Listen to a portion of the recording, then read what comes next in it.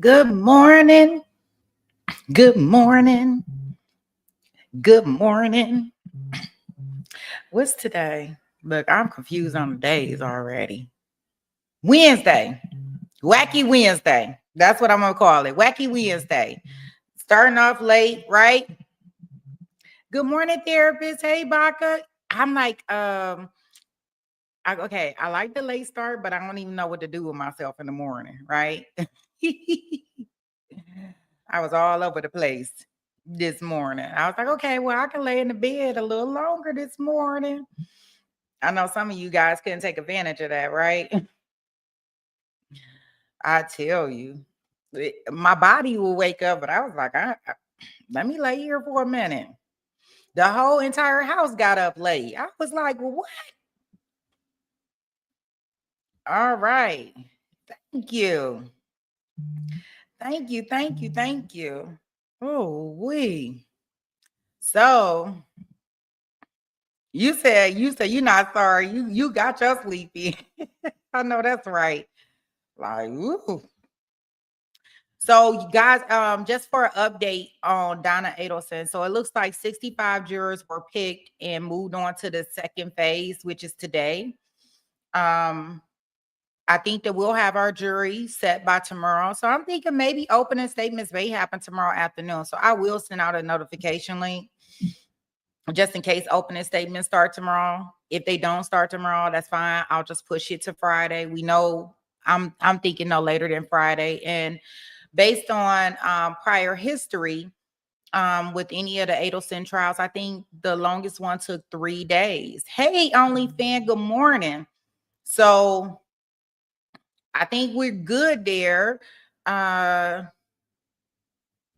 that's a quick update in regards to Donna, right? We should be actually, yeah, I say by tomorrow afternoon and going into Friday. So a lot, from what I can hear, most of the people that are included in that 65 from my research are mostly Caucasian males.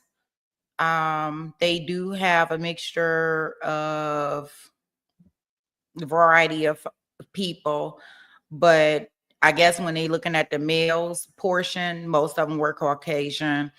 And then there's a variety of different races, but I think the majority right now, when we're talking about the males, now who's going to actually be seated, I don't know. A lot of people that were dismissed yesterday were people that had vacations planned or had family members to take care of, different things like that. And the other 65 kind of moved on with the notion that, hey, I may have heard something about the trial, but I can put that aside and I can be fair and I can put everything out of my mind. So we'll see. I don't know how that works, but I guess all the rest of the juries were selected this. I think they said Katie's jury with her retrial, it was done in 2 days. Charlie's was 3 days for his jury. And then Sir Fredo, his was 3 days. Hey, good morning, SD Surf Girl. Good morning. So, yeah, and Baka, excellent idea. Yeah, I think we listened to Charlie's testimony recently. I think it would be a good idea for us to find some time, and I'll put some time in there. We'll figure out a good time to kind of let's revisit some of Wendy's testimony. Let's see what she testified to, and that way we can have it kind of fresh. But I know we did Charlie's. I want to say not last Sunday, but the Sunday before.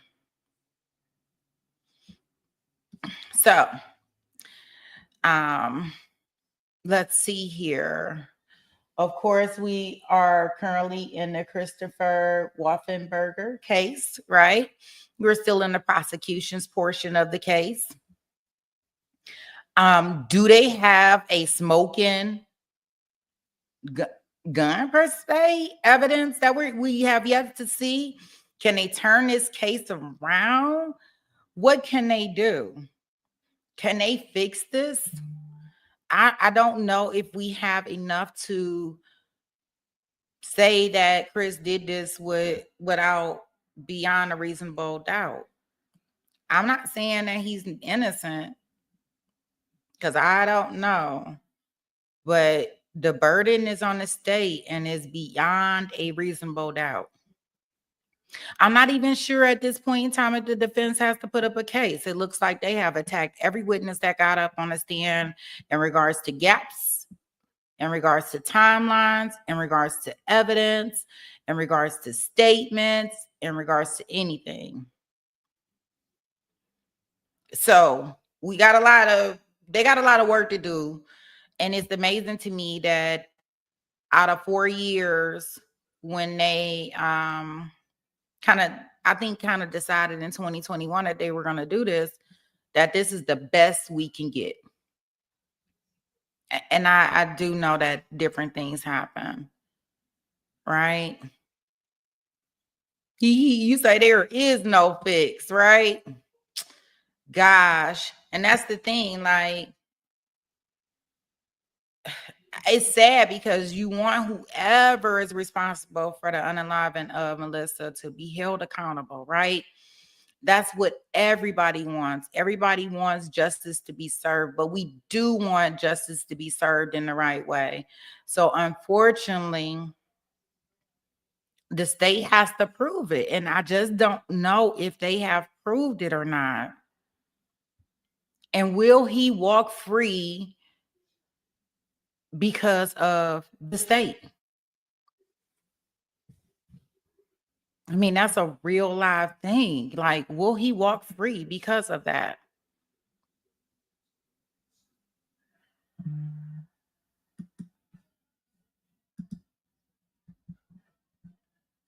So that could be very concerning, right? I don't know, guys. I don't know. And I was looking at the testimony from yesterday, and it's like, even with our guy that AKA, somebody named him Montel, the detective, like, even though he tried, he just couldn't get it all away. Good morning, film.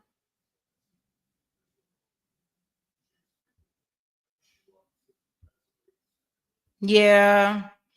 And do anybody know? And y'all can let me know because I can't remember, and I'm pretty sure we talked about this before. Does Christopher have a bad background?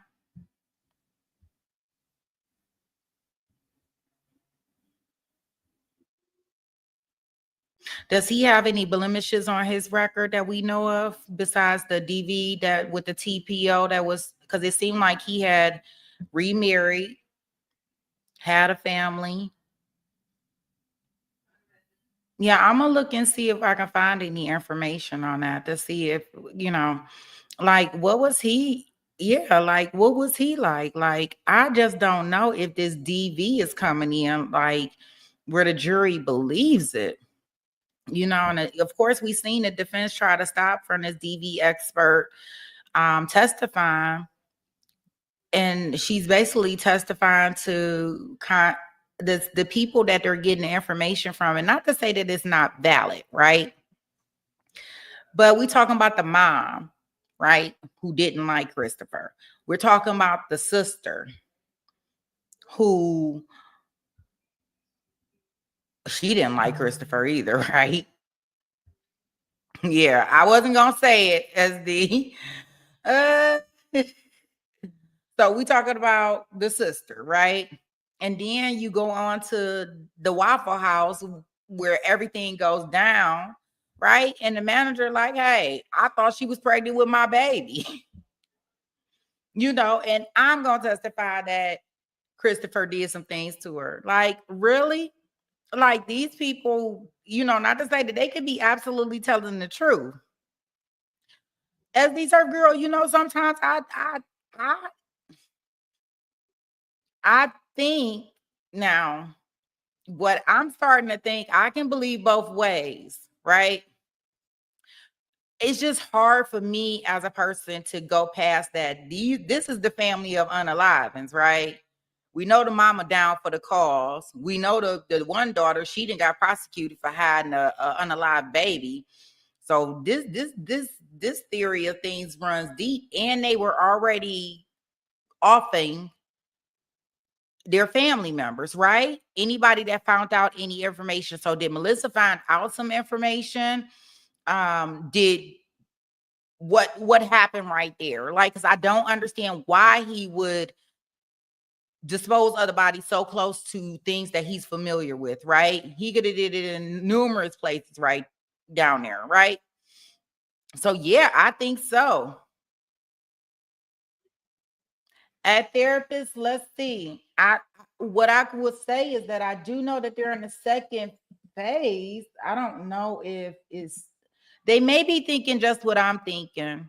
Second phase today with the 65 jurors, 12 will be seated plus the 3 alternatives tomorrow, and opening statements in the evening, in the afternoon. That's what I'm thinking is going to happen. So if in that aspect, yeah, I think that we could be talking about the trial starting tomorrow. Good morning, the Jules. How are you? You said dumpster juice.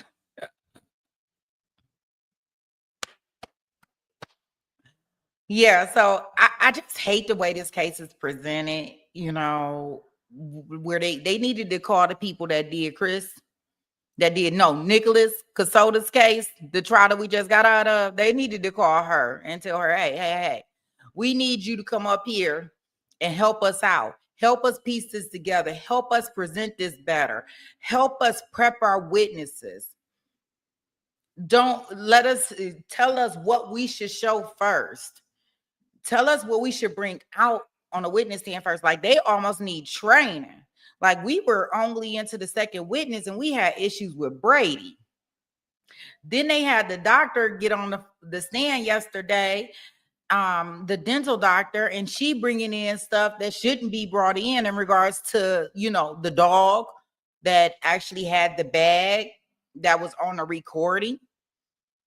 Like, their witnesses were so not prep. Like, even if they were doing a Zoom with our forensic dental person, they should have had her prep. Like, okay, we're going to ask you a question. It's going to be a delay, possibly. So give it a second and then answer, right? She, unfortunately, with the delay, and she wanted to get off her chest what she knew. She didn't have any of the documents in front of her. The defense gets up like, well, do you have this document? Well, no, I got it somewhere filed away. All right. So they didn't have the documents right there, because they shouldn't have had to show it on the screen, right? She should have been able to look at her documents right in front of her that she created and authored. Good morning, Jason. How are you? So yeah, I just really think that this could have been done a lot better, where reasonable doubt would not have been, or it's either going to be a hung jury. I don't think he's going to be found guilty.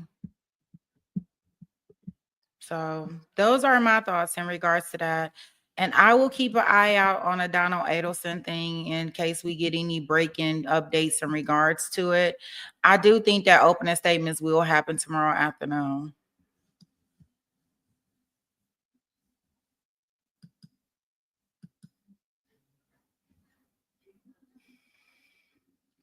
So with that being said, is everybody excited about getting into this courtroom today to go see what mess we have in Georgia? Georgia. Woo. Yes. Right. All right, guys. Well, let me see those ones or those sweet pea gang emojis, and we can head on into that courtroom. You could do either or, whichever one is faster. I just need to make sure that y'all are ready, because y'all know I am. Look. coffee, my Mickey D's, my Mickey D's. I love Mickey D's. Sweet pea gang. All right, guys. I see those ones and that sweet pea gang. Let's get in this courtroom and see what they got for us in Georgia. Georgia. The state is also present. Mr. Samuel. Probably a mess. Georgia. When I left court yesterday, I think the prosecutors are still in here. I was walking past, towards the elevator, and one of the jurors was in the sitting area. Yes, sir. And he looked like he was, like really, really ill. He was just kind of hunched over, and I have no medical training. Plus, I was debating my role as a good Samaritan, and my job as a lawyer. Fortunately, I saw there was a deputy at the end of the hall, Yes, and I went to the deputy and I said, "Someone's got to do. I can't talk to this person." So the deputy went back and talked with him. I was not within hearing distance and stayed out of sight. I gather he was in a great deal of pain from a back injury and was taking medication. Not quite sure what happened after that. I mean, the deputy eventually left, and I didn't. There was nothing for me to do. I wasn't going to sit there with the juror, obviously. I just bring it to your attention that the juror was apparently in so much pain he was taking medication. That concerns me. If he's sitting here in the courtroom. Well, thank you. Do you know which juror it was by number? Certainly not by number. It was a black man, not the one who does dialysis. So not 43. And not the taller man who, I'm sorry, I don't. Okay. I mean, the main reason I ask is that I'm surprised that you would have such an encounter and that juror or other jurors would not have communicated to my staff, "Hey, I'm having an issue," and I've not heard any such communication from that juror. So if they are struggling with that, it's unfortunate, but it seems as if they don't feel the need to bring it to my attention. I just felt the need for me to bring it to your attention, but I understand. I remember, obviously I see the jury. I've never seen him in the jury box appear under any distress. So. Okay. Well, what I'll do for now, rather than, formally inquire or put anybody on the spot, is just, if it's okay with y'all, is just have Miss Johnson check in. She's my JA who takes care of the jurors, and make sure everybody's comfortable. And if you're not comfortable, you're having issues paying attention, you need to let me know so I can bring it to the judge's attention and let you know if I get any report from that. Okay. I'll just make a mental note of where he's sitting. And then maybe you can tell me, we can identify him further so we'll at least know which juror it is. Okay. I think you're right. I think because Mr. McDermott brought that to my attention. Mm-hmm. And as I was going out of the courtroom, I saw that juror. I believe it's a juror who may work for Delta, if I'm not mistaken. This shorter black man. I think yesterday he was sitting in the second or third from the end. On the back row. I think he had on green yesterday. And I saw him leaving as I was going towards the right, towards the restroom. It looked like he was getting up from that area and leaving the courthouse. Hang on just 1 second. He did mention back work on disability.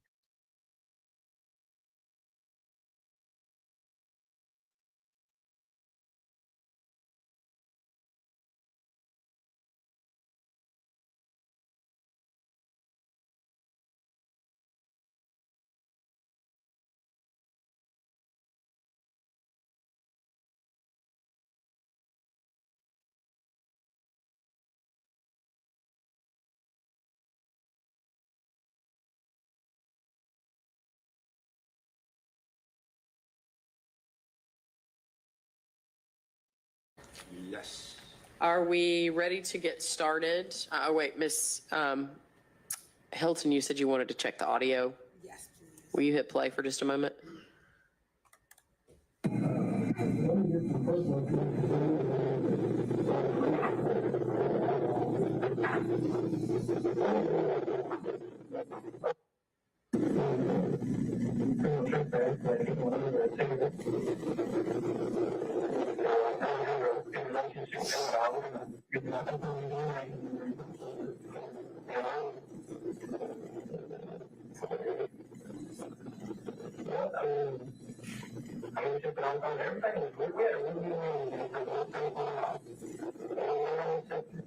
Ms. Hilton, is that interference something that you've experienced before, or is it something to do with your broadcasting it?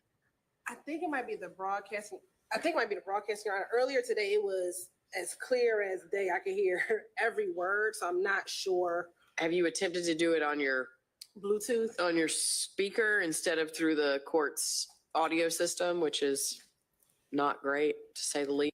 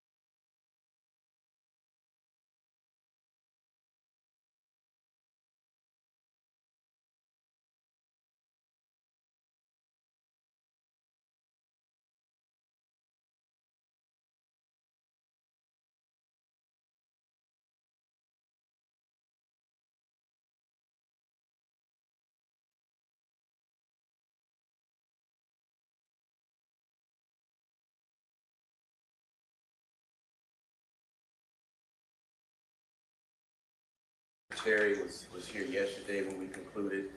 She is currently on the stand in Gwinnett. She took the stand at 11:30 and is on now. So we're waiting for her to get out. But that would be one of our last witnesses. I think there's 3 remaining. Forgive me, Dr. Terry is the ME? Okay.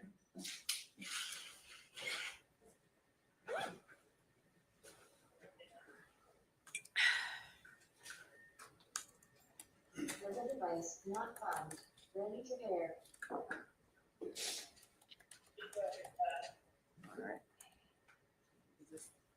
Connected to PHEPL 540039F10. Now it's connected.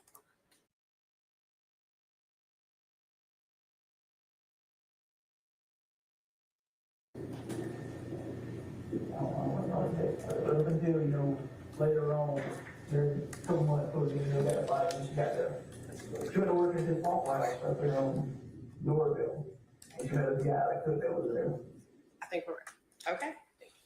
So are we ready for the jury? Ms. Hilton? Yes. Mr. McDermott? Yes, ma'am. Okay. Can we have the jury, please?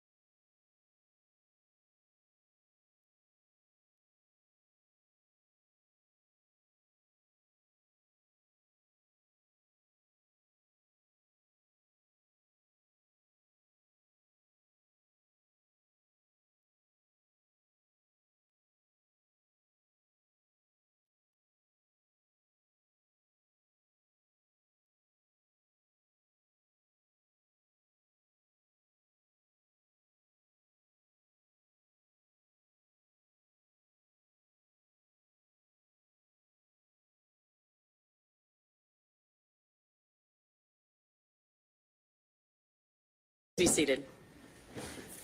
Good afternoon, ladies and gentlemen. We are ready to go ahead and get started for the afternoon session. Thank you all. Ms. Hilton, the state may call its next witness. Thank you, Your Honor. The state calls Mike Sprinkle to the stand.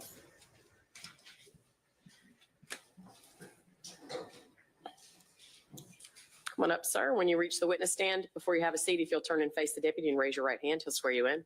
What our affirmative testimony that shall not give truth, the whole truth, and nothing but the truth, sir. I didn't ask. Please state the security full name for the court. First name Michael, Michael. Last name Sprinkle, Sprinkel. And good afternoon, Mr. Sprinkle. How are you currently employed?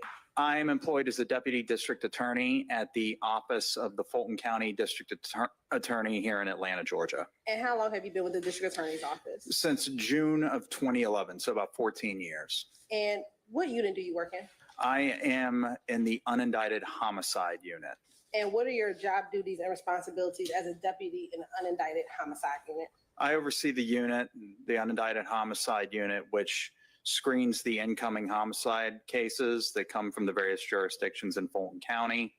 And I screen them specifically prior to their presentation to the Fulton County grand jury.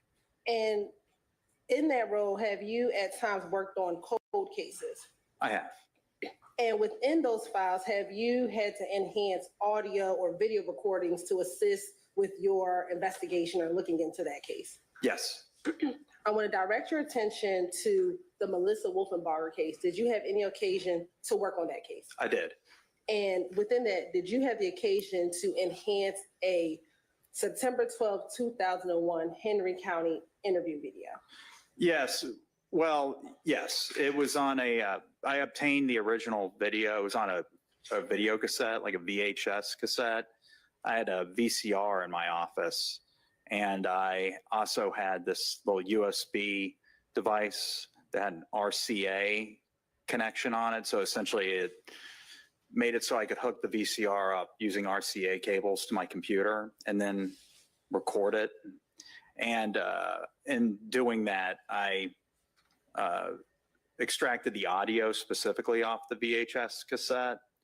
And I don't recall what exactly I did. I just know that I created an audio file that I could hear better than when I watched the video cassette originally.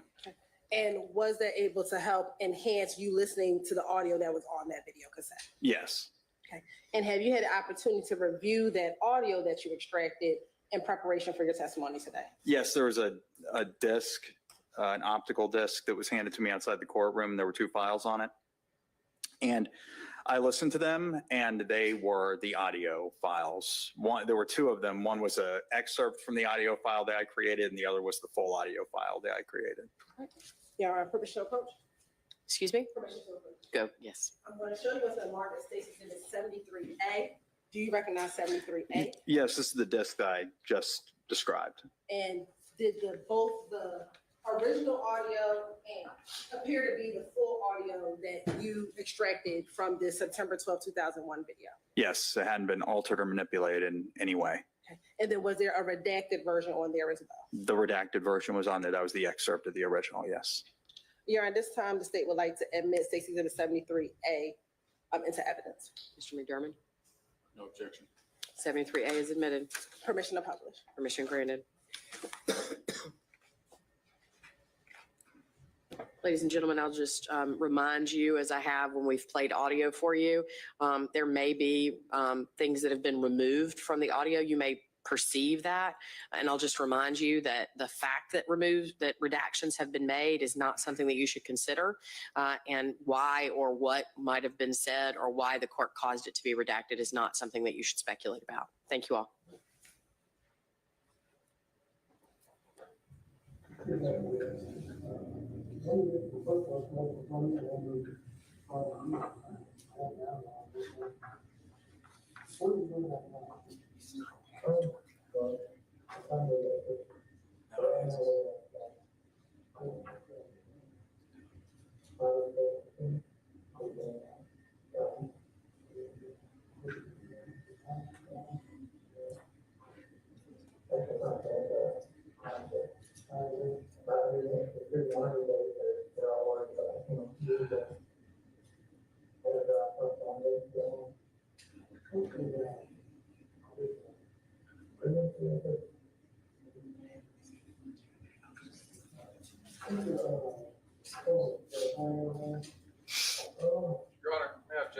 Yes, sure. You pause that, please.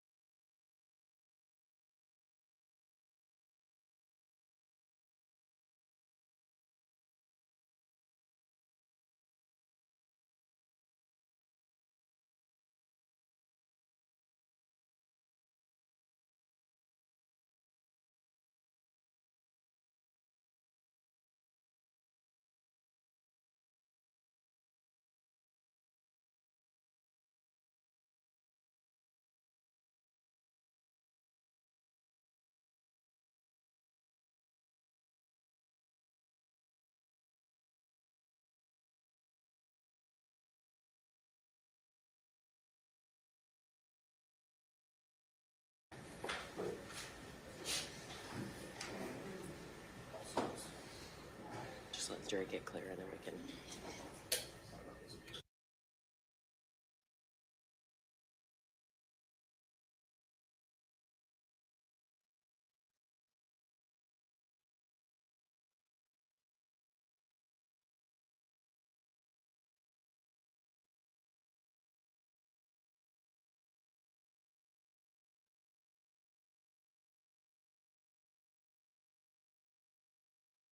It's clear. Mr. Sprinkle, I'm going to ask you to step off and step back outside, please. Yes, Your Honor. Thank you.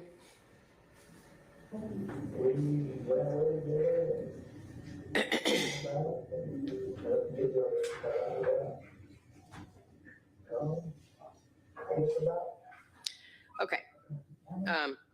So just to make a record. The nature of Mr. McDermott's objection was that what was being played for the jury for, I'd say, somewhere between maybe 30 seconds to a minute really wasn't audible, right? It just sounds like Charlie Brown's parents, right? Mom, mom, mom, mom. You know, we can tell somebody's talking, but you can't really tell what they're saying.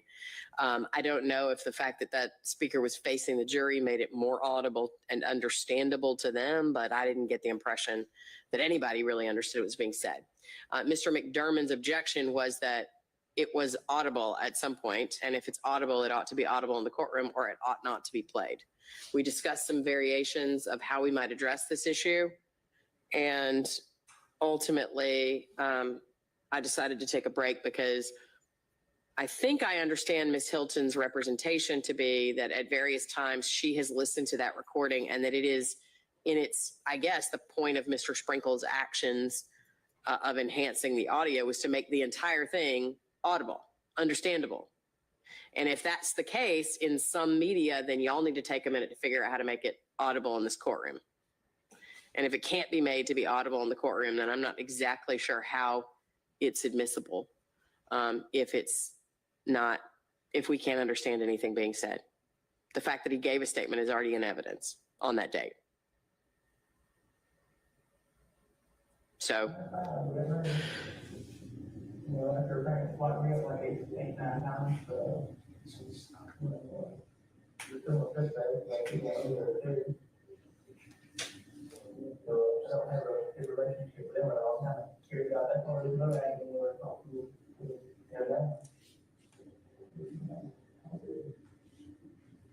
But, it's just that all everything was really, yeah, really good management for this for a while.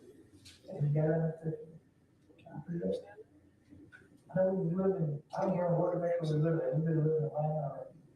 Can you all understand that? That was just a history was in the Walmart. And, like, it just, I mean, I can understand it better than I could before, to the extent that audio quality is always an issue. Next part to the middle.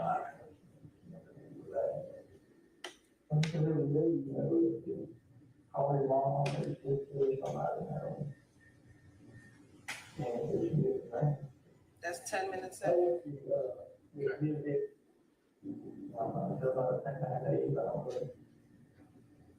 I mean, she's probably around the same area, but I.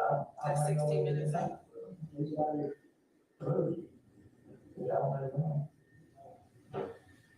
I mean, people always hate me. That's 20 minutes. If it's the same quality all the way. Anything I'm telling you right now, you. The judge thinks that's all. That's about 25 minutes. There ain't no way I'm gonna do it.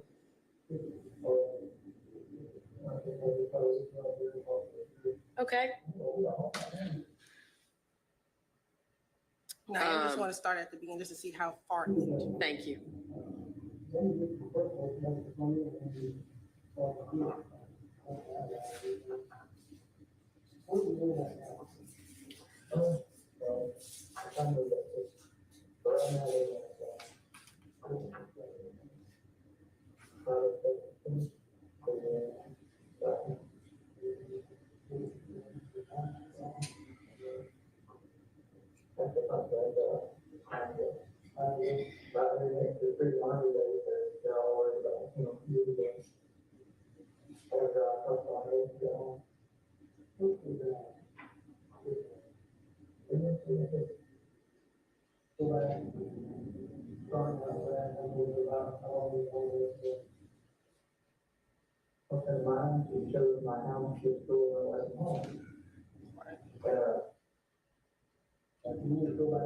So it's probably about 1:20 where it gets clearer, about 1 minute and 20 seconds. And the intro is him. What I can hear here is him just getting his name, where he lived, and that's the first minute.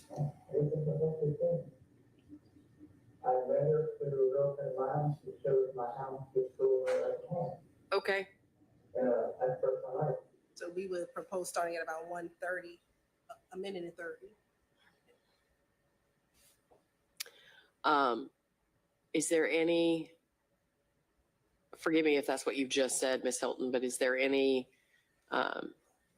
understanding about what it is that was being said before that no one can understand? Do we not know? So I can hear what he's saying. What he's asking is his like contact information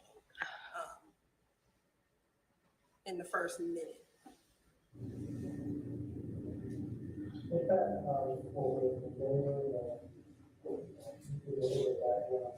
He's asking him to give me a little bit of background of their history.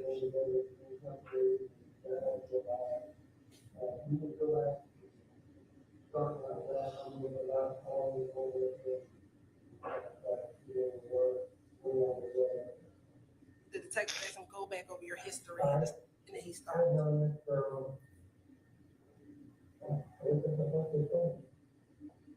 I read her through open mind. She shows my house before. And that's kind of where this is really where he starts talking about their history. Okay. And we're at a minute and 45 minutes. Okay. So what is the time designation on that tape that you're going to start playing? I'm going to start it at 1:40 or 1:35 to the end. Mr. McDermott? I'm still not happy with the quality of it overall. I think asking the jury to sit through 20 to 30 minutes of that is going to be, its own form of torture. And I don't necessarily see the probative value of it because so little bit of it's audible, you can pick up bits and pieces. That's not a fair copy of an interview, I don't think. It's certainly not anything that would get close to a rule of completeness. So I would still object to playing it at all. If the court has determined that that's audible enough for the jury, obviously that's your call. But I maintain the objection not to play it at all. Okay. And furthermore, we've heard testimony from Detective Stott, who kept fairly detailed notes about this interview. And he gave us a pretty thorough rundown of everything that was said in it. So I'm not sure what's going to be picked up from listening to this tin can version of it. Ms. Hilton? Yes, Your Honor. Mr. Stott couldn't remember certain things that I asked him as far as dates. I asked him specifically about some dates, specific things that Mr. Wolfenbarger said about relationships, that he had with the Patton family. And there were just things he did not remember. And I believe I asked him towards the conclusion, does the video contain the entirety of your statement? Would that be the fairest representation of your interview with Mr. Wolfenbarger? And he said yes, because everything that I asked him, he did not remember the full contents of this audio, of this video interview from 2001. And we do think it's relevant to play the video was in. What we're now doing is trying to make sure that the jurors can hear the audio from that video so that if they wanted to play the video, they could play it in the back, but here is the audio that goes along with this video. And the redactions are redactions in which we advise the defense that we were taking out certain portions. The portions that are redacted from the video is Mr. Wolfenbarger's criminal history. Those are the things that are out, but everything else is what Mr. McDermott agreed should be in. Matter of fact, he asked for us to add something in that we had taken out that referenced Mr. Wolfenbarger's criminal history. So we believe that this is a depiction so that the jurors can hear fully what Mr. Wolfenbarger said in 2001. I guess my final point would be that, well, yeah, I did agree to some redactions. Those are not the issue that we were talking about here. My final point would be this. We're playing something for a jury that we're all sitting here listening to, and we can pick up bits and pieces. Some of it we can hear, some of it we can't. Some of the stuff in that interview I consider exculpatory and good for the defense. Other things I'm sure the state considers good for their case. We have no idea what the jury is going to be able to hear or not hear out of any of that. And it's just not, you're taking a crapshoot. And I don't want that going before the jury. If we have a clear version of that, then I wouldn't object to it. But there's just no way of telling what anyone's going to pick up from that. And that's not a fair thing to put before the jury. And I think that goes to weight, not admissibility, Your Honor. They can argue that it's not clear. They can argue whatever. They can blame the state for the bad audio. They can do all of those things. Mm-hmm. But we can put this speaker up there and they can hear whatever it is that they determine that they can hear, and the defense can do with it as they wish. I mean, you're not wrong, Ms. Hilton, in terms of the defense can use it against you if they choose to, right? And make the arguments that Mr. McDermott wants to make. I will say that I think the thing I'm frustrated by, and I blame it on the court technology, not on the state, but the thing I'm frustrated by is if you can play it at your computer and hear it, right? And not in this weird garbled state that it is now, why can't we? That's what I'm frustrated by. But I think as I played it a few seconds ago, we were all able to hear it. I mean, I don't know how this both of Is that what the audio sounds like when you play it for yourself at your computer or whatever?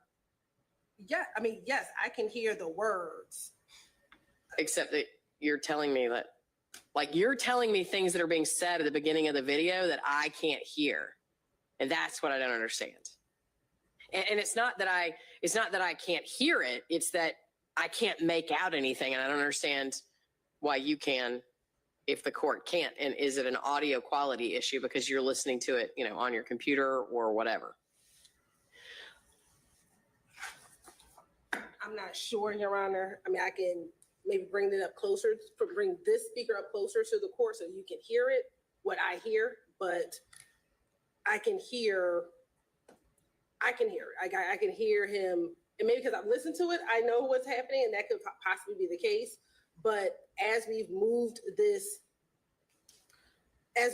speaker down, and I kept asking and starting at different points, I think everyone heard everything. That wasn't hard to hear. It was the first minute and 30 seconds. But I believe that everything after that, when I stopped it at the various points a few seconds ago, I believe everyone heard, or at least no one communicated that they did not hear what was being projected on the audio. Okay. Mr. McDermott, your objection is going to be overruled. I'm going to let the state play the audio for whatever it's worth. Okay? I'll just note for the record that Ms. Hilton stated just a minute ago that she would be willing to put the speaker up closer to the jury, quote, so they can hear whatever they can hear. And that's my argument. Right, but that's always, I mean, that's the problem with the quality of videos. Sometimes the ones that were done 3 days ago in a police interview room that's outfitted with appropriate audio, whatever's there is whatever's there, and whatever the jury hears is what the jury hears based on what's there, and that's just a sad fact of life. So your objection is noted for the record. It's overruled. And you're going to start it at the 135 mark. Okay, if you'll go ahead and cue that up at the 135 mark. It's ready. Okay, so all you have to do is hit play? Yep. Okay, so can we have our jury back, Deputy? Thank you. Oh, can we have our witness back too? I'm sorry. Thank you, sir.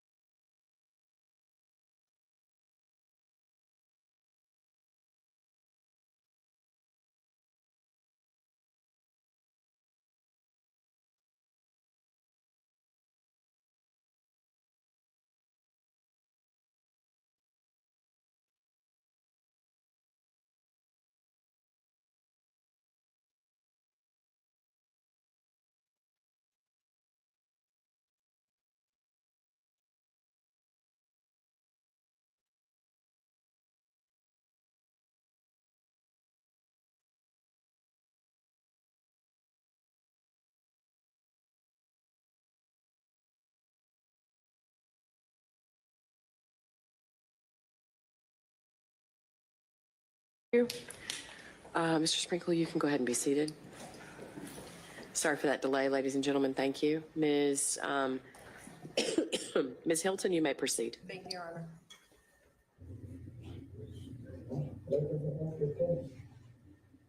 I've never to a girlfriend of mine, she chose my house to school in her home. That first time I was seeing her, she stood up like that. She, you know, stories about, you know, they get along,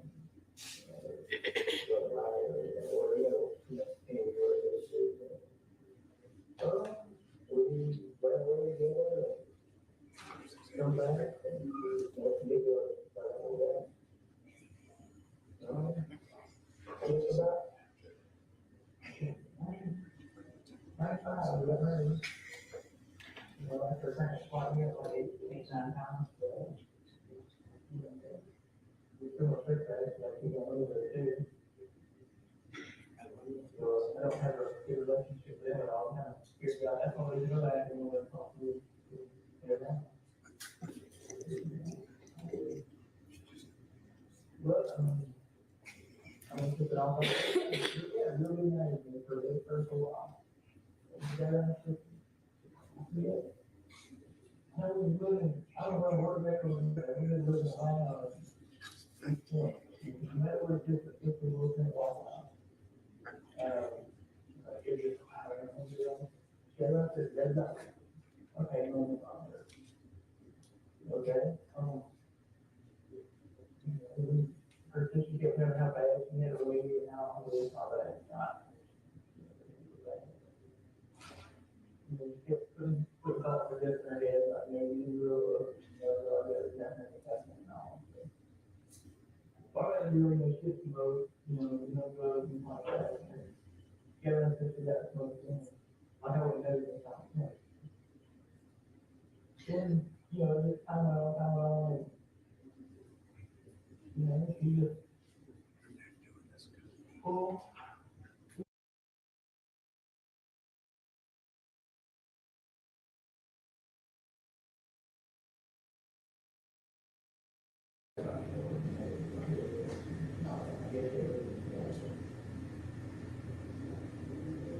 You know, like, up until then,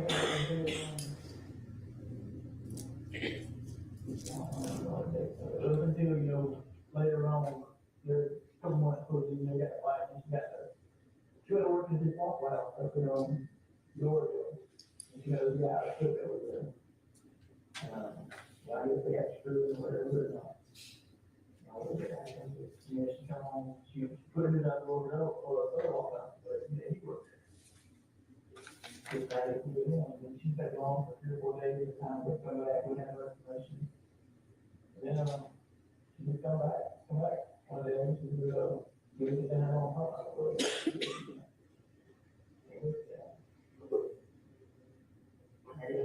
All this happened about the same time,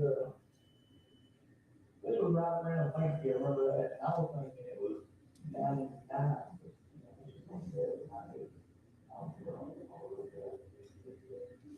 You know, I'm gonna say, come back. She doesn't want, she was coming good, but she stayed there like a week. I guess that was just to get her stuff. And then she stayed there. She left again. Come back a couple days later. She come back and we had a long talk that night. The next morning I woke up. She didn't get all that. A buddy of mine came on one train. I struggled with it. He got off the 5 points and she took one over. Yeah, where was your boss? So 98, somewhere around 19, that's where about 10 weeks that kind of all back together. I'm saying, yeah, it's in 99, yeah, there's more than, I got everything. So, what would you do next?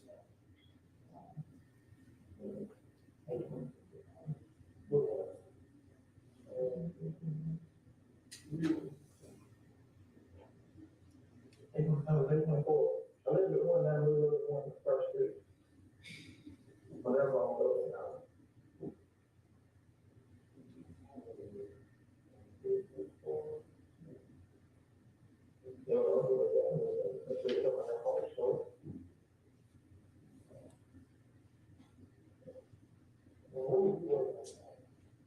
The time was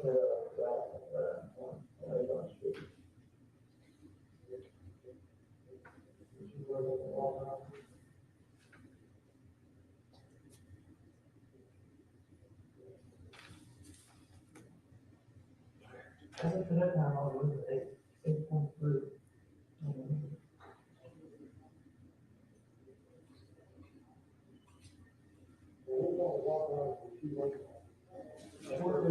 The first one she worked with, and I really don't know how she, to this day, I don't know why she just really, like, them in young time lines. She got water training all the way up north. And the only reason she gave me at that time was, because it's right off the, water train. I mean, there's a bunch of them.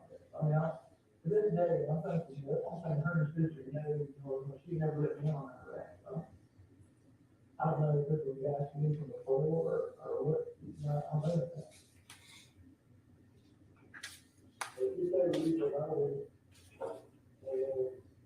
so they really would be sporadically, yeah, I'll say it's almost, I won't say so, if it was right around, it was almost Christmas, I remember.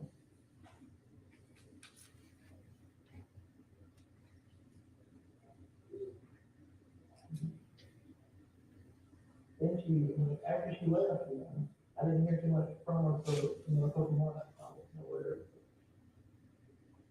Back in, April, the following year, which I guess would be time, and then I was coming down this street, almost, about the line like that. But right there, probably the train station, I was coming up through there, and she was walking in the road, and me and you a white girl, on the horn, because, we're 90 degrees around there, But, I thought, and I blew the horn at her, and I got rid of about 50 times on that time. I knew it was, I couldn't believe it. I don't know, I guess, my sister, you tell you how she looked. You got to picture how she looked when she was quiet. And I got it. That was like she looked like after we got married. After that, she put her hair short, dyed it, and really started smoking, so, she was over it. When I said to her, anybody she wants to wait in the number, she would leave and look for her heart. We stopped and she said she wanted to talk. We went to Taco Bell, for a little deal or whatever, And every time she was like, I made a mistake, I'm gonna come back home. I'm like, there's not really emotional stuff, whatever, it's going to me, and just like it, better off. I just move on, It looked like she like tracked and stuff from home, I don't really key up on all that, Look, she looked awful. She didn't tell me what was going on. Basically, what had happened was, from the conversation I had with that time, she got a really good guy, right? And you see what she put talk to me, like all these people were living in one house, like 5 people in one house. And, just the party lifestyle, so you go out and party and see everybody all the time. And she was like, she felt like she was missing out on all that. Then she, that's what she wanted to do, and she had a right. When I told her that, I told her I should do something, she really did, call your mom or your sister or somebody, I want you to communicate with the kids. Never, she wasn't. I mean, that's my mom, but she never really, ever, from the time that she found over, she never really called me, she told me nothing. From day one, it's all I did, and she didn't even want to have Joey, she wanted him aborted. I wouldn't do that.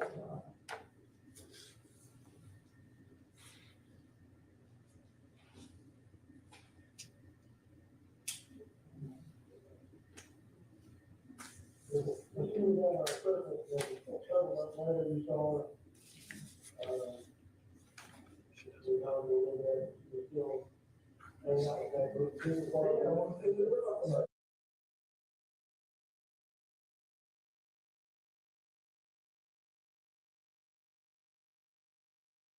Really smart, a lot of real intelligent that way, but as far as,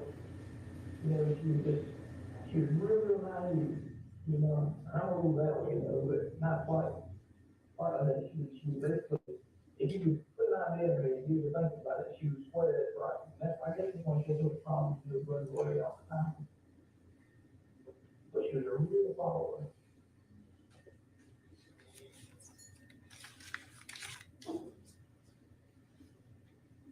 When you saw it now, you said you're still working with, everything like that. I really didn't want to know a whole lot, and it was really just hard for me to sit there and talk. Like, you know, I was trying to.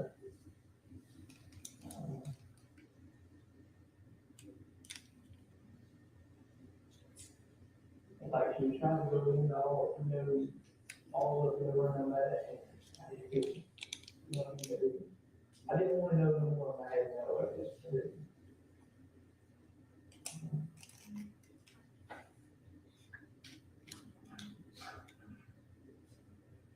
But there's no way I believe it's skin color and all, that's the whole reason I ain't. Or stuff like that, she just did it, I went to the kid, everybody else that she did talk to, she would. First time I said that she called, but I never seen it. I think her call mom once or twice, I mean, I never see it like that, I couldn't. She said she used to send her mom calls and all, I don't know what about it. I don't really know. You know, that guy's name? Well, I do not, all I know for, one of the certain guys, his name was Mike, I remember that. As far as his last name, I think.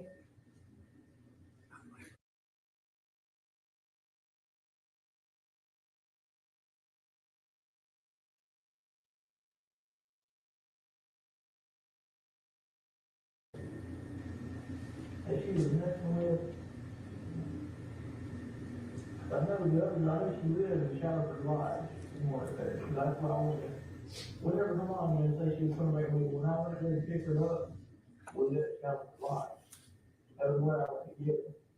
She said other people had an argument, she was having an argument with this guy right there, right there.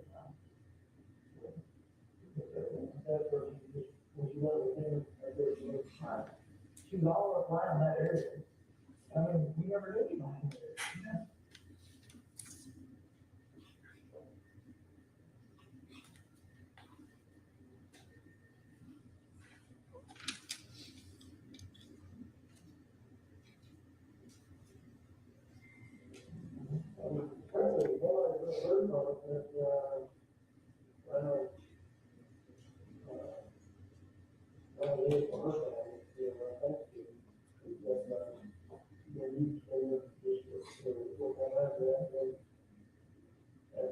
What would she be doing now? I can't find anywhere, I can't find where she was. Yeah, for school, social security, taxes, whatever. Well, the only thing that I know that she would, like I say, we've been here, that's all I'm thinking, not really want to make it. It's just my opinion. Is that she went through, because to this day, she still has. I'm just now, you know, I guess one with the voice for her, I feel like. The only thing I can figure she might have done is changing that, she never had to do that. And the only thing I can see is that she changed it, and she got married. And she changed everything. Yeah. It's never real easy to work. It's good, but you have to go, you don't go there. Yeah, that, but I all kind of, everything now with the once because they want to vote for that. Or I guess you just look at the court for everything, or some kind of, there's another that you kind of go looking for. There's a man and a woman for the court. Okay. Looking for, they're not the same kind of thing, you know, kind of leading in the direction. She's there, I mean, she's probably around that same area, but I don't have no way to do it. Everybody is, and we didn't have any friends or anything, but we don't. You know, we were associated with a whole lot of people. I mean, anybody else, any other family member, I was probably know who, that she would talk to, there was sometimes she would talk to all those sisters. That was, you know, because we didn't really know anybody. We lived in there, right over it, you know, we didn't have no friends around there. And, you know, we go like get news and stuff like that, and know, she had all this history. It's my understanding, and I haven't ever seen this, my little sister, mom told me that she wrote my sister's name. Was they still have this note or whatever, you know, they're figuring, but I didn't get it too. But my sister told me that she wrote a note explaining how long what was going on. And this apparently is after she was, so, I don't think it's pretty sure.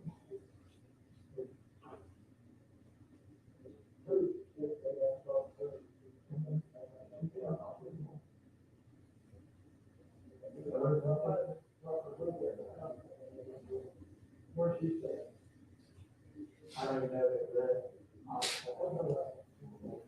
Canberra, that's American.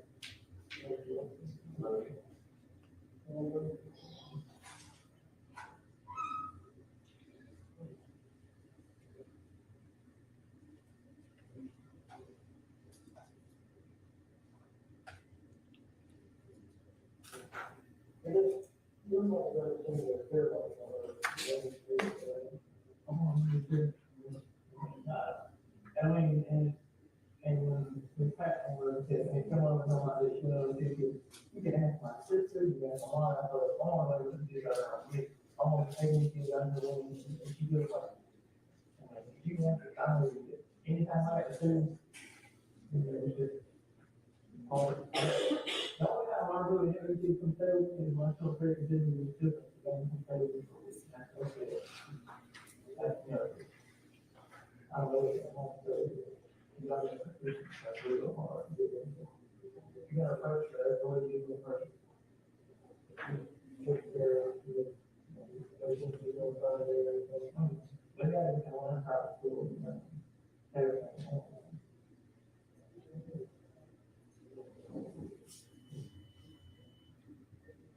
I mean, I don't know, and I mean, I would have called her mom, you know, and talked to them, but every single time this passed, out of every single signal, and then locked up like 8 times, her husband had stopped and beat the crap out of me, and I was on fucking off, like, that's the last time I ever seen him, and I'm like, I'm trying to go over there, you know. You know, I swear, after you stop coming by there, cause every time you think you come out of home, you know, I call for it, going there.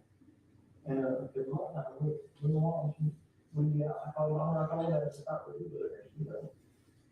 Anyway, I mean, I kind of look at personally, that this girl has gone, she wasn't wrong with y'all, and mom of it, don't get wrong with it, you know, that was all done, wrong, and they got to understand that, but at the same time, I kind of wonder what's going on with it, I swear, I believe she got this for mom. Her mom was making it out like she had a really good relationship with her, she did. They really did. They had never, I mean, I guess she was trying to build a relationship with his sister, and I felt like she would have got this for her sister a million times before she got this for her mom. I mean, the last time I know where her sister was, she was living in Houston. And I think, and it's my understanding, I don't know for a fact, but it's my understanding her sister moved. I don't know that. But I mean, these people always hate me. Her sister, I know, and her sister, you look, you know, but her sister, you know, always been on that track. I hope, you know, she got on that track. But her sister went through one time, the party was their car, and told all their family that I come over there after car one night, and they come up later on with the night one, they come and told them, well, we had the car.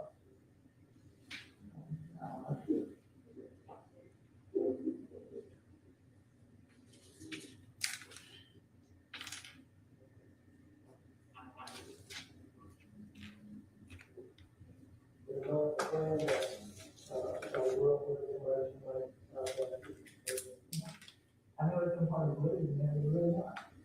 I mean, places like pastors, they can do it. I don't know if it's like something like you hang on with yoga or something like that. I don't think she did suicide. This girl was really strong. That's one thing I can say about her. She was really, she had the, and I don't know what word I'm looking for, she had the joints, you know what I mean? Just, with her sister, when she was coming up, her sister, like, had a baby in the bathroom, she was coming like that. She took baby in the car.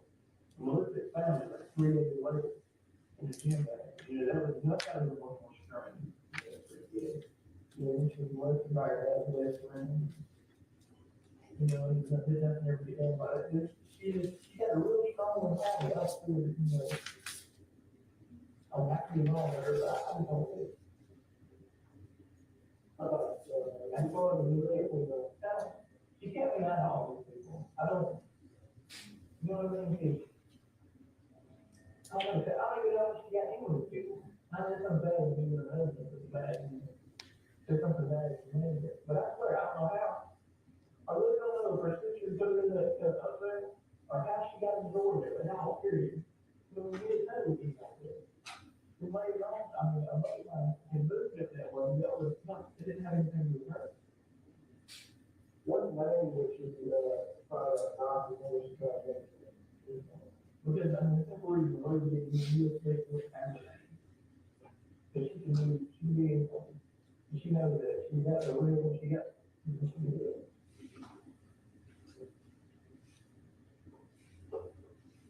I just thought, I mean, it's like, I think things would be a lot different if we know a lot of people.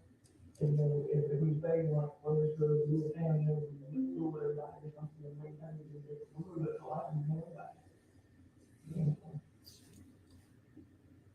Oh, you know what it is, you know, what you just had, you don't go on with the sheet. How are people to y'all, I mean, how do you talk to you, you feel like, you know, I mean, I come up, you know, this is the first time I ever really talked to that woman like that. Ever really, she always, it can hate me, it really is, she cannot stand me with everything, you know, and I all, you know, literally, I rather we got married, and I will, you know, I called her up and tell them about like, cause at that time, she was telling me all everything what, you know, happened and everything. I mean, today was the first one that I really, you know, kind of, we really talked, you know, and it just blew me away that today is not talking to her at all. I guess that's mom, because I was there in shock, I'm like, there's no way. I used to work with her day when we first got married, and Ruth, I used to walk with her, I'm not doing much, but it took a real bad time. I'm going to have to, they did, I don't know anything, the insurance fraud, but, you know, that. They're about a few weeks, they didn't do something to her, or, you know, something like that. I try to stop. I try to avoid people, but if any kind of interaction I've ever had with these people, if you got me beat up, or put in jail. And for me, I mean, it's kind of a strange thing when you know how we even got married, because it's like, in my mind, it's just like a old thing, like, I hate married this girl, you know, I'm good. You know what I mean? It's just, right?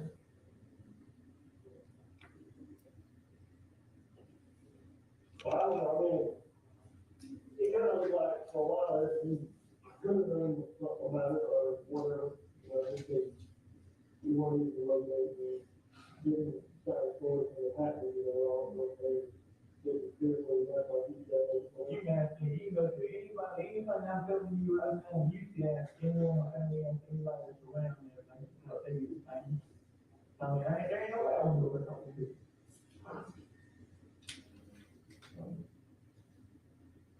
So, yeah, we live in another 1.1 in Congress.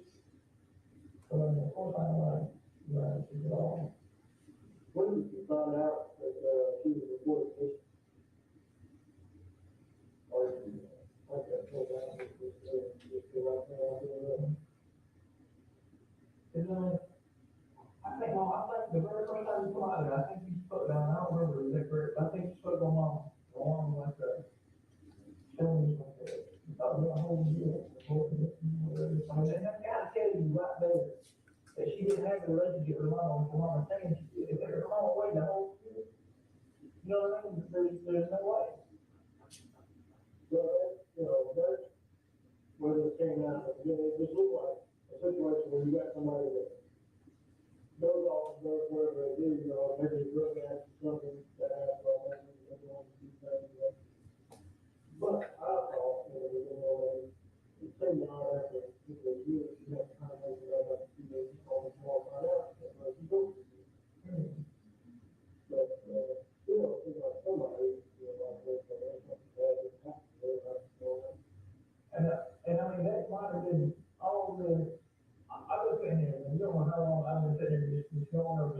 location area to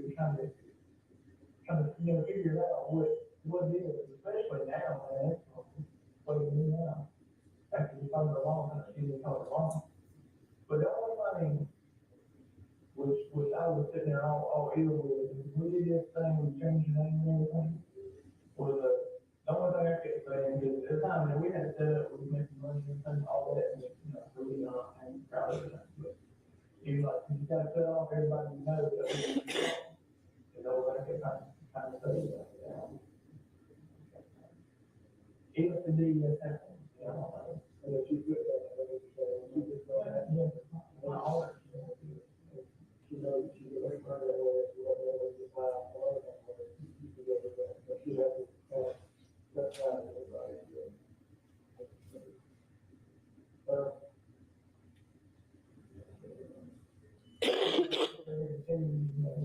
But the last time they saw her, she left for Christmas, so we saw 15 months later, talking about February, March, of the next year.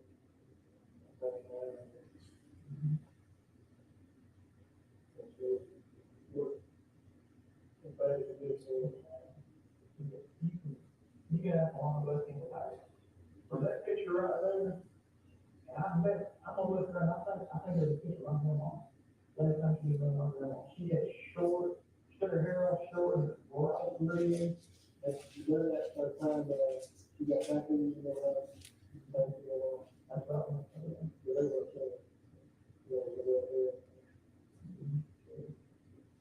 I mean, she had taken she had dyed her hair several months before, but then right there towards the end, and especially when I see her in April, her was real bright. They look odd, but she still definitely stood out. I mean, she didn't do nothing like that. Not like that. I don't see it, man, and over all this time, I swear I thought she was, that's all the time I ever really to see the quarter. But since it, whether I have whether it's just like this, or it's now, but at that time, I haven't even kind of give it up.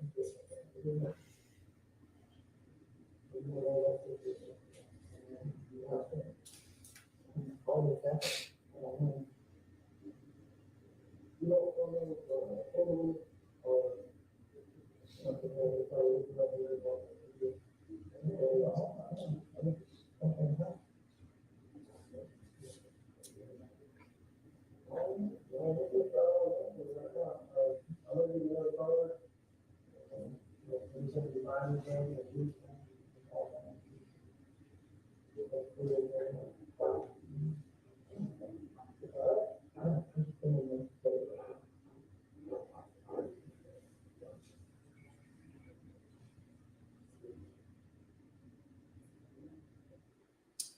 We stopped at 3035 Road.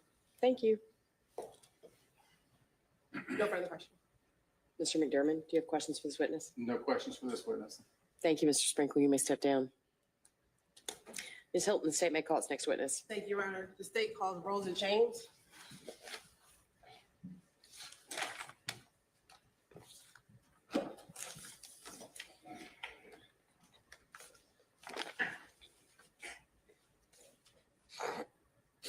Quick 2-second bench. Sure.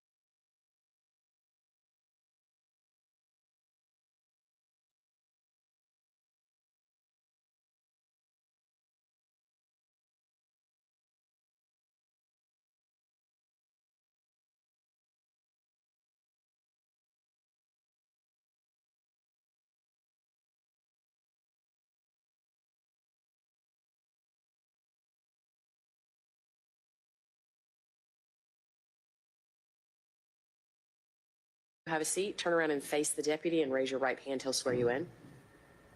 Do you swear to affirm to the testimony that you're about to give the truth, the whole truth, and nothing but the truth, sir? Yes.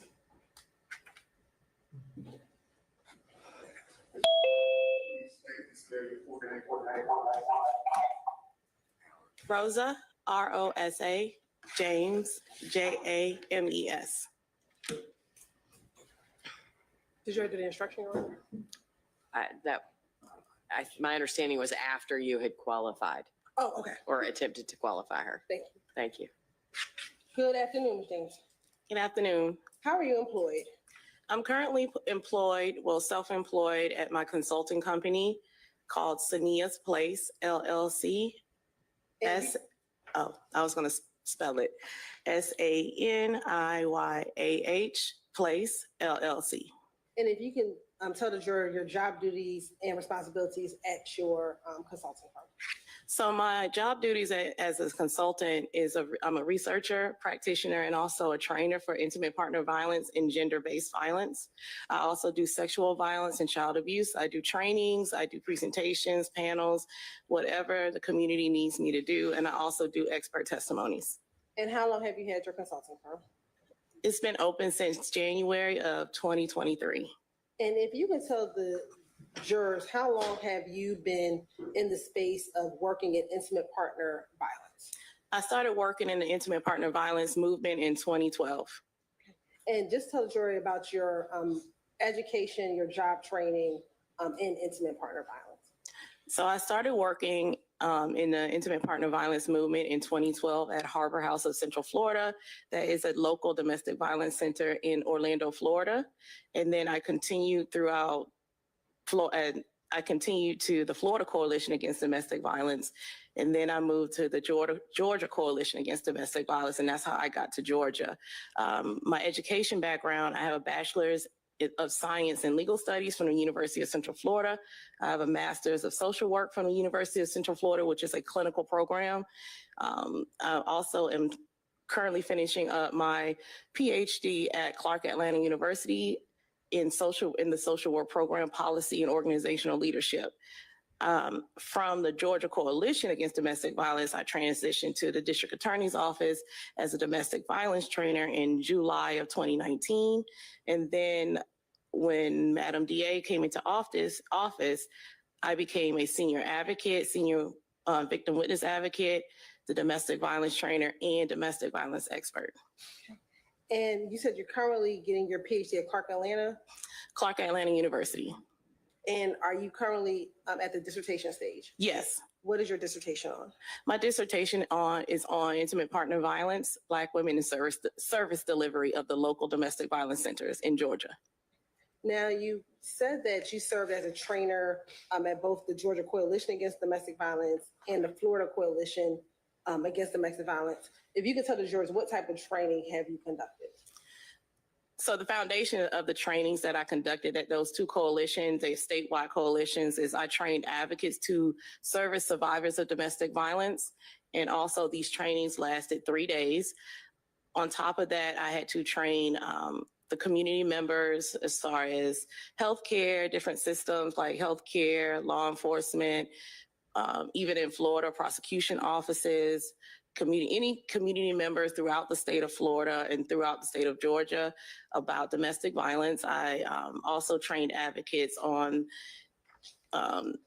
protective orders. In Florida is injunctions. We train them how to be legal advocates in a sense where they have to help survivors with their injunctions as far as helping them through the court process. And also I've done trainings on queer community and domestic violence and basically a vast majority of intimate partner violence, child abuse, and how all that relates to gender-based violence. And over your years of working in the field of intimate partner violence and gender-based violence, have you met with and spoken with victims of intimate partner violence? Yes, I started in 2012, and that was immediately contact with survivors and through face-to-face trainings, hotline calls, well over 20,000 contacts with survivors of domestic violence. And I said victim and you said survivors. Tell me, why do you use the term survivors? So in our world and in the movement, we use survivor because the survivor is a term of endearment. And also some survivors, they use thrivers. They have thrived through the domestic violence. We only typically use victim in this realm, or where I am in the science realm, in the advocacy realm, if someone has fallen due to domestic violence, a casualty. And you talked about having over 20,000 contacts with survivors of domestic or intimate partner violence. Has those interviews and conversations and interactions assisted you in your understanding of domestic violence relationship dynamics? Yes. Now, over your course and working in the field as well, have you met and spoken with offenders or abusers? Yes. And can you estimate for the jury about how much contact have you had with offenders or abusers? So I've had a year of contact with what we would call perpetrators or abusers, because I taught in Florida batteries intervention courses, which is a 32-week-long course that the courts in Florida mandate that if you receive an injunction that you must take. And have those interactions, those trainings informed you regarding your understanding of domestic violence and the dynamics of domestic violence? Yes, it has. Have you ever testified in the state of Georgia as an expert in domestic violence? Yes. How many times? So Florida has been 27, and I'm about to do the math. I want to say around 47, 48 times in the state of Georgia. Your Honor, at this time, the state would like to tender Ms. Rosa James as an expert in domestic violence relationships, and domestic violence relationship dynamics. Mr. Samuel? We'll reserve part here for cross-examination. Okay. So, ladies and gentlemen, Mr. Samuel, come here, please. Ms. Hilton, y'all both come here. Would you like me to step out? No, you're fine. Thank you.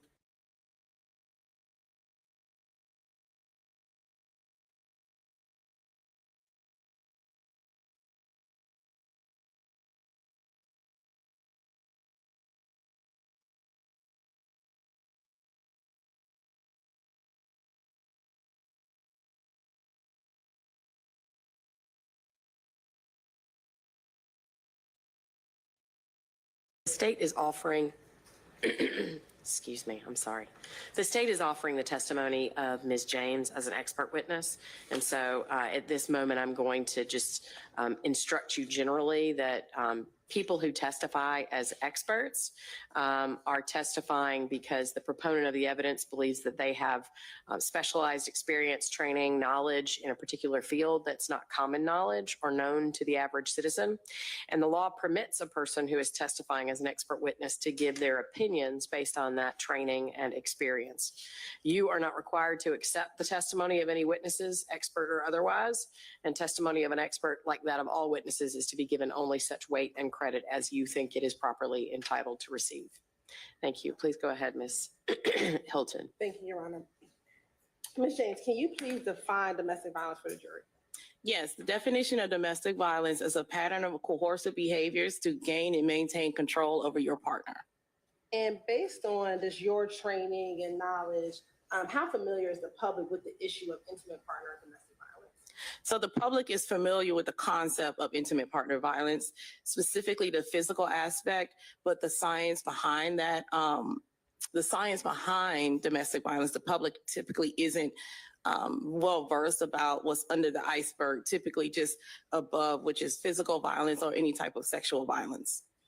And over the course of the years, has there been some type of increased knowledge with the public as it relates to people watching kind of like true crime television? Yes, specifically, the boom of the internet is information that's there, and through the true crime or any type of documentary, yes, the public can access that information. However, in your experience, has the knowledge that comes from, say, internet or from podcasts or true crimes, is that the full knowledge or understanding of the science of domestic violence? No, it is not. Based on your work in the field, what are some common misconceptions regarding domestic violence? So the biggest misconception, if the survivor leaves the relationship, the abuse will stop. And that is not true. The data shows that's the most lethal time in the relationship. That is when the survivor is under the most danger and most likely to be killed. So that is a misconception. The abuse does not stop just because someone leaves the relationship. And based on kind of some of the trainings that you've done in your experience, what are some of the beliefs about why an individual may remain in an abusive relationship? So there's a host of concepts in theories and perspectives of why someone would remain in an abusive relationship. The biggest factor is power and control. This person has exerted power and control, and the victim or the survivor feels as if they have to stay and remain in this relationship. Also, there's a component of fear and protection, protection of children, protection of self, protection of family members. It's many different dynamics of domestic violence why someone would remain in that cycle of abuse. And are there any research, is there any research about how long it usually takes a survivor to leave an abusive relationship? Yes, the research state on average, it takes 7 times to fully leave a relationship that is abusive. Now, are you familiar with the term or the concept of the cycle of violence? Yes. How are you familiar with the cycle of violence? So the cycle of violence is a cycle that shows how a survivor would remain inside or trapped inside of a abusive relationship with their partner. And is there a demonstrative that you sometimes use in order to explain the cycle of violence, or is it also called the cycle of abuse? Yes. You have permission to approach? Go ahead.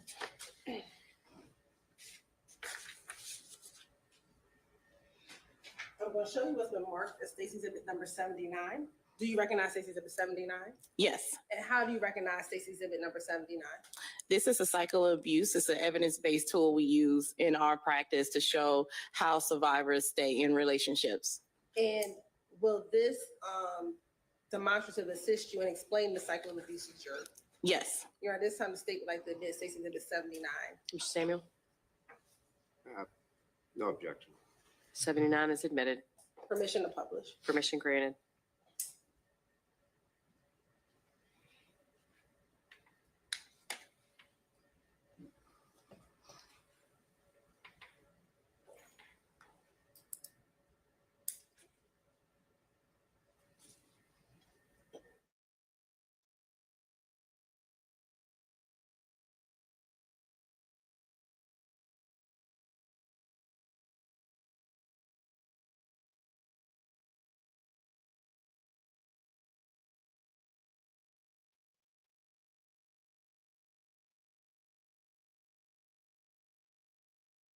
Of abuse and explaining the demonstrative that's on the screen.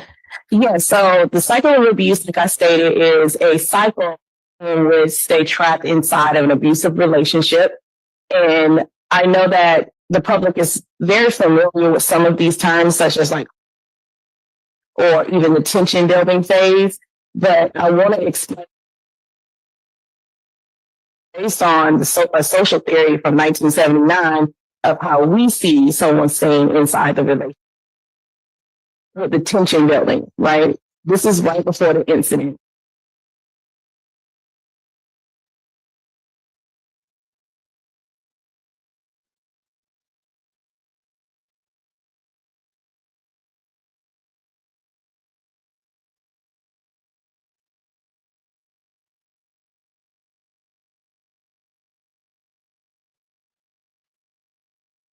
Physical, economical, it can be humiliation, it could be intimidation, it could be a whole host of things. And it doesn't have to be a physical incident of arrest, right? So that's when the incident happens. In the reconciliation phase, where we're seeing about guilt, right? Sometimes the survivor feels guilt during this phase. This is the phase where I see survivors wanting to release the charges. This is why I see survivors wanting to recant or even fund the batterers or perpetrators funds when they're in jail. This is when the perpetrator, either he apologizes or he blames the victim for what happened to them. And, oh, it wasn't as bad as it was. This is where a lot of the term gaslighting comes in. And it's basically a conversation back and forth between the survivor and the perpetrator where they're getting back into the relationship. It does not have to look like a honeymoon phase where you're getting flowers and all these things. That's why we no longer really use that term anymore. And that's why we use the phase calm. So in this phase, most likely the abuse is forgotten, the incident is forgotten. We just move on with life like this never happened. That's what I see the most in my field, in my personal observation in the field that I work in. It's just forgotten. It didn't take place.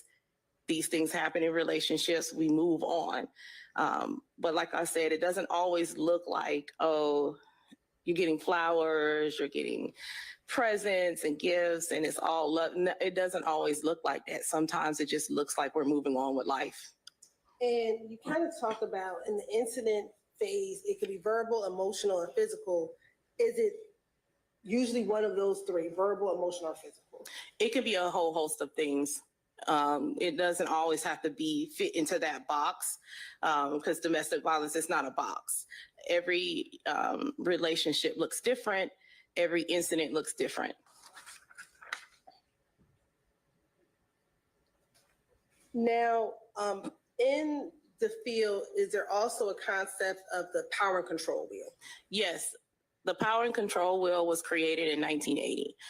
It's a qualitative tool where 300 survivors were interviewed, and we use ground theory, which is a themes theory, to find different themes, well, similar themes, to create this wheel to show the tactics of the perpetrator.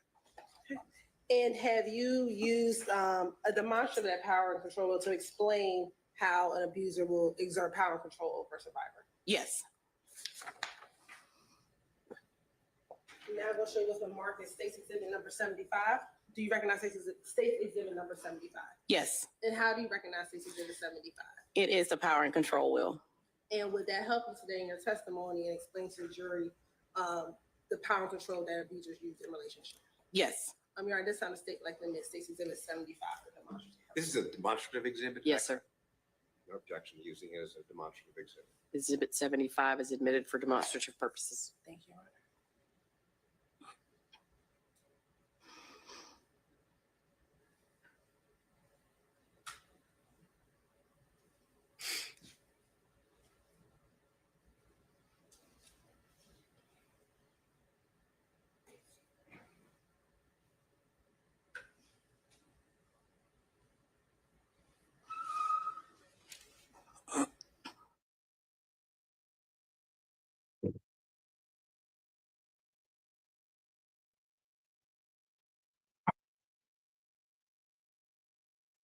Looking at State's Exhibit number 75. Okay, let me remove them.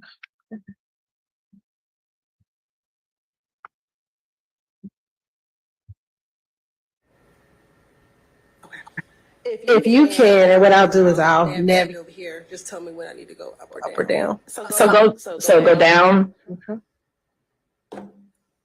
To show like the contributing factors and okay. Oh, that's all right.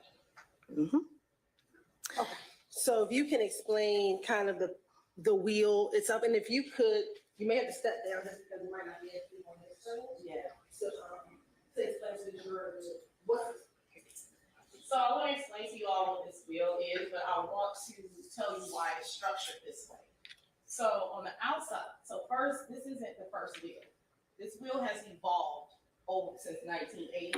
And the reason why I use this wheel, because it's a very much gender neutral wheel, because we understand that domestic violence isn't just gender from man and woman, right?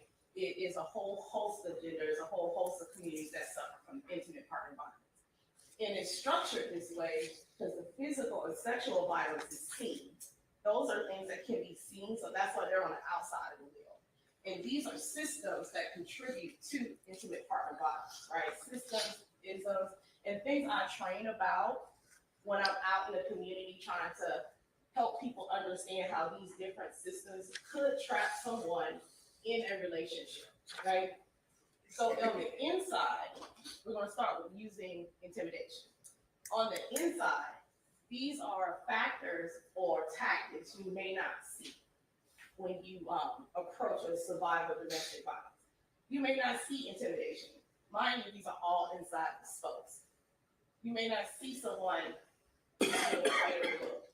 You may not see someone abusing text or using weapons as threats, right? Putting a gun on the table is not illegal. You may not see the emotional abuse. You may not see that person being put down. You may not see the humiliation, or you may not even think that that person is being humiliated or being exposed in that moment as a form of power and control. Using isolation. This is very important because this happens very early in the relationship. They isolate you to them and their support system, right? They don't want you to have any outside friends. They don't want you to have any outside family. They don't want you to have sisters, sorority sisters, or whatever is your support system. Sometimes this transfers, like it's parallel to economic abuse, right? Your livelihood. So what I see a lot in isolation is survivors being pulled away from their family, right? Being moved across country, or being told that it's abnormal to speak with your family members every day, right? They're trying to reduce your access to people so that others on the outside don't see the abuse that's going on inside the home. Minimizing, right? It wasn't that bad. What are you talking about? I'm minimizing the joke. I'm minimizing what took place. Specifically on the cycle abuse, the incident. There's a minimization going on during the reconciliation phase. It wasn't that bad. You made it look like it was the end of the world and it wasn't. Using children. That is a major, major part of why a lot of survivors stay in relationships, because they want to protect their children, right? That is just the natural part of being an adult. And sometimes when there's a separation, because this abuse can continue outside of the relationship. The relationship could end, but if you have that connection with children, we can start using the children as the go-between. We can start using the children as someone else to continue the power and control and the abuse. We can also use children to harass family members, use children to indirectly affect your livelihood, right? Calling your place of employment and things of that nature. Now we use privilege. So this has changed to use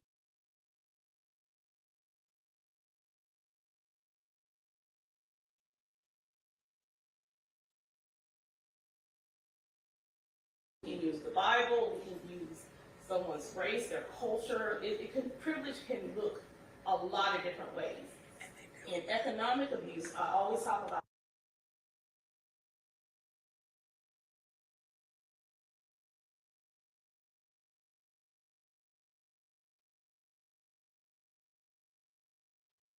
you must have control of all the money, you must make the most money. No, it could simply be tampering with a survivor's car so that they can't go to work, right? Ruining credit, continuously getting evicted, invasion of accounts. It could look any way, but the whole goal is to take control of your economic livelihood. Using coercion and threats, that's in the definition. I'm going to coerce you to stay in this relationship. Coercion is really used a lot in the queer community. I'm going to out you.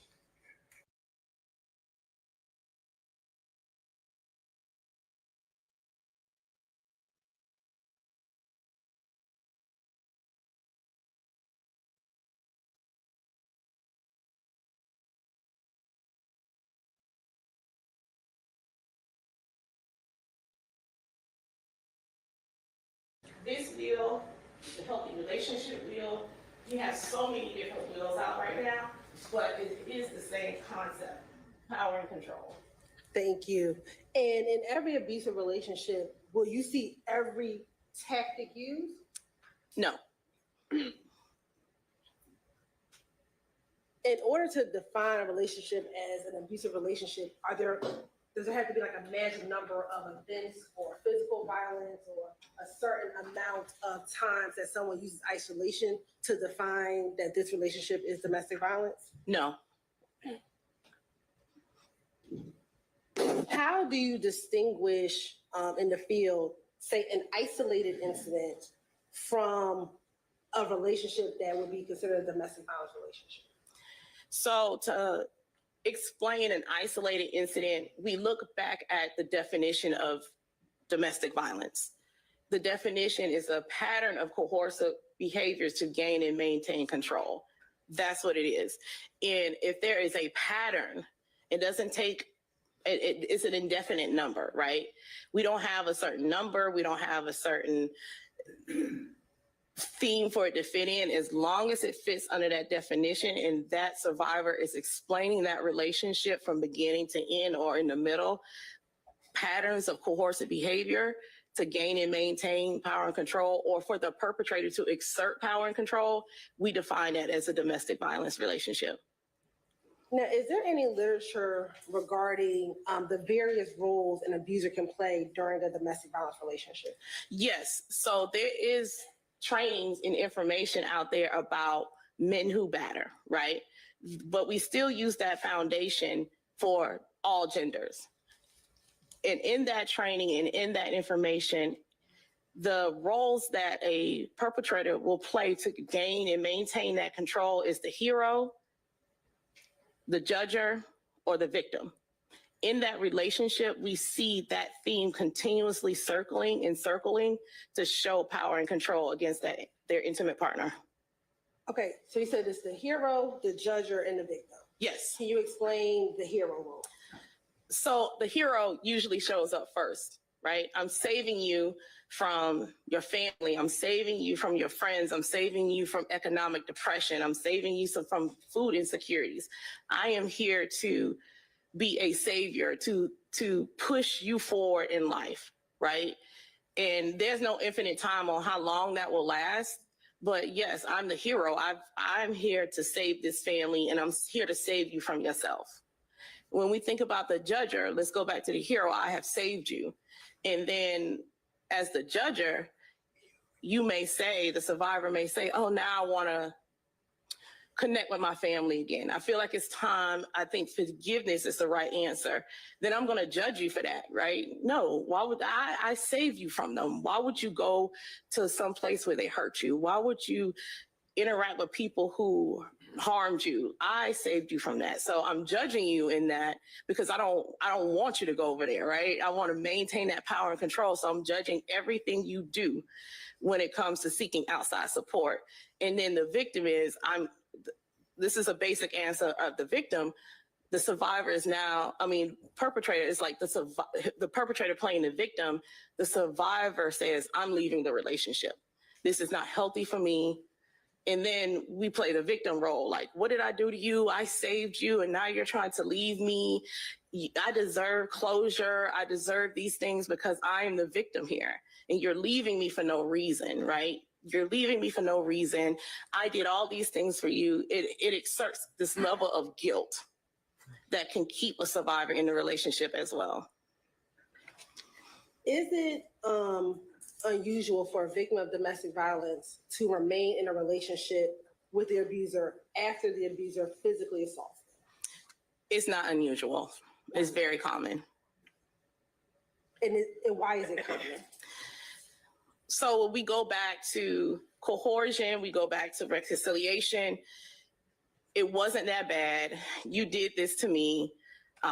We could make this work. Everyone has heard the term, this will never happen again, right? So it's a level of guilt that the survivor is hearing, or a level of happiness because, wow, they've told me that this won't happen again.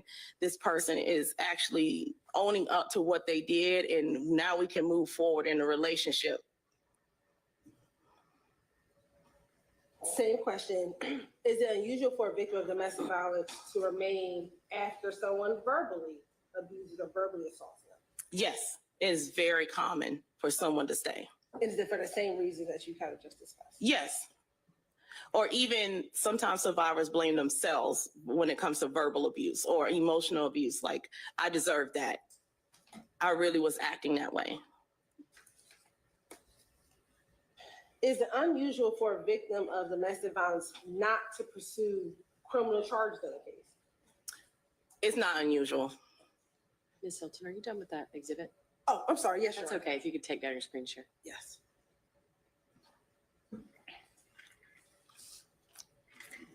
And is it unusual for a victim or for a survivor of domestic violence to withdraw or ask for a temporary protective order to be dismissed or withdrawn? It's not unusual. Why not? I want to go back to the reconciliation, that when we're reconciling, right? So the survivor may believe the perpetrator has changed. This is not necessary. This is we're overdoing it, right? Yeah, I believe that this is way too much. Like, I believe that you're going to co-parent appropriately, and we don't need all these parameters. You could be coerced into that, or a survivor can say, well, we're always going to have they told me that we're always going to have a third party when exchanging children. We're always going to, this person is not going to do these things alone with me anymore. So, of course, I don't need this level of protection anymore. And I use the term a temporary protective order. Can you define what a temporary protective order is?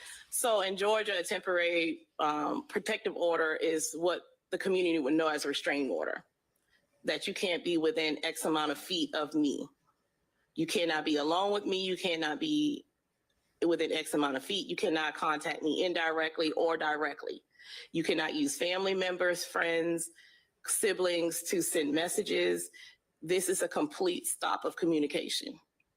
And in Georgia, to get a temporary protective order, is that a civil hearing? Like, are both parties present when at a civil hearing to get a temporary protective order?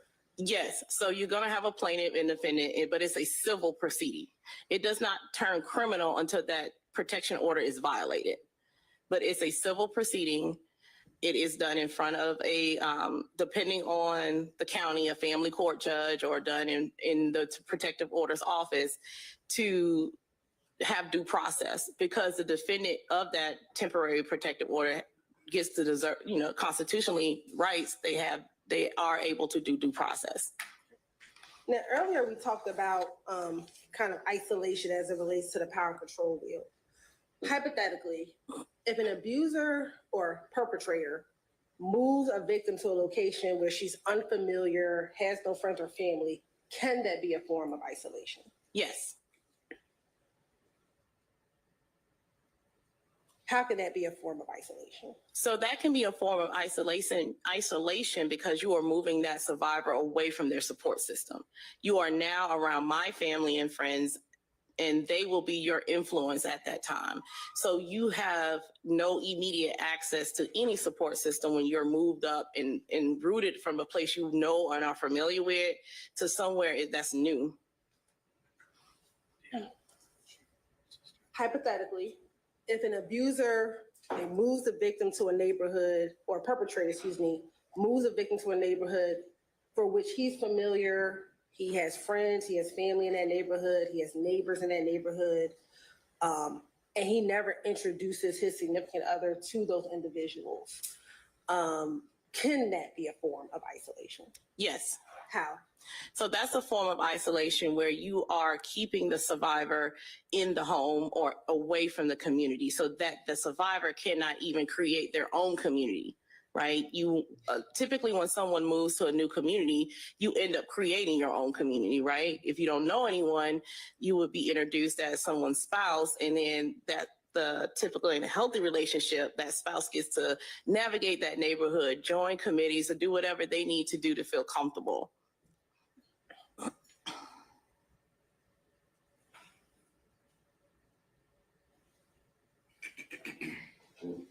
We talked about isolation, and if an abuser, can an abuser isolate you, strike that. If an abuser isolates you from your children, can that be a form of control? Yes. Are there times when a perpetrator uses family members to kind of step into the place to exert power and control over a victim? Yes. How can that happen? So specifically, if you're isolated to your partner's family members, they can use coercion as well. They can use the children. They can use these same tactics of emotional abuse and minimizing and threats to keep you in that abusive relationship. They're just doing it from the outside, but they can still be enablers. They can enable the perpetrator's behavior and use the same exact tactics that a perpetrator would use to keep you in that relationship. In your experience, if a survivor is being abused and maybe her family members, his or her, excuse me, family members maybe see signs of that abuse and they want to confront the abuser, and the survivor stops them from confronting the abuser. In your experience, what are some of the reasons that the survivor will not want a family member to, say, confront or approach an abuser? Your Honor, I object to individual instances of her experience. Sustained. You can rephrase if you'd like. Sure. Hypothetically speaking, if a survivor does not want her family member his or her family member to approach or to speak with an abuser, is that a form of self-protection? Yes. How? So when we think about the dynamics of domestic violence, when we have outside family members approaching the perpetrator, the survivor is going to take the brunt of the blame for that family member or friend approaching and accusing or exposing domestic violence, right? Specifically if the survivor is still living in the home. So it is a form of protection. And it also can be a form of protection for the children. Now, as it relates to this case, what, if any, information did you have as it relates to this particular case here? I don't have any information. As an expert, I come in blindly because I'm here to stay within the psychoeducation and the science of domestic violence. Let me ask you this. Did you know that this was a murder case? Yes. Did you read any police reports as it related to this case? No. Did you view any temporary protective orders as it relates to this case? No.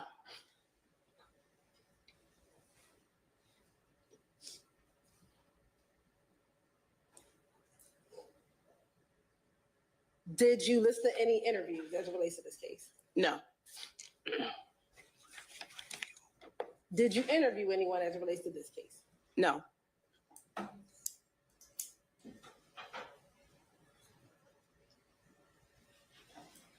You spoke about earlier that you've been qualified as an expert in Georgia in about 47 cases. In those previous cases, have you had substantial information about those cases when you testified? No.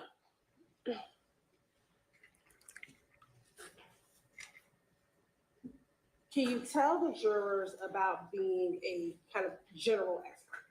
What's that? So, A what? A general expert. General expert? I don't know what that means, Your Honor.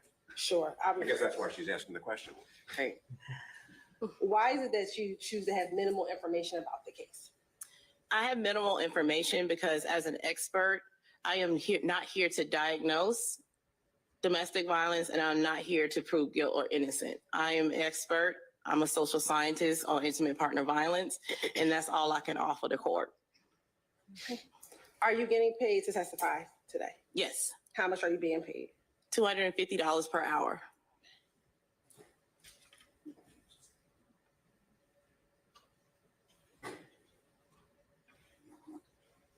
And was your testimony today based on your education experience working with domestic violence survivors? Yes. Of course, indulgence for a moment. Sure.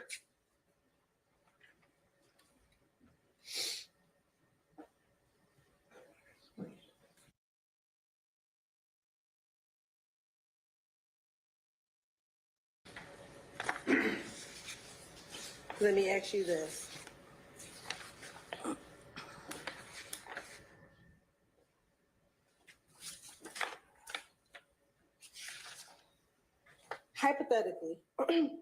if a survivor gives full custody of her children to the perpetrator's mother, can that in some way be used to exert some form of power control over a perpetrator? Your Honor, I mean, over a survivor.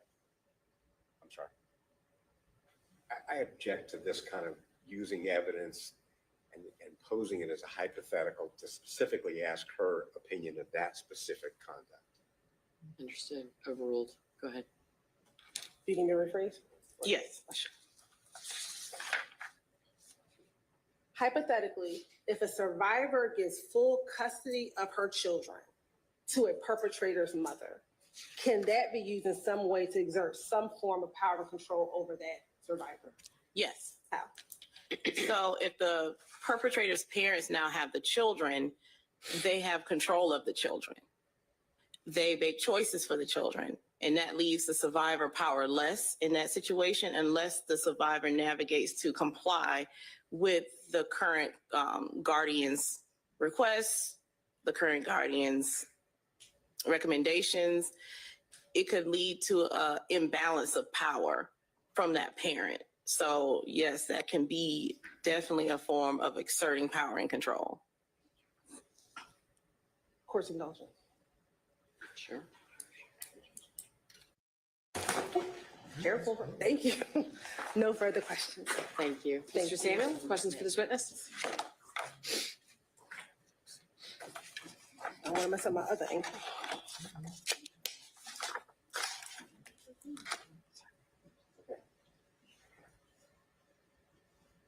Good morning. Good afternoon, Ms. James. Good afternoon. Not doctor yet, right? Almost. Almost. When will you be doctor? May of 2026. Excellent. You and I met only once before, right? Yes. A couple weeks ago. In this courtroom, right? Yes, about a week ago. I'm going to ask you some of the same questions as Ms. Hilton. First of all, you actually worked at the Fulton County DA's office for quite some time, right? Yes. How many years were you working there? I started work in July of 2019 and I left in January of 2023. Okay, so 4-ish years. Yes. Okay. And did you work with Ms. Hilton during that time? Yes. With Mr. Fawcett or Mr. Wilson? No. Okay. How many times have you worked with Ms. Hilton in a case? So in the victim advocate role, we are assigned certain courtrooms. So I would only work with Ms. Simone if she was doing a case, if she was assigned to that courtroom or a case to that courtroom. And also she was a deputy, what we would call the deputy district attorney for the domestic violence unit. So she had minimal interaction with the bulk of the cases. It's asking you for a number somewhere between X and Y. I don't really, Not I can't really define a number. Yeah. That's not a problem. How many times have you testified as an expert in one of her cases? I believe once. Okay. Of the 47 times that you testified in Georgia, were they always for Fulton County, No. percentage-wise? If we're looking at a percentage, most, I would say maybe 95% We're Fulton County. were Fulton County. Right. So 95% of 47 would be, I don't know, 45, something like that? But also one of those cases was with the defense. Okay. So there was only one occasion where you ever testified for the defense? In Fulton County. Okay. And all the other times you were testifying either for Fulton County or, I don't know, DeKalb, Gwinnett, Cobb, somewhere, correct? Rephrase. Well, I was just trying to do the arithmetic, but you said 47 times. One time you testified for the defense. The other, whatever, 44, 45 times you testified for the prosecution, and almost all in Fulton County. Yes. Okay. And so you're being paid now to be an expert instead of being a member of their staff and just coming in and testifying, they meaning the prosecutors. Now you went out on your own and you get to bill for your time, correct? Yes. Okay.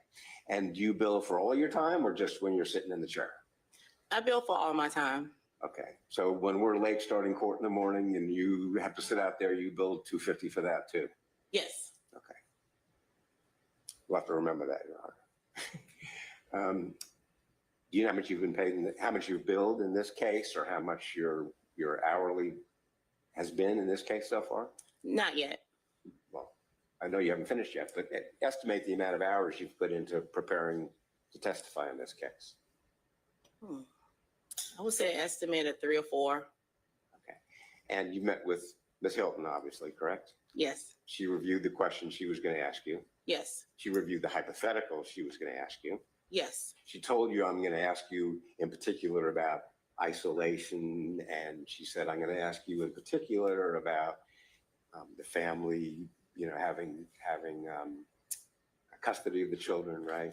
Yes. Okay. And you told her what your answers were going to be when she asked you those questions, right? Yes.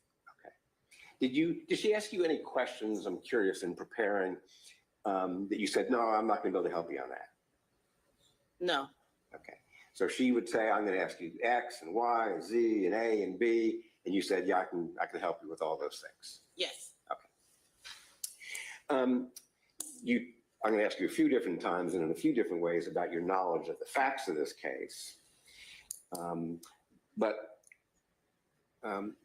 Before I do that, I'll probably end just like Ms. Hilton did with that.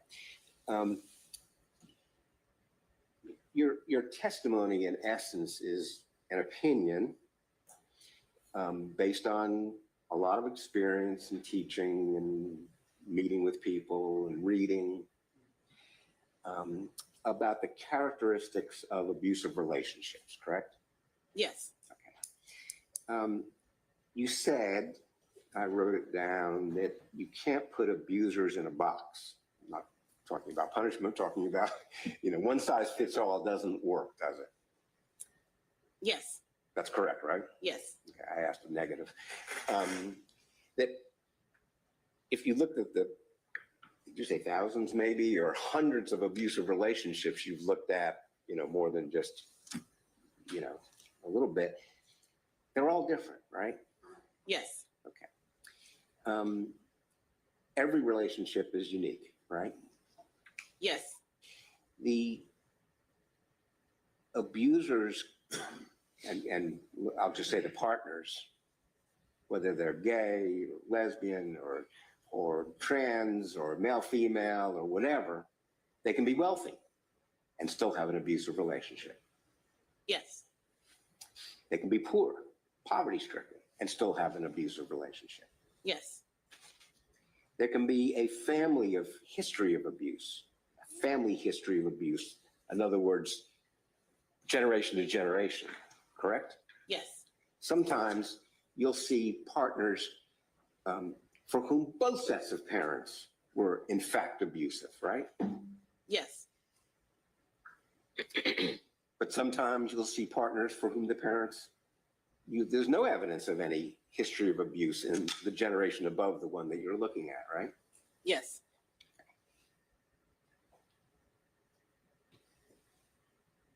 Some parents, again, I'm talking parents of the partners, are abusive to each other, right? Yes. Some parents are abusive to their children, correct? Yes.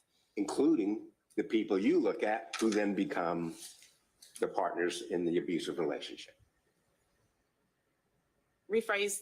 Okay, I've got two generations here. I got the generation above the partners being, however you want to characterize them, whether man, woman, or whatever, abuser and what was the other word? Driver, you said? What was you said instead of victim, we call them? Survivors. Survivor, and so I'm looking at the generation above. Sometimes they're abusive to each other, right? Yes. And both the abuser and the survivor may think of their parents and think, this is normal. This is how I was brought up in my family, and justify it in their head, correct? Yes. And so what I was asking then was, is it sometimes the case that the parents of either the abuser or the survivor are abusive to that person. Yes. So abuse isn't always just limited to same generation, if you will. No. You can be abusive to your children, whether your children are adults or teenagers, or you can be abusive to your grandparents, right? Yes. Some parents spank their children, some parents don't spank their children, right? Yes. We wouldn't call that abuse unless it went overboard, correct? I can't define that in this context. Okay, not a problem. Yeah. I guess some parents are guilty of crimes, right? Parents of the partners you're looking at. Yes. You ever had a case, or do you have any experience in a case where the partners, the alleged abuser and the alleged survivor, you know, the people you're looking at, that one of them is the child of a serial murderer? No. Would that be unusual? I can't answer that in Would this that context. fit, I'm sorry. I can't answer that Would for that- you. I'm sorry. Would that fit the dynamic that you're looking at, or would that be kind of outside the wheel and have to try to figure out what's going on there? It sounds like out of the scope. Yeah. Some people run away from home at a young age, teenagers, right? Yes. Some people marry at a very young age, 16, 17 years old, right? Yes. Some people don't. Some people get married late in life, right? Yes. Some people are suffering from PTSD, perhaps veterans, right? In general, yes. It's a diagnosis. Yeah. And PTSD can be caused by a variety of things, correct? Not just being in Afghanistan, but maybe from your upbringing, correct?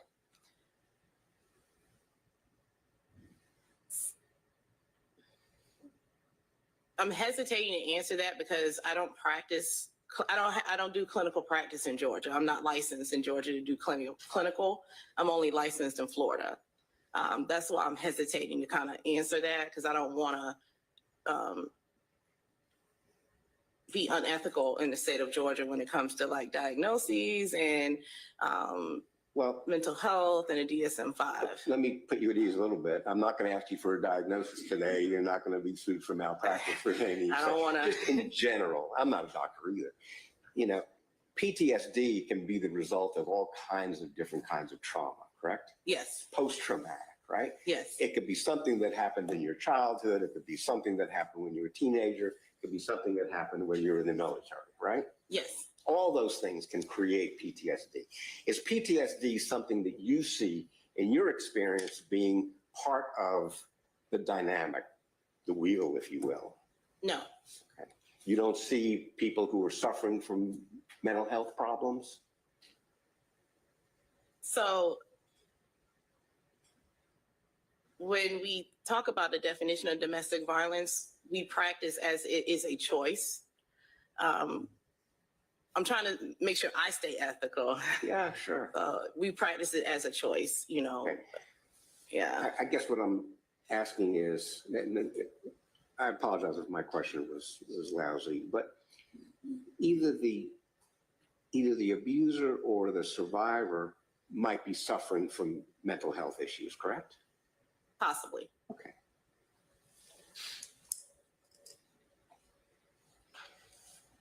If you look for the root cause of abuse, it might be, for example, infidelity. The root cause, what we study is under the definition is exertion of power and control. Well, that is the abuse. But the cause, if we treat it as something that's caused by something, either you and I, you're at least close to being a doctor. I'm nowhere close to being a doctor. Something causes either the person to be the abusive partner, and something causes the survivor to be susceptible to being. I'm not asking what abuse is. We'll get to that. I'm asking what causes it. What causes is a choice. There's no diagnosis for domestic violence. There's no root causes of domestic violence. It is one individual making a choice that they believe is right to exert power and control over their partner.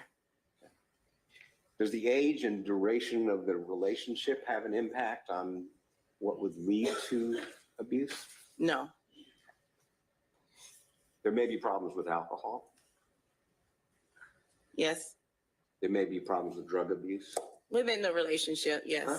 Oh, within the relationship, yes. And there may be other, as I said, mental health issues involved that you have to deal with in the relationship. Personally, each individual, they may have their own. Right. You don't believe, and I think you said this to Ms. Hilton, that all abusive relationships are the same either. Yes, they're all, each one is unique. Some may be more physically abusive, some may be more emotionally abusive. Yes. No expert would ever claim that all abusive relationships have the same characteristics or the same causes, correct? Correct. Your wheel, for example, that we had on the screen for a while. Remember this? Yes. This is demonstrative exhibit 75. I don't think we need to put it on the screen again, but I bet you've memorized this, haven't you? Yes, it's one of my tools. So Yeah. How often have you used this in court? many times. The wheel, each of the pies, each of the pie pieces, right? The wheel looks like a pie, kind of, right? The spokes? Well, Yes. you call them spokes, but I'm looking at the triangles as pieces of pie. Maybe that's because I'm thinking of food. But Sure. and each of these pieces of pie have lists of examples of how we use, how intimidation is used, how emotional abuse is used, isolation, minimizing children, privilege, economic abuse. Did Ms. Hilton review this with you and say, let's see how many of these factors we can find in our case? No. Have you talked to her about it before? I spoke with her about the power and control wheel, yes. Okay. Did she talk to you about the fact that we are not involved in this case with ruining or destroying property? Are you aware of any evidence of that in this case, either through hypothetical questions or what you were told by the DA's office? No, I'm not aware of any of Anything that. to do with abusing pets? I'm not aware of any. Anything dealing with displaying weapons? No. Are you aware of any weapons in this case at all? No, I'm not aware of Okay. it. Are you aware of anything involving humiliation or playing games or anything like that? No. Are you aware of anything involving controlling what you do and what you read? Anything like that? Huh? No. Yeah. Are you aware of anything about joking about abuse? Do you know anything about that, or any hypotheticals asked you about that? No, I don't know any. Anything about shifting blame onto you? No. Anything about making you feel guilty about your kids? No. You know how old the kids are in this case? No. You know how old they are? You talked about a hypothetical of placing kids with the supposed abuser's parents as being a sign of control. How about if the kids are like 6 months old and they're placed with the man's parents? I have no knowledge of how old the kids are in this case. Any evidence of using a 6-month-old or a 1-year-old to relay messages? No. Using visitation? No. I'm kind of going through your wheel, but you know that, right? Any evidence of treating the person like a servant? No. Being the one to define gender roles? No. Using race, culture, religion, or citizenship against one another? No.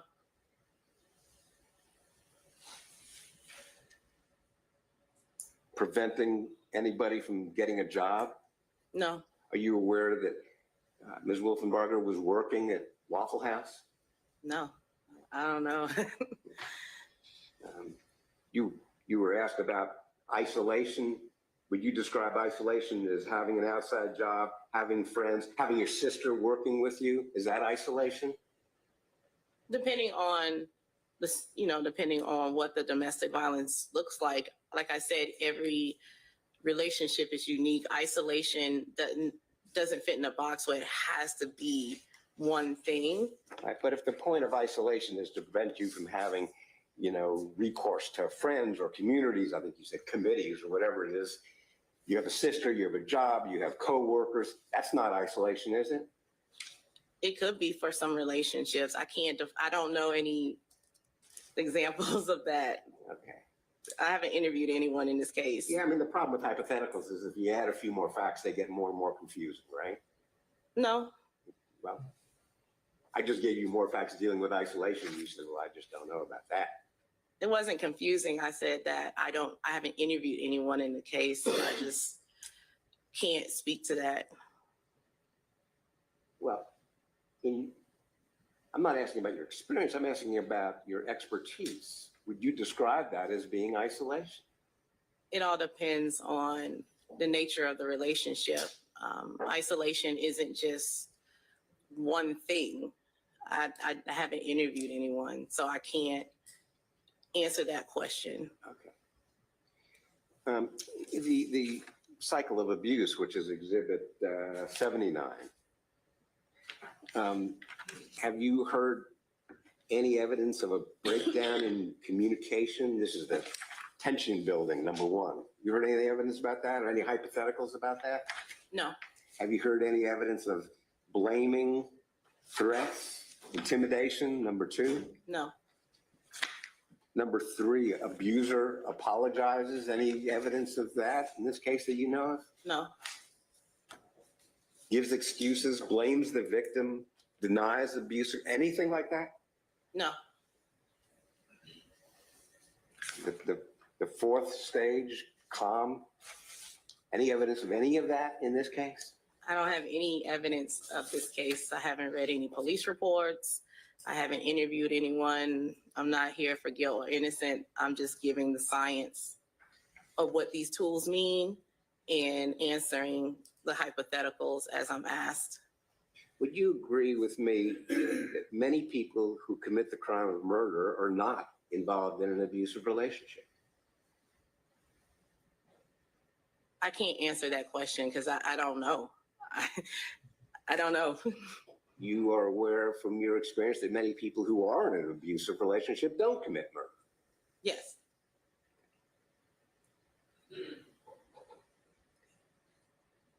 I know you say you know none of the facts in this case, but you know some by virtue of the fact of the hypotheticals that Ms. Hilton said, these are the ones I'm going to use. Do these work?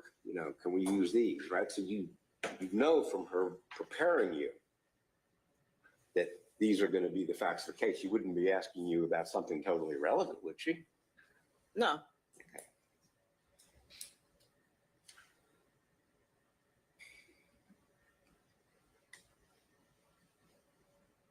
Did you tell her to change any of the hypotheticals to No. make them?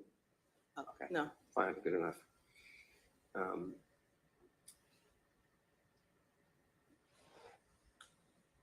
I think you said you have no opinion whatsoever about this case, right?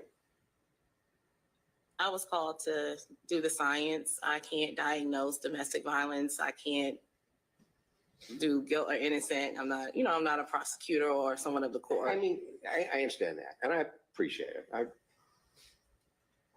The point is that your testimony is just general observations about the way lots of different relationships that are bad exist, right? No. I use too many words that aren't appropriate, right? There are abusive relationships involving power and control. Your testimony focuses on that, but you don't know anything about this case, right? No. Correct? Correct. Okay. And as Ms. Hilton said, you haven't read a single police report, right?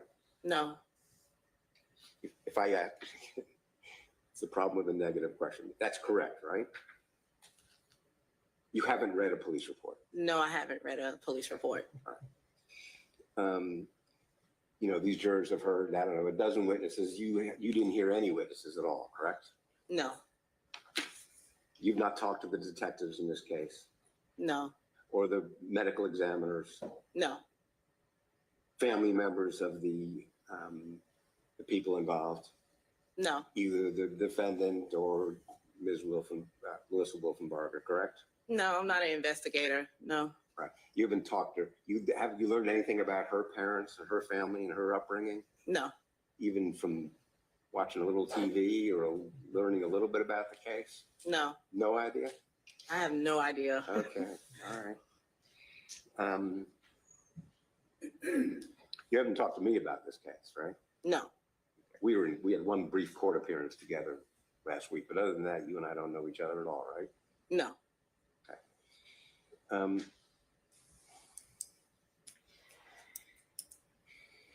Those are all the questions I had. Ms. Hilton, anything else?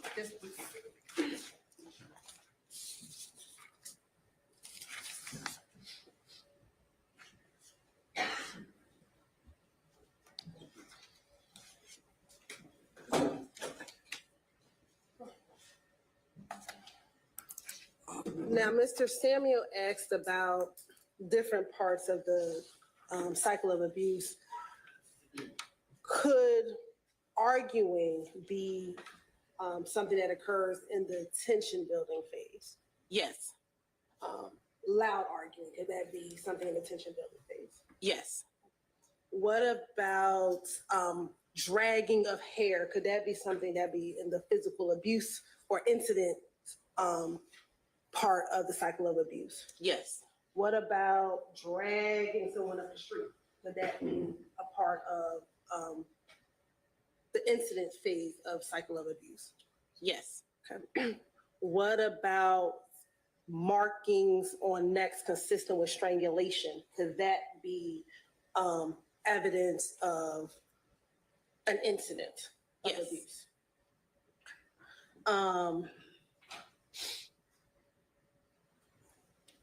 Could a victim or survivor who drops a TPO after a private meeting with a perpetrator be examples of what can happen in the reconciliation phase? yes,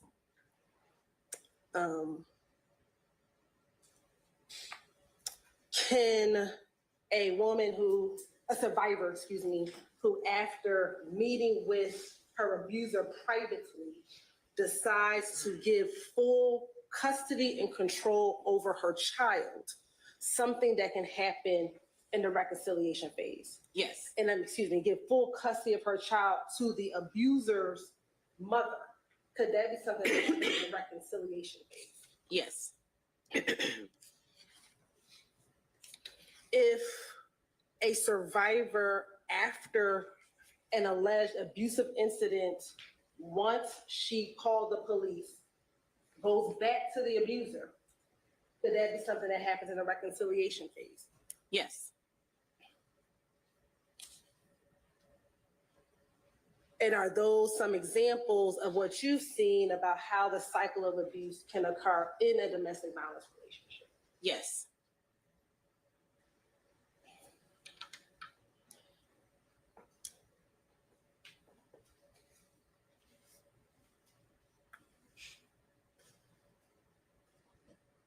I have no further questions. Thank you, Mr. Samuel. No, thank you. Okay, thank you, ma'am. You may be excused. You can step down. Thank you. Okay, ladies and gentlemen, it's about 3:05. We're going to take an afternoon break and probably 15 minutes, maybe 20. And we'll be back in here at 3:25. Realistically, it's going to be closer to 3:30. You know how that works. You've developed an understanding of court time now. Thank you for your understanding. We are in recess and we'll get you back in here as quick as possible.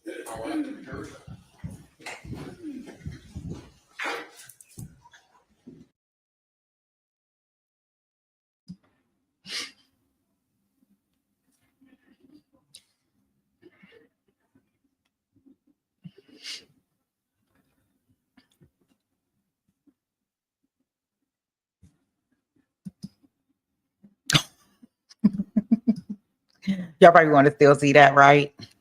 Let's see.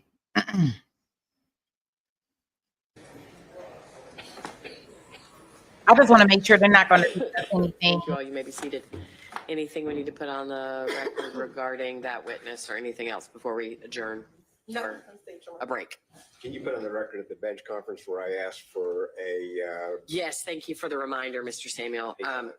So after the witness, Ms. James, was called, the parties approached and Mr. Samuel requested a limiting instruction on the basis of 404 regarding other instances that would form the basis of hypotheticals about which Ms. James would be asked.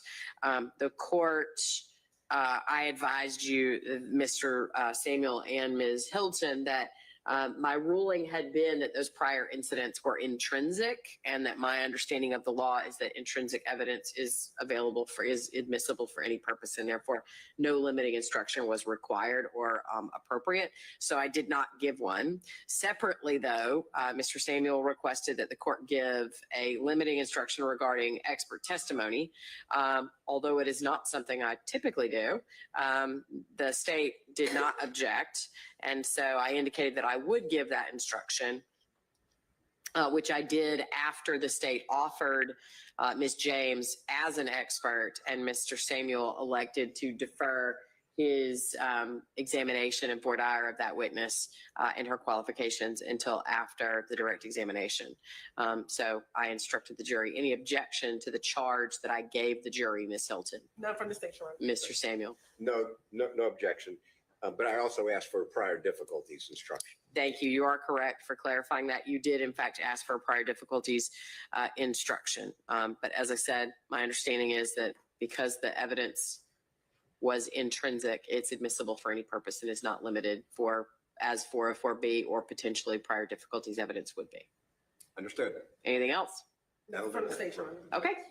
We're in recess for till about 3:30.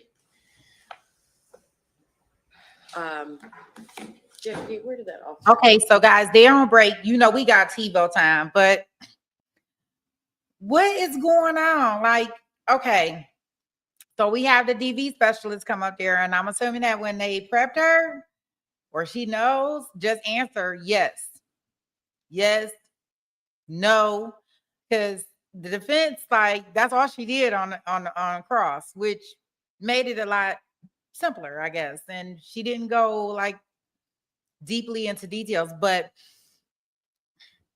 it's so general, right? And we only have, remember, this DV is only coming in here because the sister said that she saw Melissa with marks around her neck, of course, when she got up to the Waffle House, right? Because it goes down at the Waffle House or either on the rooftop, depending on where you want to be.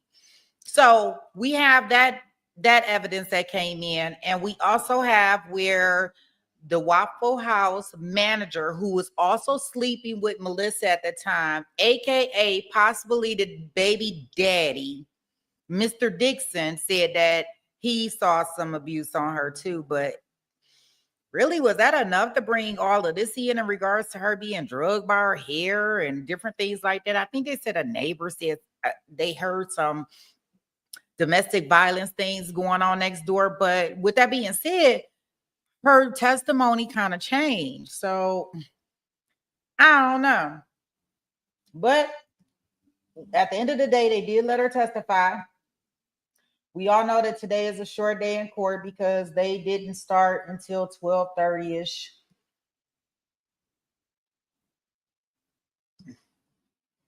And they're not back yet. They ate up all our TiVo time. Yeah, I just really wish they would. I think they could have won this case if they would have prepped their witnesses correctly, right? I mean, even the defendant, like when y'all go over there and look and y'all see like Chris' face, yesterday was the perfect. He looks very, very confident. Like, I don't think it's any way that they can come back with a guilty verdict. I think the most that we'll get is a hung jury. And this is so sad because certain fact that 9 times out of 10, he might have did this, y'all.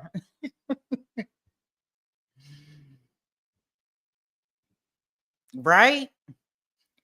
Ooh, they'll come back and take him to trial again after he write a book. This is how I would have did it. that's when he'll actually face some charges and they'll stick, because he gonna have to tell them how he did it. And then with the family dynamics, like, who knows if the family did this? Like the mom and the dad, like they are so shaky. And the sister that was on meth, I'm assuming that maybe she was on there at that time. I have no clue if she's still on it, but maybe she doesn't know. What a mess, right? Make it interesting, right? A good dynamic to a case, but I wasn't expecting for this to happen so fast after dealing with our boy Nick Stark. Like, I was not expecting to go into this case. When we first started covering this Georgia case, I was like, oh, 25 years, like, and it took all of Baca to kind of tell me, like, I like cold cases. And then Pretty Brown Girl was like, I like cold cases. And I was like, okay. I was like, okay, well, let's do it. But I didn't know that all of this was beyond it. Because even when I tried to research it after we decided that we were going to do it, you couldn't even find any information. It was like they were hiding all this stuff up under a rock or something. So shout out to Baca and Pretty Brown Girl, because other than that, we would not be in this messy courtroom. So if y'all want to blame anybody, blame them. I absolutely was. Let me check and see. Make sure there is no updates anywhere else around the world in regards to our Donna Adelson that we'll be covering later on this week. I sent out the notification. I did schedule it for tomorrow afternoon. I believe that they'll probably be done with jury selection in the morning tomorrow. So I think opening statements will be tomorrow afternoon. If they come in tomorrow afternoon, then of course that's definitely what we're going to do.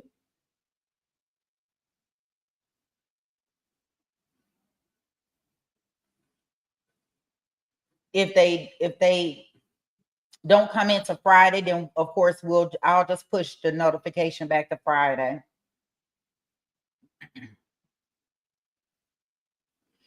Wait a minute. I was following it on another channel.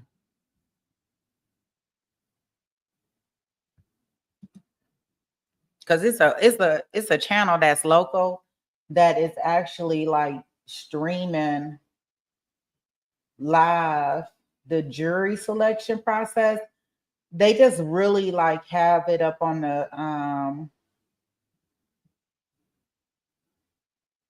the seal of Florida showing.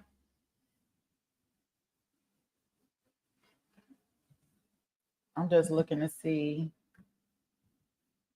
make sure that they don't have, because they look like they are pretty much updating everything pretty much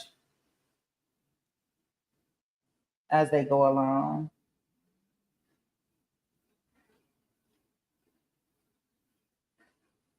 I mean, like they really, like, you would think like this Donna Adelson's trial. I mean, like, you got people that's streaming and discussing like what should she wear.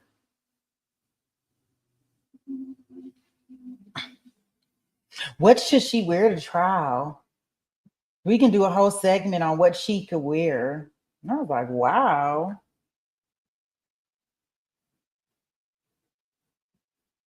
I don't know. She better wear a best dressed uniform for when she takes the stand.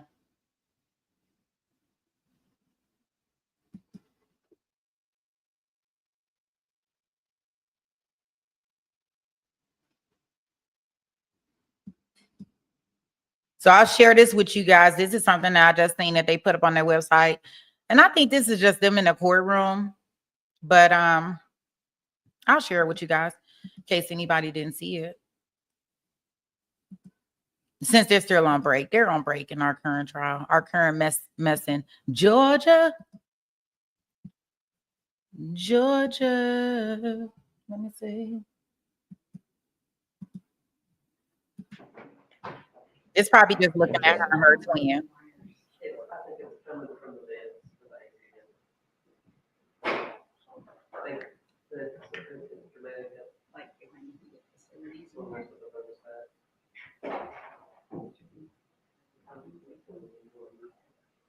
This is unrelated to all these wires that are set up in here, right?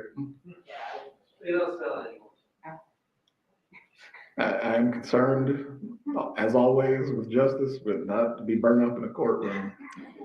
Joey appropriately informed us all.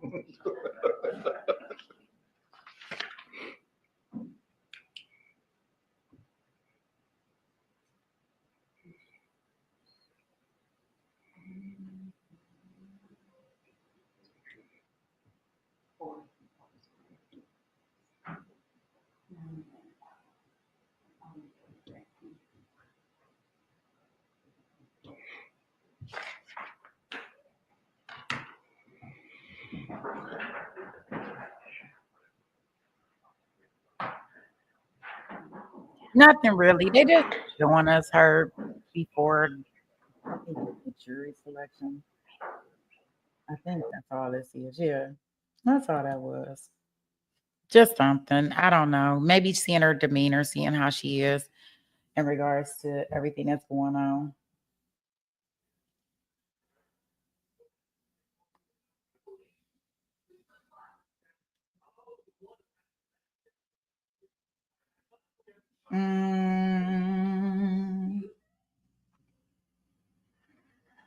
Did y'all see that one about that young girl, the Sarah Grace Patrick, where she is accused of unaliving her parents, her mom and her stepdad?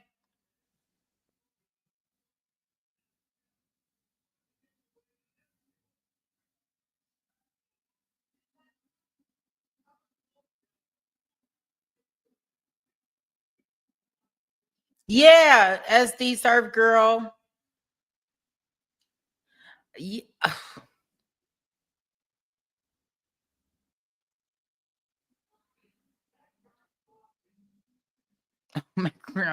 Really?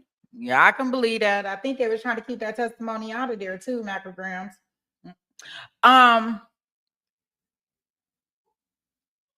Baca, what do you think about that that case? Do you think they should have gave her bond? I'm glad. Yeah, I'm glad they kept her in there. Me personally. Yeah, I watched a little bit of it yesterday too.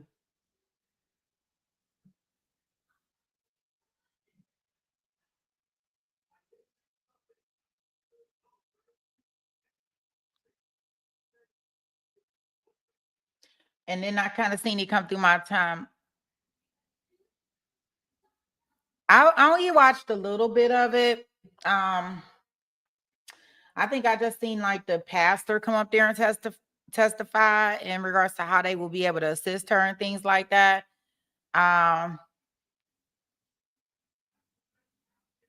Yeah, I the jewels, I have no clue. I don't know the dynamics. All I know is what they have on up under the description. And I'm like, well, why are we even considering letting her out? But I guess they have to, right? Yeah, I was like, I guess they have to. And it's just that she didn't just unalive two people. She unalived her mom and her stepdad. She's 17 years old. And from my understanding, she got on TikTok boo-hooing and crying and some other stuff, at least from what I said. So she allegedly Yeah, she allegedly unalived her parents, her mom and her stepdad. And I'm like, oh gosh. Oh, good. He was like, nah, I don't want her to out. Yeah. And her lawyers, it was so funny because I know they got to be cool. You know, they don't have a reason to be mad at her. They kind of like supporting it. But, you know, supporting her, they defending her. They was like over there, like chilling, like jokes and giggles and stuff. And I'm like, I guess they trying to make her feel comfortable. I don't know. But I was like, it turned my stomach at that part. I was like, they over there like they kicking it like they homies or something. They are not making her aware of how serious this is. OnlyFans, she kept apologizing even during the eulogy.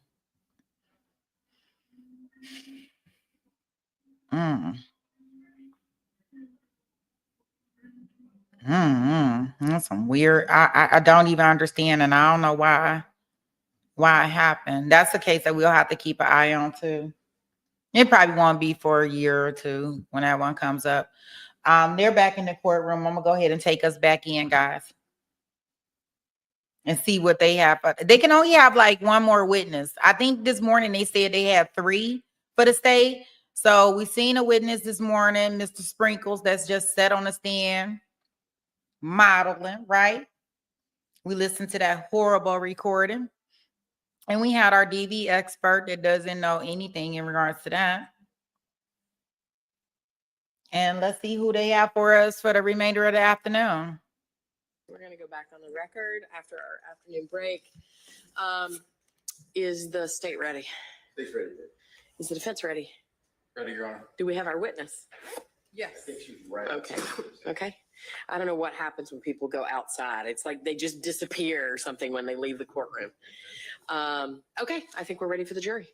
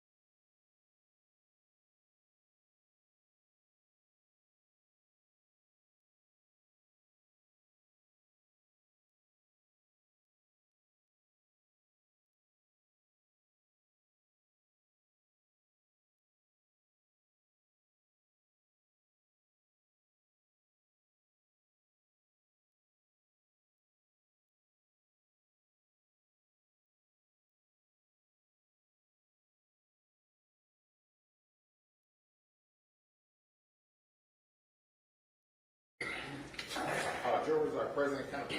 Thank you all. Please be seated. State may call its next witness. Your Honor, the state calls Dr. Carol Terry.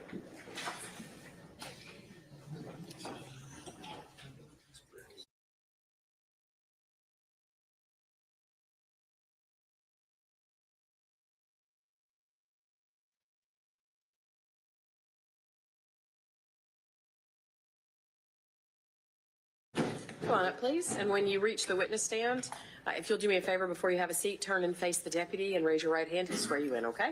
Okay. Now, when you raise your hand, please, you solemnly swear to testimony about the portion. I do. Take a seat, state and spell your name for the record, please. Oh, sorry. Dr. Carol, C-A-R-O-L, Terry, T-E-R-R-Y.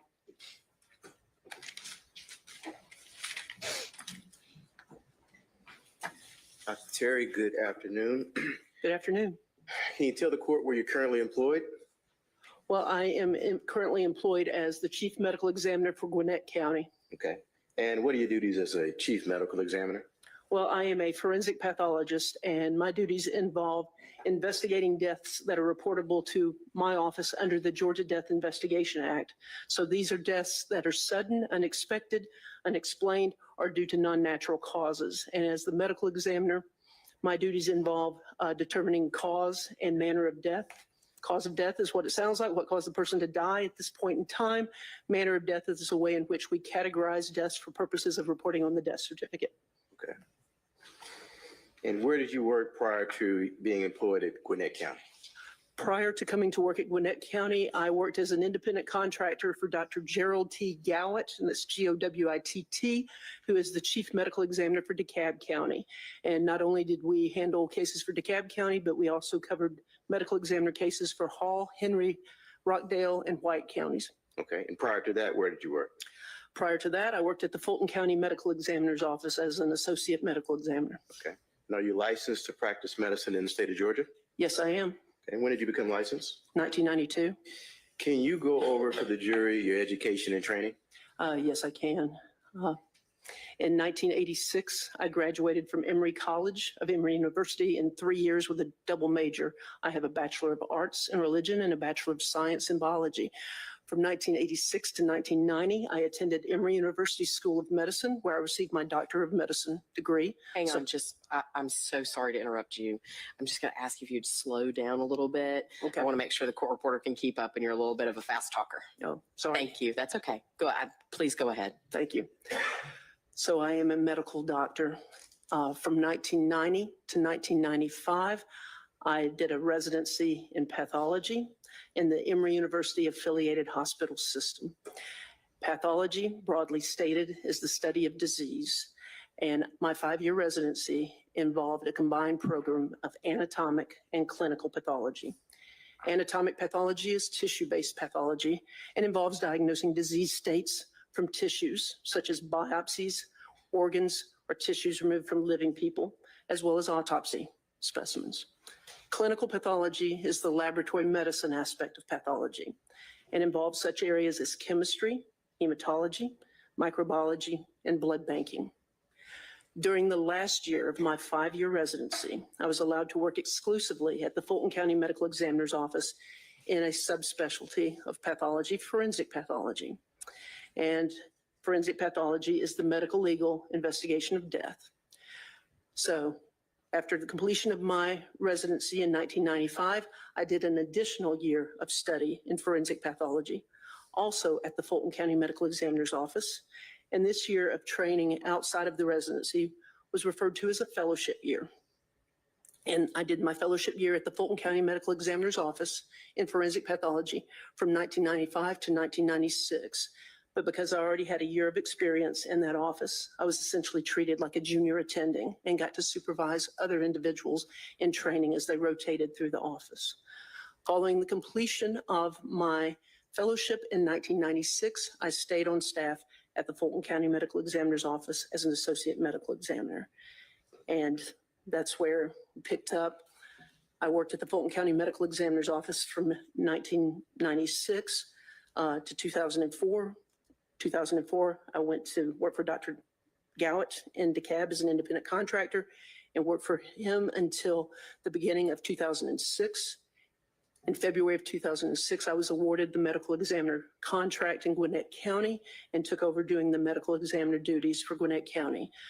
In Gwinnett County, the medical examiner position is not a county department, it is a contracted position. And my contract comes up for renewal every 5 years, where I have to rebid for the contract. And as I said, I was awarded that in February of 2006 and have maintained it to the current time. As we said, I'm licensed to practice medicine in the state of Georgia and have been since 1992. I am triple board certified by the American Board of Pathology in all 3 areas of pathology in which I have trained and studied: anatomic, clinical, and forensic pathology. I have personally performed between 6,800 and 6,900 autopsies. I've supervised individuals in training in approximately 700 additional cases. In my career, I have examined over 10,000 bodies. because not everybody gets an autopsy. There's some bodies that I just do an external examination on and maybe draw specimens from to do additional testing such as drug screen or other types of laboratory tests. And I have been tendered as an expert witness in the Superior Courts of Georgia over 455 times. Your Honor, this time the state will move to tender Dr. Carol Terry as an expert in forensic pathology. I am afraid to object, Your Honor. Go ahead. Now, can you tell the jury what an autopsy is? Okay. An autopsy is a medical procedure by which a body is examined, both externally or from the outside as well as internally, looking at the organs to evaluate extent of disease and or injury. And who or what factors determine whether or not an autopsy is performed? Well, as I said, for us as medical examiners, it's dictated by state law, which cases are reported to the medical examiner's office. And again, these are deaths that are sudden, unexpected, unexplained, or due to non-natural causes. And then once it's reported to the medical examiner's office, it is left up to the discretion of the medical examiner what type of an examination is conducted, again, with the goal to determine a cause and manner of death for purposes of reporting on the death certificate.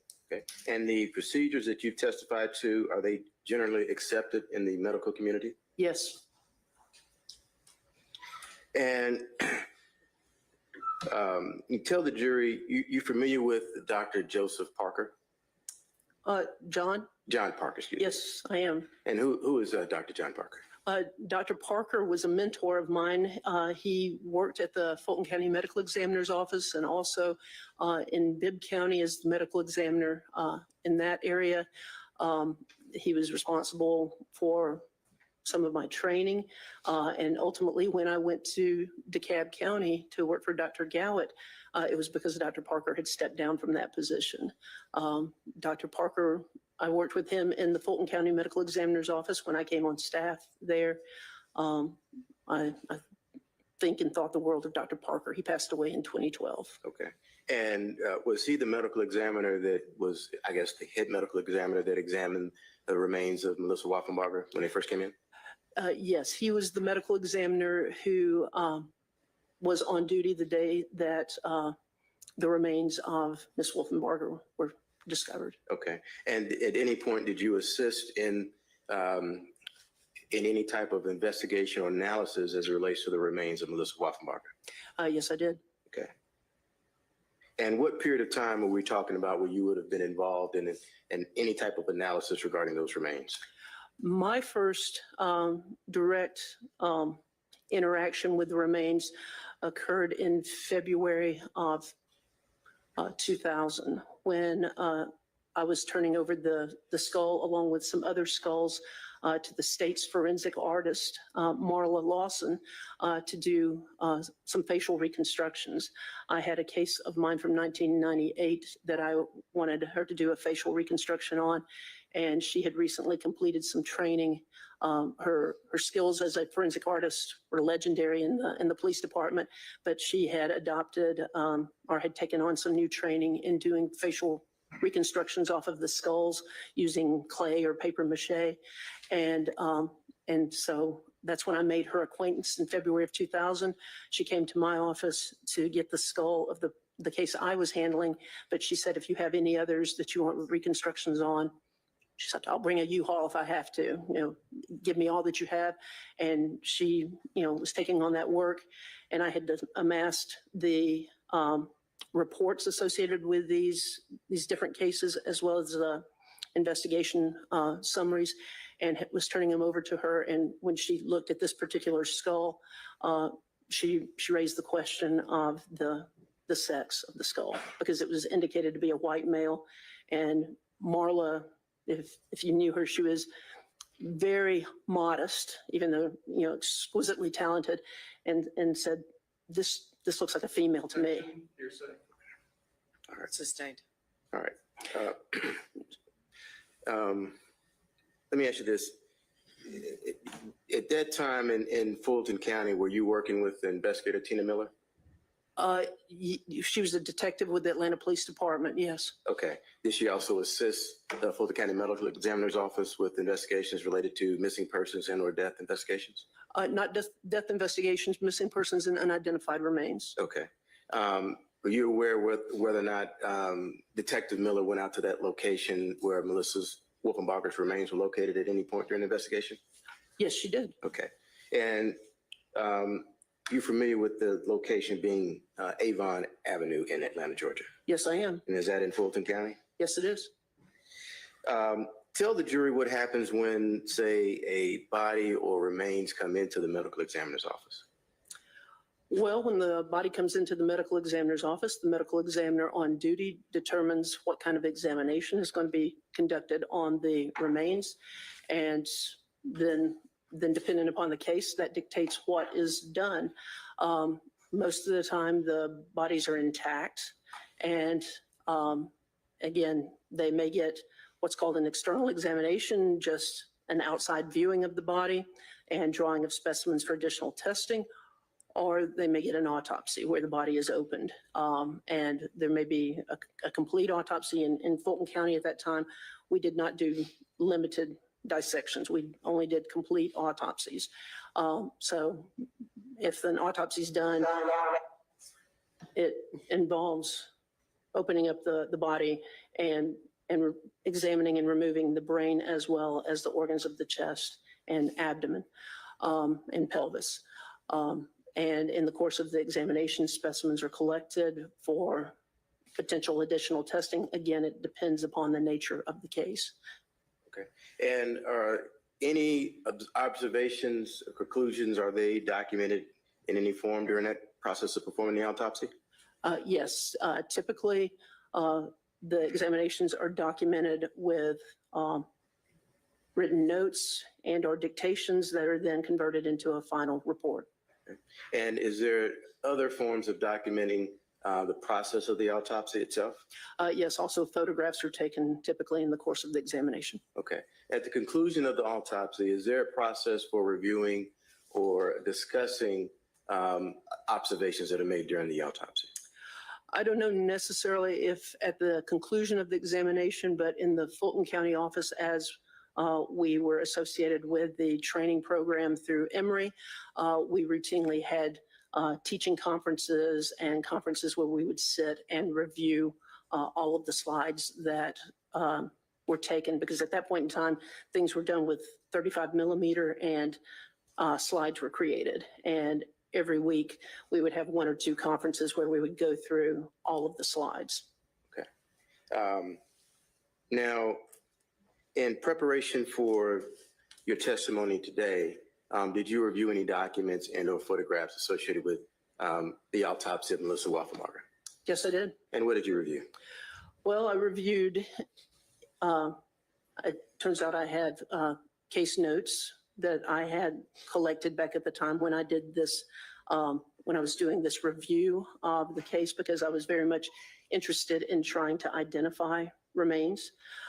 So I had copies of notes from the file, including some of the notes that I had made documenting some of the actions I had taken to try to get the remains identified. I also reviewed Dr. Parker's report. I reviewed any investigative reports that were in the file, as well as any photographs that were provided to me, because I did not have actual photographs from the examination. Okay. And at any point during your work that you did associated with this case in particular, did you have an opportunity to either view any of the remains of Melissa Wolfenbarger? And you could describe that for the jury. Yes, I did. And when did you do that? Well, in February of 2000, when I was turning the skull over to Marla, that was my first time that I had an opportunity to look at the skull. Oh, okay. And I looked at the skull. All right. And discuss any other opportunities that you've had to look at the remains of Melissa Wolfenbarger. And after she was identified, I had the opportunity to go and retrieve some of the specimens that had been collected to follow up on requests made by the Atlanta Police Department's Detective Calhoun to submit specimens to the Georgia Bureau of Investigation, specifically for some drug testing. Okay. And when you say specimens, are you referring to the extremities of remains that were located? It was some soft tissue from the extremities, yes. Okay. All right. Now, what, in terms of, initially, I believe your testimony that there was a process of conducting an identification. What did you do to identify the remains? Okay, and then two, I've also neglected to mention, also in the course of doing this, there were times when I went back to the remains, specifically the skull, to extract teeth or to take additional bone to submit for potential DNA analysis. So that was something else I also undertook with the knowledge of Dr. Parker to try to facilitate the identification. So what else I did in addition to collecting and submitting specimens for DNA analysis was, again, just became aware of features associated with the skull. For example, I did not need my records to refresh my memory that the skull had one filling in tooth number 31. That's something I've remembered all these years. There was one filling in that tooth. And that was something I was aware of as I was checking records and any cases came to my attention. Also, at this point in time when I was in Fulton County, I did have an interest in trying to identify unidentified remains. And I had a computer program where I took missing persons reports and locations of where people went missing and plotted them on this map along with where we had unidentified remains, trying to look and see if there's any kind of spatial relationship between where people have gone missing and where remains were found. So this is something is just about being aware of who's missing and who we have who are unidentified in our morgue. Some people have various other research interests. This was something I was very much interested in because as a forensic pathologist, one of our big goals is to answer questions. And to me, there's no bigger question than who somebody is. And that was something that was of interest to me. And so I was happy to do whatever I could to try to facilitate the identification in this case. And especially since Dr. Parker was kind of part-time with our office, so he wasn't always there. But this was something that was always on my mind. Okay. And what was the process for identifying the skull that was retrieved in April of 1999? Or how the skull came to be identified? That's correct, yes. Okay, because we had made attempts to have DNA pulled from the skull from the teeth. Objection. Can we approach? Sure.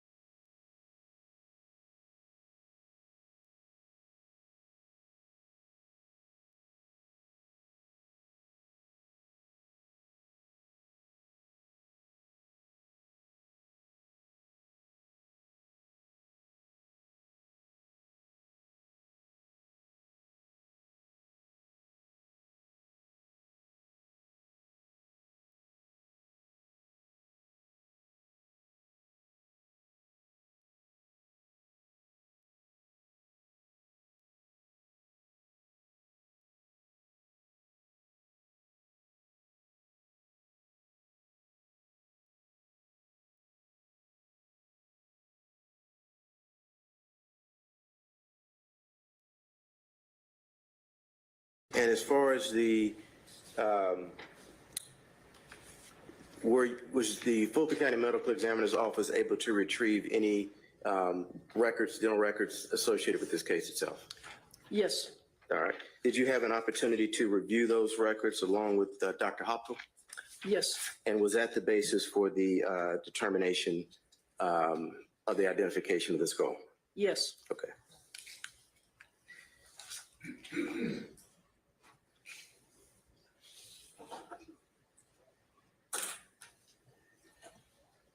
All right. Now, I'm going to hand you.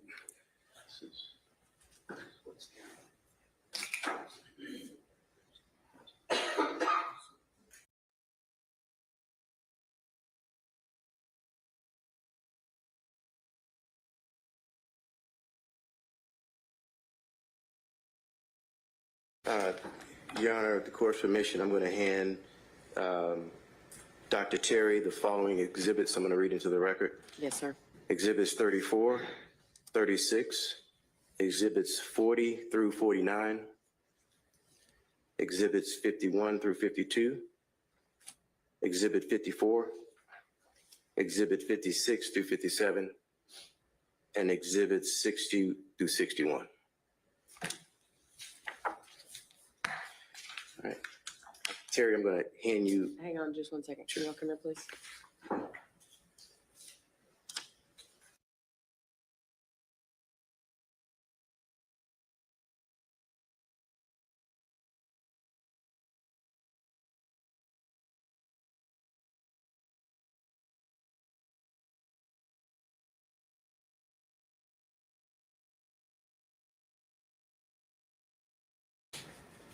Go ahead, Mr. Fawcett.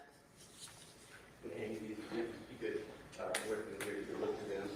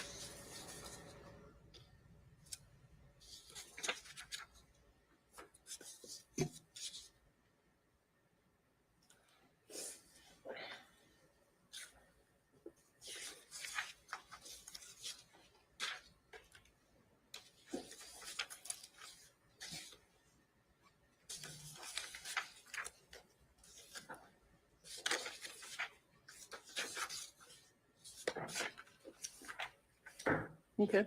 Okay. And after viewing those photographs, do you recognize those images as being associated with the remains of Melissa Waffenbarger? Yes, I do. Do you recognize those images as being associated with the same remains that you viewed at the Fulton County Medical Examiner's Office in 2000? Well, this doesn't specifically show the skull. Those are the remains I remember actually seeing, but I am certainly familiar with the photographs. Okay. And are they a fair and accurate representation of what you recall observing? Yes. Your Honor, this time the state will move to tender into evidence. States Exhibit 34, 36, 40 through 49, 51, 52, 54, 56 through 57, and 60 through 61. Mr. McDermott? No objection. Okay. They are admitted. Now, what was your recollection of, after reviewing the documents as to when each of the skull and the extremities were located? Well, the skull was located on April 29th of 1999, and the extremities were located June, let me double check here, I can't remember, the 2nd or 3rd, also of 1999. So let me find this. June 3rd, 1999.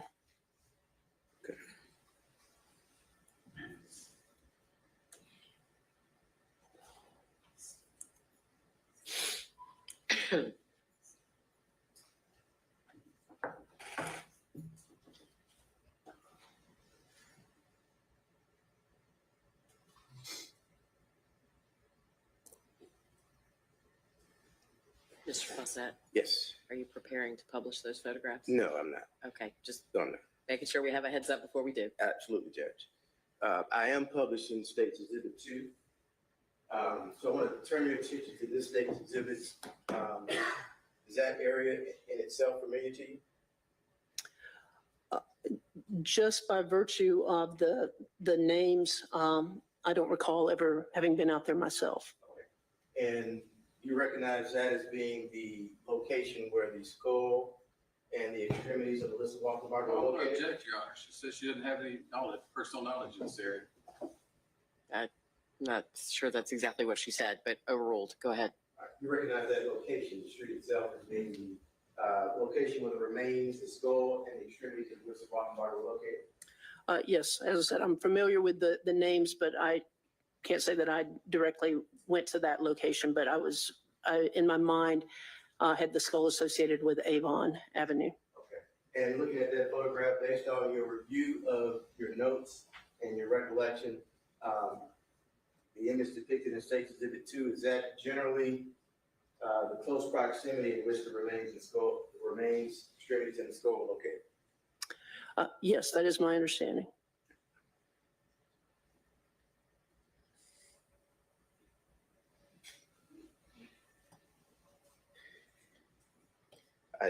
I do plan on publishing photographs at this point, Judge. Okay.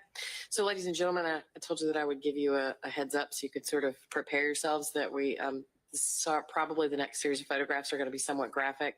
Now, for those of you who are in the gallery, I encourage you, if it's not something that you want to see, to make arrangements so that you don't have to see it. Go ahead, Mr. Fawcett. Yes.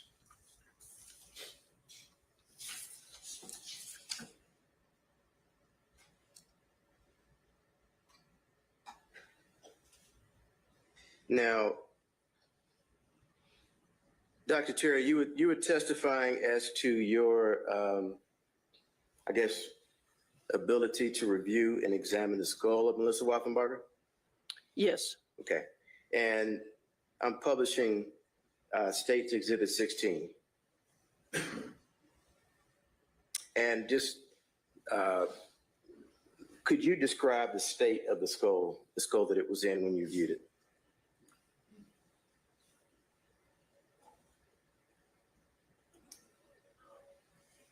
All right, in this photograph, this is a decomposing head that was in the roadway. This is the head that I saw the skull from when I mentioned that I was turning the skull over for reconstruction purposes.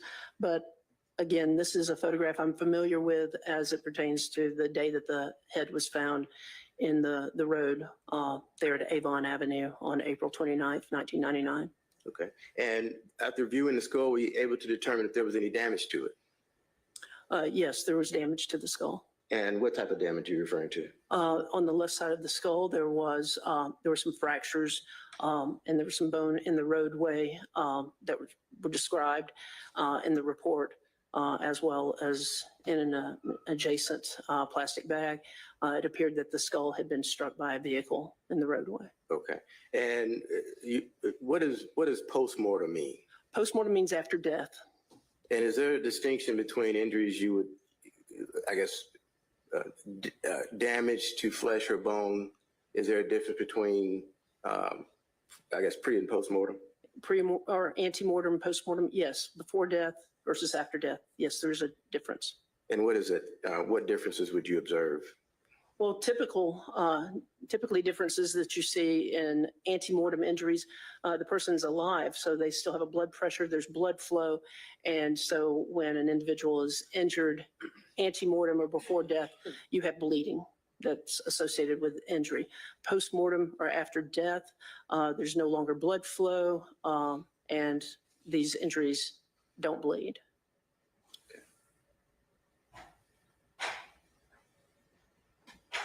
I'm now going to show you what's been admitted at State's Exhibit 36.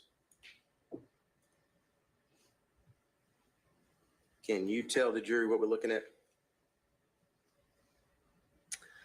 Okay, yes, this is one of the vertebrae that was associated with the head that was, or the decomposing head that was found in the road on Avon. And this is one side of this. It's a cervical vertebra, or a bone that's from the neck area. And you can tell because, can I touch the screen? You can. You can enable that function and you can actually tap on it, draw on it in colors. Okay, let's see. There's a button. I think it's off to the left on the bottom of the screen. Okay.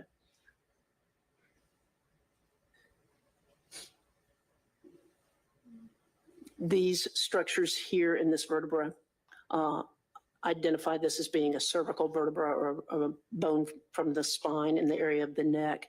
And as we look at surfaces here of the bone, specifically those are articular surfaces where the bone would interface with adjacent vertebrae or bone. So in looking at this surface of as well as in this area here, this is where the bone would articulate or interface with the adjacent bone of the spine. And based on the review of the report as described by Dr. Parker, this would be the third cervical vertebra. So 3 down from the base of the skull. I'm going to show you State's Exhibit 37. I can offer no assistance with getting the marks off the screen. I think there's a clear button on the maybe bottom right. There's something that says leave. I don't think I want you to leave. Oh. No, ma'am. Nope, sorry. I might be in distance. Go ahead. Yeah. Yes.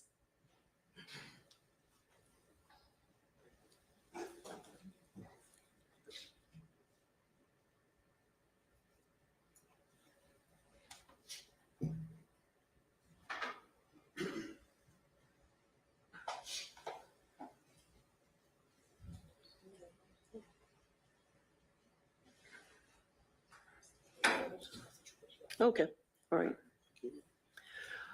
Okay, so this is the flip surface of that vertebra. And in looking at this surface here, specifically, oops. Can we bring that function back up?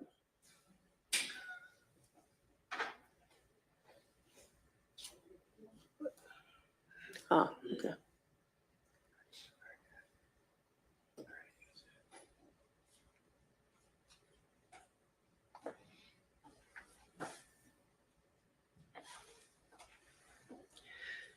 specifically these areas all appear to be kind of shaved off to the same level. So, and again, this is the reverse surface of that vertebra. Now, when you are performing autopsies or working at the medical examiner's office, do you often use instruments to assist with that? Yes, I do.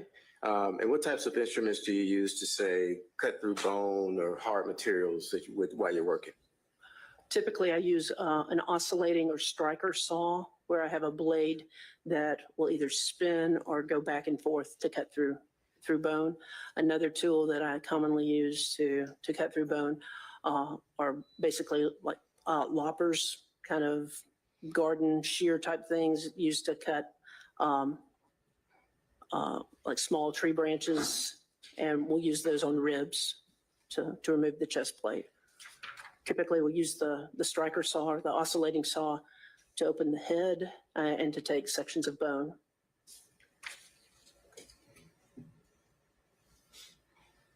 Now, did you also, were there also photographs of Ms. Waffenbarger's extremities included in the photographs itself? Yes. Right. And did those extremities have flesh on them? Yes, they did. Okay. And let me ask you this. Do you recall either through photographs or reports how the condition that the remains were found in? Yes, I mean, they exhibited decomposition and had been dismembered or cut. What about how the remains were stored? There were plastic bags there. For example, with the skull, there was a plastic bag nearby, but the skull was in the roadway. And then the extremities were located in plastic bags. One set of remains, my understanding, was outside of a plastic bag. Okay. And turning your attention back to the skull, and that's Exhibit 16. Can you tell the jury, was there any sign of insect activity on the skull itself? Not that I saw in any of the photographs or that I saw described. Okay. Republished in States Exhibit 16. And what does that tell you, the absence of insect activity, maggots, fly larvae on the skull of Melissa Waffenbarger? Given the condition of the skull, that it was somehow protected from insects getting to it, flies getting to it. So understanding that there was a plastic bag nearby, most likely it had been in that plastic bag soon before it wound up in the roadway, because otherwise flies would have been attracted to it. Okay. So if this skull had been out for a day or a full day, you would expect to find insect activity? Yes, I would expect flies to have gotten to it and have laid eggs on it. What is the impact of it being, say, double tied in a plastic bag? What is that impact on that? Well, again, I don't know about double tied, but at least somehow being protected from insects getting to it. That would keep flies from being able to get to the remains and deposit eggs, and which then turn into maggots. Okay. And does the storing of the remains in a sealed compartment like a plastic bag, does that impact any determination on the timing of death, or does that impact that at all? Yes, I mean, it makes it harder because of the fact that it is, well, first of all, you don't know where it's stored, and it's confined in a plastic bag, which is going to interfere with decomposition and things of that nature. So it's going to make it harder. Okay. And was your indication that the image depicted on States Exhibit 40, a image of a leg of Melissa Waffenbarger, was your indication that that was in a protected plastic bag as well? It would just, again, appear to be so because, again, we don't see any insect activity exhibited by this leg. So I would say that it was somewhere where it was protected from insects getting to it. Okay. And you testified that there was some type of, something consistent with the saw on, I guess, the neck, the vertebrae that you testified to. Is that correct? That is correct, and that's based on my observation as well as Dr. Parker's report as well. Again, looking at those surfaces, they appear to have been cut. And were there other extremities or parts of Melissa Waffenbarger's remains that also appeared to have the same type of saw cutting marks on them? Yes, there were. Okay. I'm going to show you State's Exhibit 41. Can you tell the court what we're looking at? State's Exhibit 41, this appears to be the right lower leg and foot. Okay. And State's Exhibit 42. Is that the plastic bag or a photo of one of the bags that the remains were stored in? Yes, this is a photograph of one of the plastic bags that was associated with the remains. Is that the type of storage vessel that could prevent insects from getting access to the remains inside? Yes, if it's secured. Is that also the type of storage vessel that could make it difficult to determine a time, a PMI? Correct. Time of death? Yeah, post-mortem interval, yes. Okay. Is that something that you typically try to make an evaluation, the PMI post-mortem interval during your autopsy evaluation? Well, I wouldn't say specifically, but it's something we generally write down descriptions of decompositional changes that can be used to opine as to a postmortem interval. Would the temperature outside, say the weather conditions, would that impact it? Yes, I mean, it depends on where the remains are. I mean, where are they stored? How are they stored? Temperature is certainly a big determining factor. Okay. What about, you testified to this, what about insect activity? Yes, insect activity, animal activity as well. All right. Did you see any signs of animal activity on the remains of Melissa Waffenbarger during your evaluation?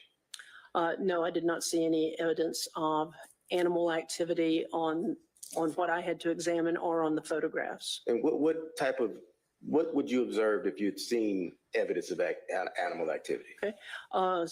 Typically think about, like, say, dogs or carnivore type activity, chewing, gnawing on the bones, tearing of flesh, but especially with looking at the bones, looking at gnawing or scratching, and I did not see any of that indicated on the bones. Okay. Show you what's been marked as State's Exhibit 43. Can you tell us what we're looking at?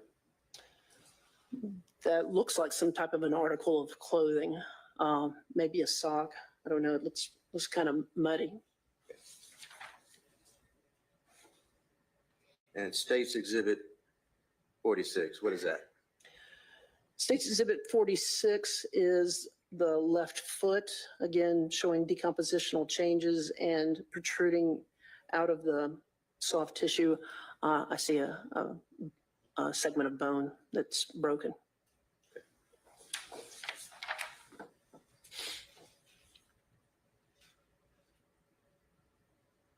State's Exhibit 47. Can you tell us what we're looking at? State's Exhibit 47, this appears to be part of an upper extremity, so upper arm and forearm.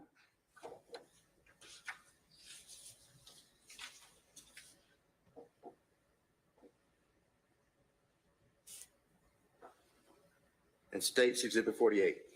State's Exhibit 48, again, this looks like some type of article of clothing, maybe sweatpants that are dirty and appear to be kind of breaking down or degenerating. Okay.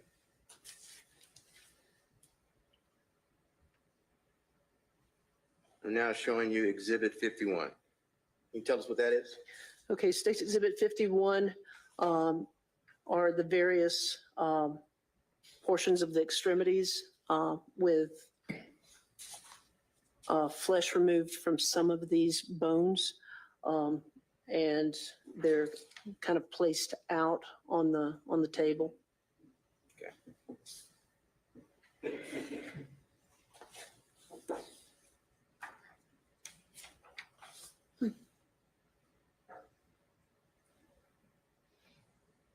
And State's Exhibit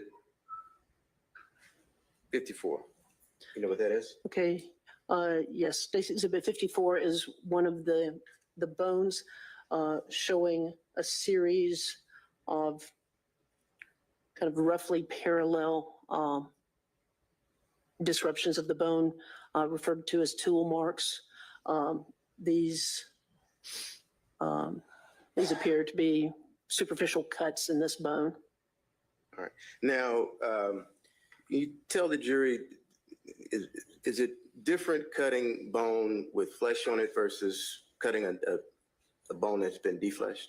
Yes, there is. And what is the distinction, or what differences in those experiences have? Can you tell the jury? Yes, it's harder to cut through bone, specifically with the types of saws that I use when there's flesh on there, because it just doesn't cut well through soft tissue or flesh. The types of saws that I typically use, the oscillating saws, are very good cutting bone, but not soft tissue. Okay. And it tends to catch on the soft tissue. And when you say tends to catch, what does that mean? The teeth tend to be somewhat fine, and the tissue gets in there, and it just kind of snags it, and again makes it hard to control, and difficult to cut. All right. Showing you State's Exhibit 56. Can you tell the jury what that is? Okay, State's Exhibit 56. We're looking at bones from a lower leg. The thin bone that's at the bottom of the screen is the fibula, which is the thin bone that's in the lower leg area. And you can see the superficial cuts on it. And then the bone above it that looks more irregular, that's the tibia, and it is more broken than cut. And you say superficial cuts. Whoops. Are you referring to that portion in the screen depicted now? Yes, I believe that was in the previous exhibit. Okay.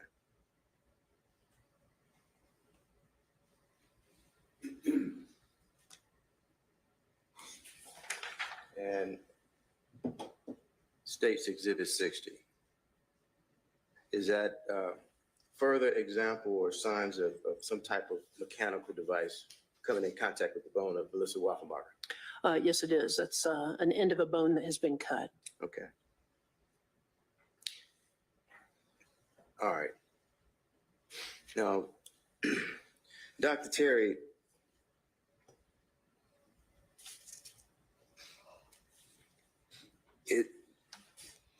based on your review of the photographs and reports, are you able to make an independent determination as to the cause of death of Melissa Waffenbacher? Yes, I can. And what was the cause of death of Melissa Waffenbacher? The cause of death is ruled by Dr. Parker, or my opinion? Your opinion. Okay, which I think are kind of subtly different. But my opinion is that the cause of death is undetermined due to dismemberment with concealment of the remains and decomposition, and actually, and also with incomplete recovery of the remains because the torso was not recovered. All right. What can't you determine based off the things that are missing, the remains that are missing of Ms. Waffenbacher?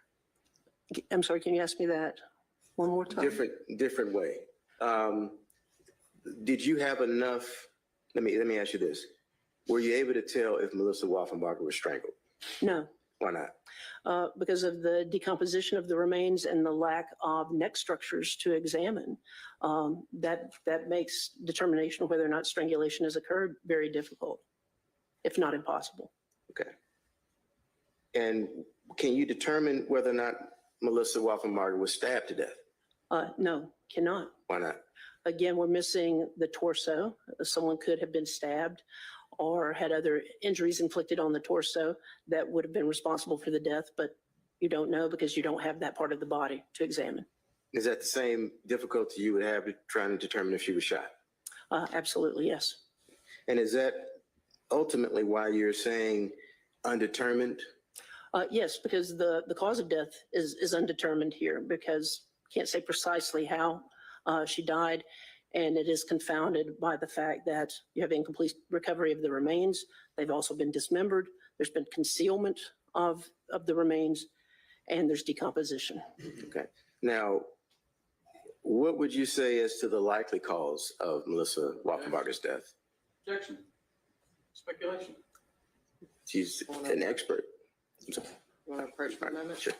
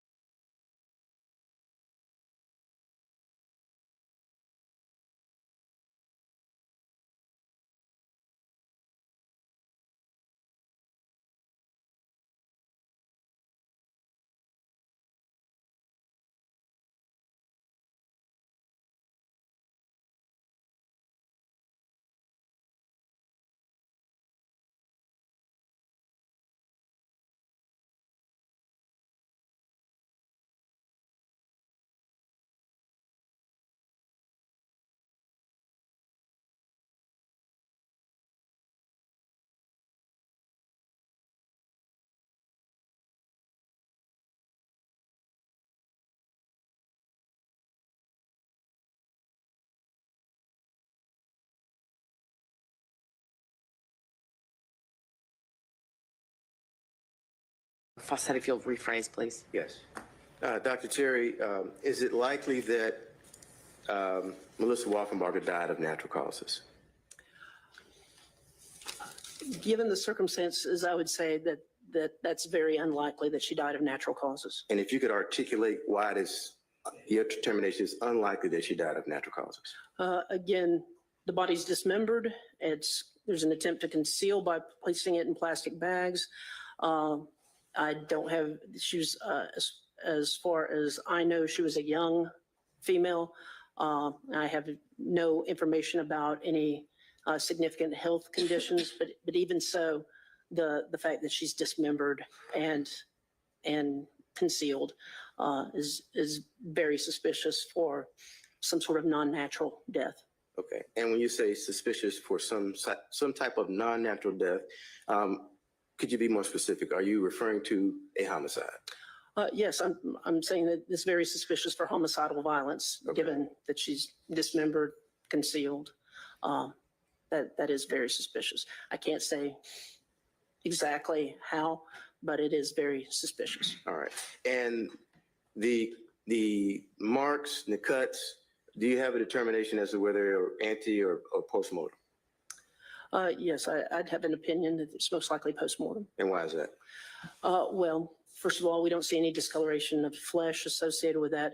Second of all, just in terms of practically speaking, it would be very hard to dismember somebody while they're alive, and especially with the marks that tightly aggregated. You'd need to have somebody incapacitated or very significantly restrained to do that. And again, this is most consistent with something that has occurred post-mortem or after death. All right. Now, in terms of the manner in which a homicide could have occurred, if say, for instance, Melissa Walkenbarger was strangled, would you expect to see, like I said, the presence of blood in and around the surrounding remains themselves? No, would not. Why is that? Strangulation typically does not result in the liberation of blood. Okay, and considering that possible manner of death, as well as the fact that, well, I'm sorry, you said manner of death, that's a cause of death. When we talk about strangulation. I'm sorry, just want to be precise about that. let me ask you this. Did you, when you were doing your evaluation, did you consider the possibility that she was murdered at that location where remains were located? I mean, that's a consideration, but I don't think it's a particularly good or valid one. Okay, so I guess your consideration during the autopsy was that the remains may have been placed there. She may have been murdered somewhere else. Yes, if she were murdered, it was most likely somewhere else. And just referencing things that could impact a timing of death or make that determination, would you have been able to tell if the remains had been, say, refrigerated? Not necessarily, no. I mean, but again, she's been dismembered and she's in plastic bags. The remains could have been anywhere. And if it had been, say, the remains were refrigerated, how would that have impacted a time of death determination? That would slow down decomposition, much like if you take any meat and put it in your refrigerator. The refrigerator versus the freezer, it will slow how it degrades. Okay. One moment, Judge. Sure.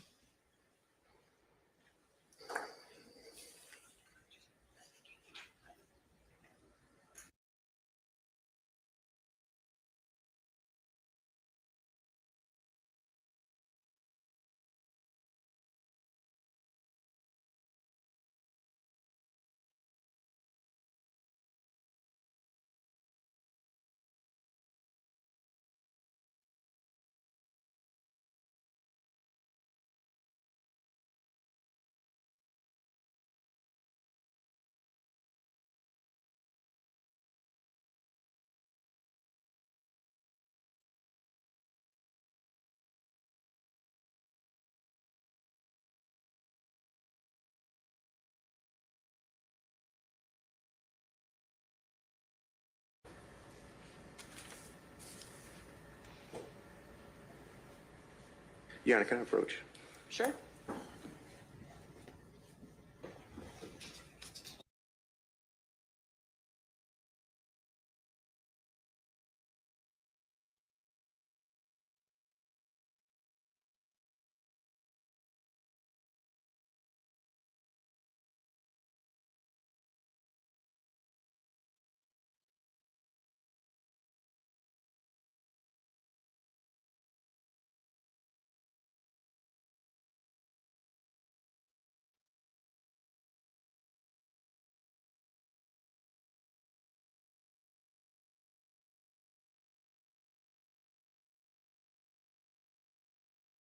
Okay, thank you.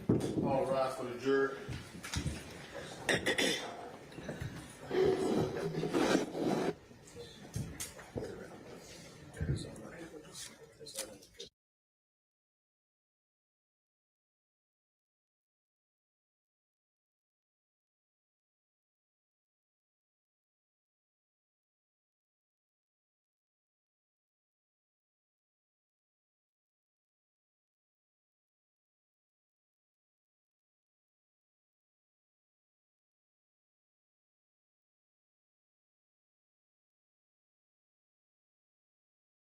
Doctor, if you would step outside for just a few minutes, thank you.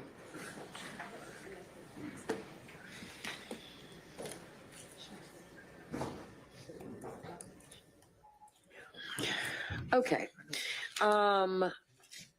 So the reason that I asked the jury to step out is that we had, at one point, Mr. McDermott had objected to what he was concerned was going to be a line of questioning by the state regarding this witness's statement as to the results of some sort of DNA. I indicated that for now we were going to stay away from that topic with this witness based on the discussions that we had at the bench. And the reason that we are now revisiting that issue is that Mr. Fawcett approached and asked the court to sort of revisit that ruling. And I felt like we needed to have a more fulsome conversation on the record on that topic so that I could rule. And so that's what we're doing now. Mr. McDermott, you were the one who originally asserted that it would be improper for the expert to for Dr. Terry to make those statements. And you were citing the Williams case, which I found. I think you also cited a Watkins case, which I was not able to locate. I mean, I found, that doesn't mean it, I mean, I just can't find it. I found Disharoon, which obviously where I think Namias is indicating that's an issue that's before the Supreme Court. But You said Williams, but the case I cited was Smith v. Arizona. I apologize. I thought you said the Williams case out of the U.S. Supreme Court and the Watkins case out of the Georgia Supreme Court. Smith v. Arizona out of the U.S. Supreme Court. That's after Williams and explains Williams. Thank you. That's the part I was, well, that shows you why I couldn't find the Watkins case. Smith v. Arizona 602 U.S. 799. 602 U.S. 799. And what is the 779. And what is the Georgia case? Is Watkins is 320 Georgia 862. 320 Georgia. 862. Thank you, sir. If you'll give me just a second to pull that up, and then Mr. Fawcett, I was going to call on you to let me know what the state's position is. If you read Watkins, you can start at 872. Paragraph head note 16. The middle of that paragraph explains it in 2 sentences. Yeah, so I'm sorry, 320. Georgia 862. Looking at around 872. So can you give me that site again? Because what I thought you said 320 Georgia 860, but that's not. 862. Thank you.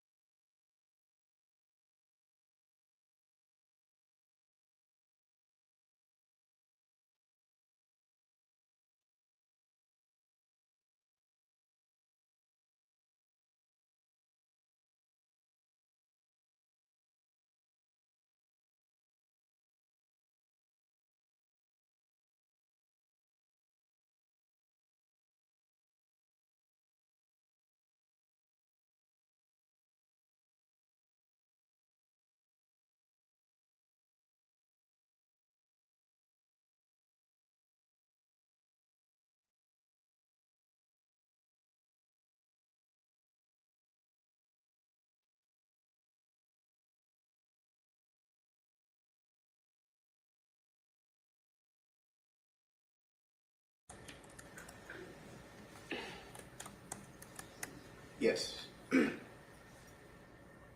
Your Honor, the state is relying on 24-7703. I think the issue comes down to whether or not the state is intending on introducing documents related to those test results. The experts can rely on evidence, information that is not admitted into evidence, even evidence. And routinely do, informing their opinions. That's correct. And so her opinion is based on it's going to be called to determine the cause of death of Ms. Waffenbarger. And ultimately, she relied on the test results from LabCorp to make that determination as to the cause of death. And that's what her opinion is based on here. I think maybe part of the reason I'm confused is what exactly is the DNA result that that we're talking about here? So is it confirming that this is Melissa Wolfenbarger or that there's some sort of DNA match to her? Yes, confirm. Well, the DNA match from well, actually, no, it's the swabbing of Norma Patton and the comparison of that to the extremities that were located on June 1999. Confirming that she was related to Norma Patton. Okay, and is that in dispute? I didn't think it was. I mean, forgive me if I fully acknowledge I might be missing something here, but I was not aware that there was a dispute that those body parts were in fact Melissa Wolfenbarger's. Maybe there is. Well, first of all, it shouldn't matter whether there's a dispute or not. The rule's the rule. They can't testify to those. Well, except that I don't have to venture into deciding what the rule is and how it applies in this case if it's not relevant evidence. That's why I'm asking the question. But yes. There are test results in the back and forth discussion over identifying those remains that in some cases they did not match. So I don't think it is a 100% proven conclusion that all of those remains pertain to Melissa Wolfenbarger. Okay. Well, I guess that demonstrates that I did miss something. There apparently is a dispute that all of those body parts are belong to Melissa Wolfenbarger. And again, asking the obvious, Mr. Fawcett, why would whether those body parts belong to Melissa Wolfenbarger or not be evidence of the fact that that her manner of death was homicide? I guess I'm not understanding the question. So I don't understand the DA to be offering, I guess the evidence that you're seeking to offer that this witness would testify about is the fact that she understood from the DNA result that those were Melissa Wolfenbarger's body parts. Correct, yes. Some of them anyway, according to Mr. McDermott's characterization of whatever that shows.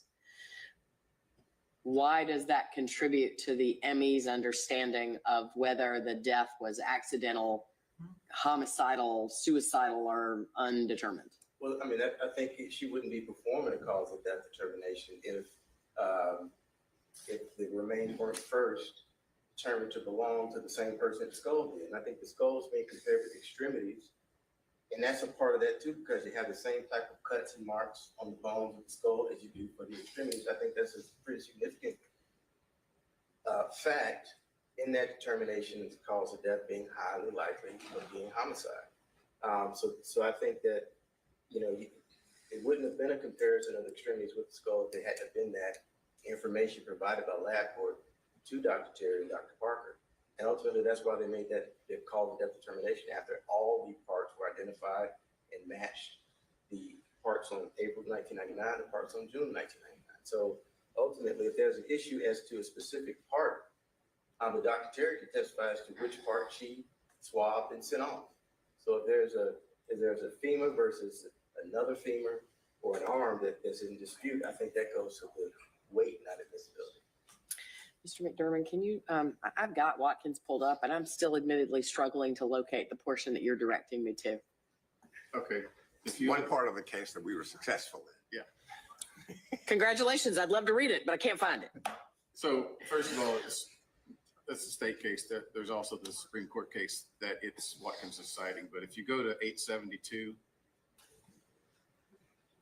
You said, I think you directed me to a head note and I can navigate it more quickly from there. So head note 16.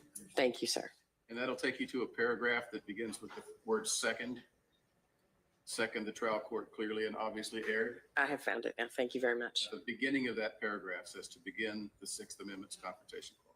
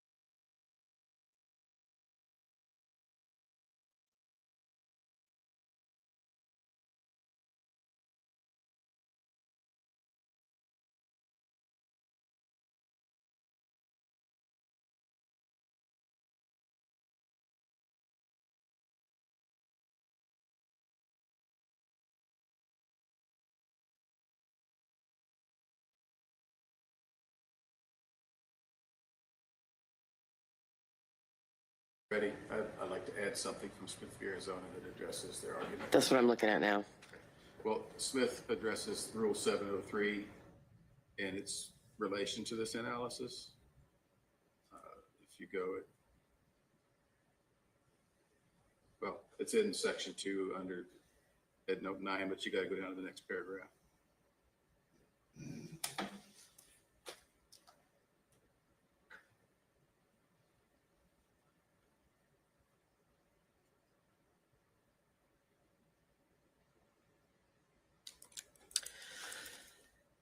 Mr. Fossett, have you had a chance to look at the Watkins case or the Arizona case that Mr. McDermott is referring to? I'm still looking at it, Judge, but we can proceed. Okay. As I said, when we were at sidebar, Mr. McDermott mentioned the Watkins case, but I couldn't locate it while we were up here. I have now had an opportunity to review it, and it does appear that the Watkins case and the Smith versus Arizona case on which it relies would prohibit that witness from testifying. I understand your effort to distinguish it by saying, well, we're not offering the lab result itself in evidence. And I agree with you that expert witnesses do routinely rely on other people's opinions. But I think that the original ruling I made at sidebar is still the ruling, which is that the DNA test result is hearsay, and there's no one here who can testify to its to the truth of that result, or at least, well, I take that back. There might be, but this witness is not that person.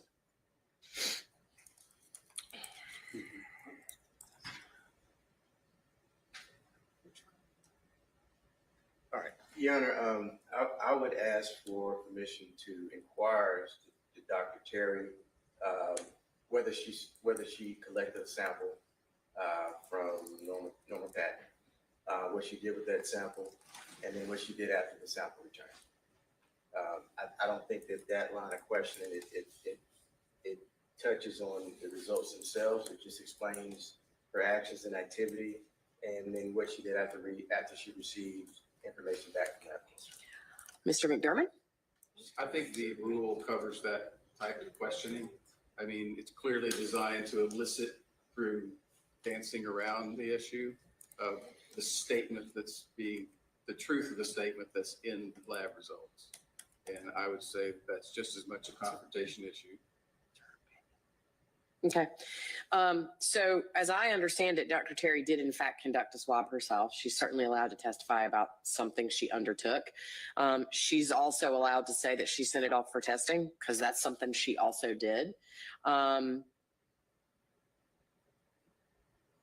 extent to which she received a result or anything like that, I agree, invites this sort of cutesy half dodge around the fact that there's not a DNA test result witness currently and that DNA test result's not in evidence. And so just in generally speaking, Mr. Fossett, the two questions you mentioned at first, I totally agree. Those are fair game. Those are actions that this person took and she can testify about them. I think to some extent you could probably ask her what her other steps taken were in her investigation that led to her decision. But what you're going to want to be real cautious about is treading too closely to the line that invites her to say, after doing that, did you develop an understanding or whatever? Because Mr. McDermott's concern is correct that it comes too close to creating an inference that's not supported by any evidence in the trial that there was a positive DNA match. Yes, sir. I understand. Mr. McDermott, you can object when he asks the question if you have an objection to the particular question. If you find it objectionable in some manner, other than the record that you've already made. Anything else before we have the jury back in?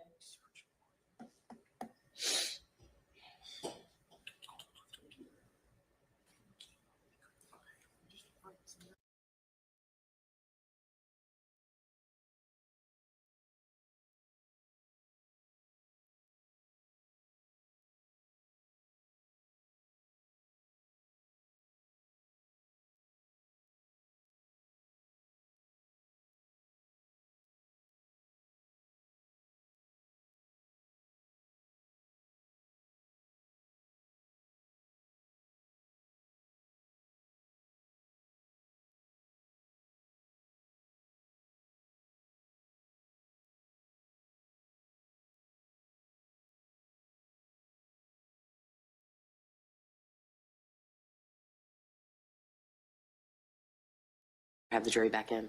Nothing from the state. Okay. Mr. McDermott, anything from the defense before I have the jury back? No, Your Honor. Okay. Can I have the witness back, please? Thank you.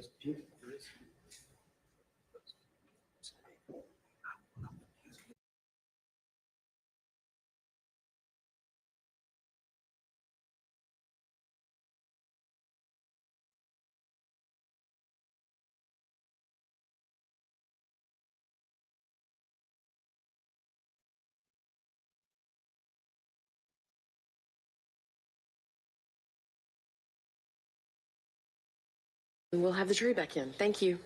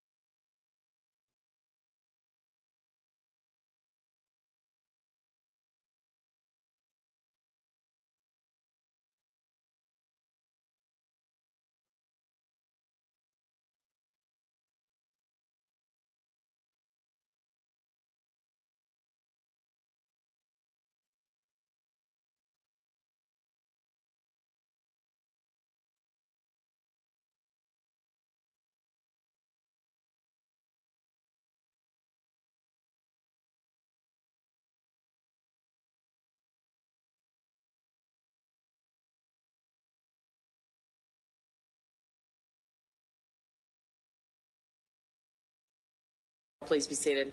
Mr. Fossett, you may resume your examination. Now, Dr. Terry, did you ever meet with Norma Patton? Yes, I did. And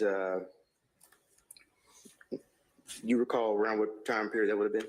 I think it was March 19 of 2003. Okay. And are you familiar with the process of collecting swabs or samples from individuals? Yes. And can you tell the jury whether or not you did that at the time you met with Ms. Patton? Yes, I did. And are you familiar with collecting samples from other items that you intend to have compared? Yes. And did you do that in this case? Yes. All right.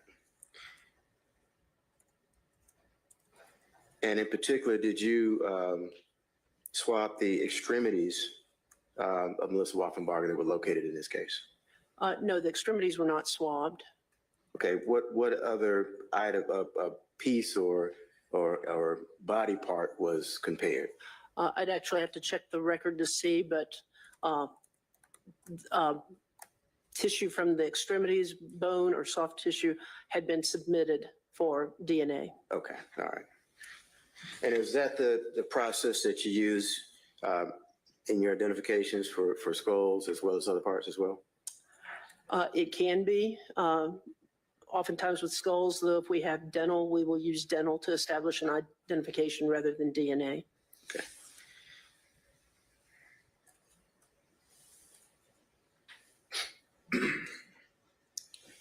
I want to turn your attention back to some of the marks and the cutting that we were just testifying to. I'm going to show you State's Exhibit 66.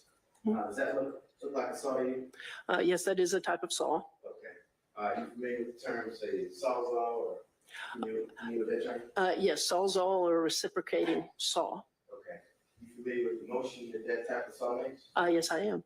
You ever used one? Yes, I have. And the marks that you were testifying to in the bones of Melissa Waffenbarger, is this the type of instrument that can make the type of cutting marks that you testified to? It could make that type of mark, yes. Based on your experience? Yes, based on my experience.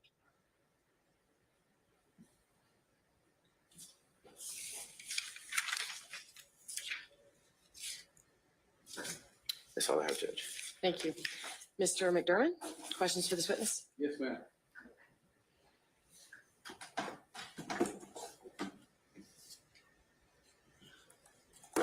Not many.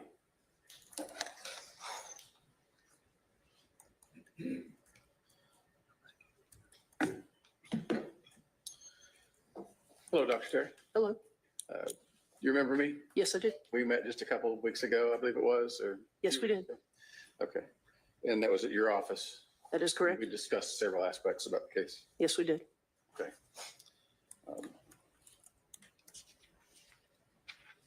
What methods again did you use to determine the identity of the skull?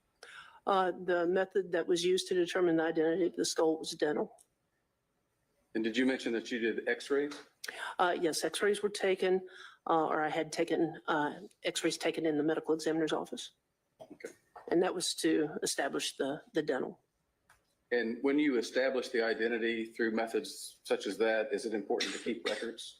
Yes, it is. Okay. And do you normally keep records when you do something like that? Yes, records are kept in the medical examiner's office. And did you preserve the x-rays in this case? The x-rays should be preserved at the medical examiner's office, the Fulton County Medical Examiner's office, yes. And are you aware that no medical or no x-rays exist in this case currently? I'm not aware of that, but there have been changes in the regimes over the years. And at that point in time, there was the hard copy x-rays and we kept those x-rays there. Now, I have not worked in that office since 2004. So I don't know, but they were there at the time I left the office. And now so many things are digital, but those x-rays were there at the time I left the office. Whose responsibility was it to preserve the x-rays? It's, like I said, they're there in the office. They were maintained in the office. So I would imagine it'd be the records custodian for the Fulton County Medical Examiner's office. When you did the dental comparison based on the dental charts, not the x-rays, but the charts, do you remember the x-rays that were given to you to start the comparison? Yes, there were bite wing. I'm sorry. I said x-rays. I meant dental charts. Oh, the dental chart. I have documented in my note that there was one page of dental charts. Okay. And do you remember where that came from? It came from Detective Stott, S-T-O-T, from the Henry County Police Department. And do you remember the dentist? I do not recall the dentist. I wouldn't expect you to know his actual name. Do I- you remember what date that dental record was from? It was from 1991. 1981. Melissa would have been 13 years old at that time. I do not recall her date of birth. Okay. If well,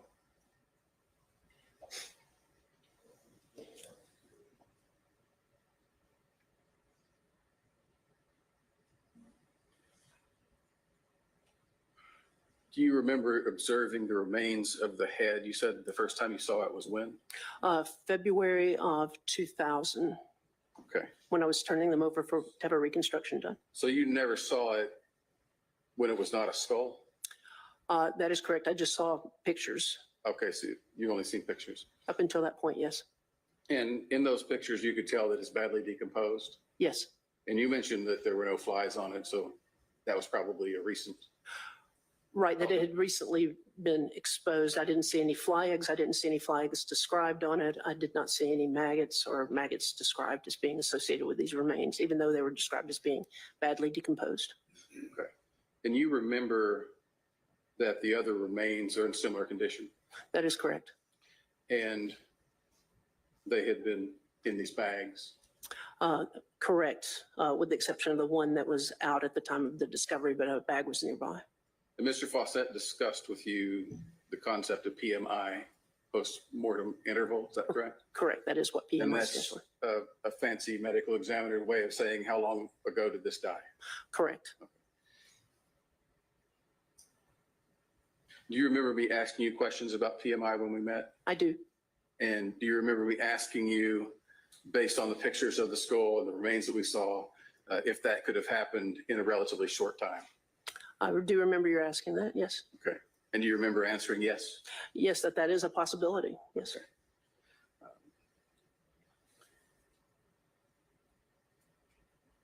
Do you remember me asking you specifically, would it have been conceivable to have gotten in that condition within 30 days? I do remember you asking that, yes. And your answer was, yeah. Yes, that's possible, yes. Well, you didn't say just that's possible. Oh, okay, well. You said enthusiastically, yeah. Well, I mean, again, it's possible. I wasn't having the conversation transcribed. You were recording it, but yes, it is possible. But there are a lot of variability or variables that go into how quickly something decomposes. Okay. And we discussed those when we met, right? That they were in bags. Yes, we did. Those bags could have been exposed to sunlight. Yes, the temperature, yes. Temperature is very important to Temperature. decomposition. It is very important to do. And something in a black plastic bag in the sun would be warmer inside the bag than outside. That is correct. Okay.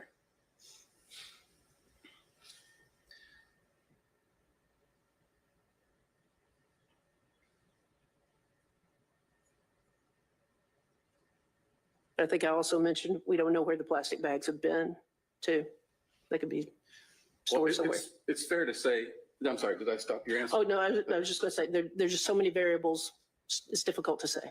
Yeah, that's my point to ask. When you normally do postmortem interval on remains that are found, it's usually an intact person. That is correct. And all those variables, you can calculate to some accuracy how long it's been. Yes, some of those, we can, we have some knowledge of, yes. But when a body has been dismembered, as in this case, Dismembered, placed in plastic bags, potentially concealed. pretty much all that calculation goes out the window. Correct. There are just too many variables there to say what the postmortem interval is. And I think you said to me, so it's like, could you say it's been days or weeks? Probably something like that. Correct. Okay. It could be days, weeks, months. Yes.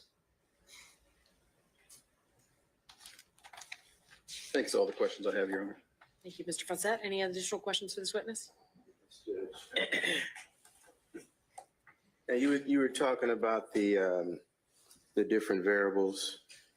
Can you say, based off of the information you have, the photographs and the circumstances, that the remains were found when Melissa Waffenbarger died? Can you say that? I'm sorry, can I say? Can you estimate a time of death? Oh, no, I cannot estimate a time of death, no. All right. And in terms of the variables that you were speaking with, would say the tying up of the remains in a bag and dropping them off at that location, can you say that they weren't there or that she didn't die in December, for instance, of 98? Can you say that? No, I cannot. And what type of variables prevent you from making that determination? Again, she's been dismembered, placed in plastic bags. I don't know where these bags have been stored or for how long they've been at the location where they were when they were discovered. Just because they were discovered there doesn't mean that they've been stored there for a period of time. I don't know where they've been between the time of her death and when they're discovered. And I don't know when the time of her death actually occurred. So I don't know. Okay, that's all I have, Judge. Thank you, Mr. McDermott. Anything else? Nothing further from the witness. Thank you so much, Doctor. You may step down. Thank you, Your Honor. Counsel, can y'all approach?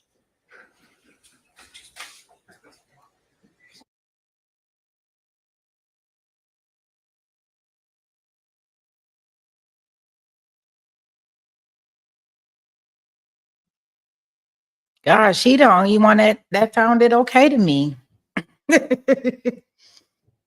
I think she was the best witness besides the daughter. What do you guys think?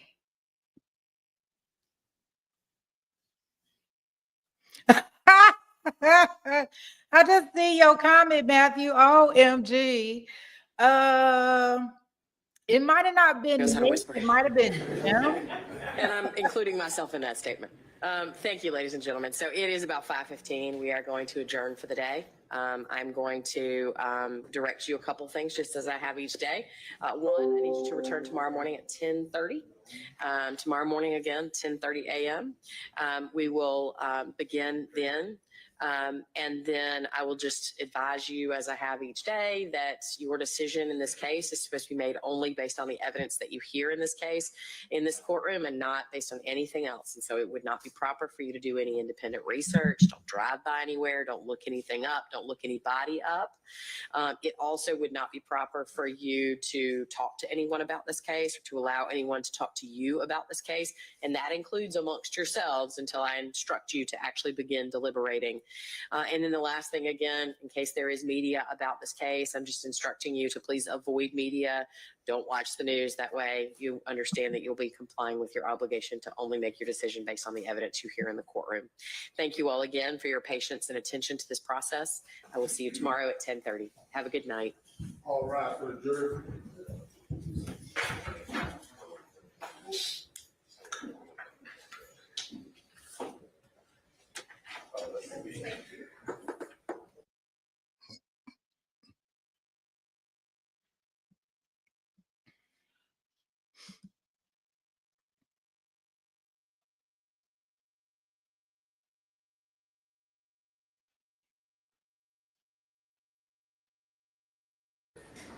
Okay.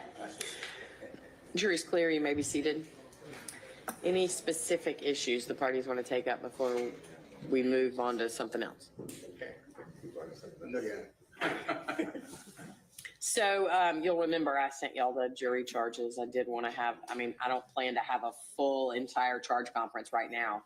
But given that I expect that the state will probably be wrapping up its case first thing tomorrow, and that we either will or won't hear, depending on what the defense decides to do, I think it makes sense for us to at least have a first pass.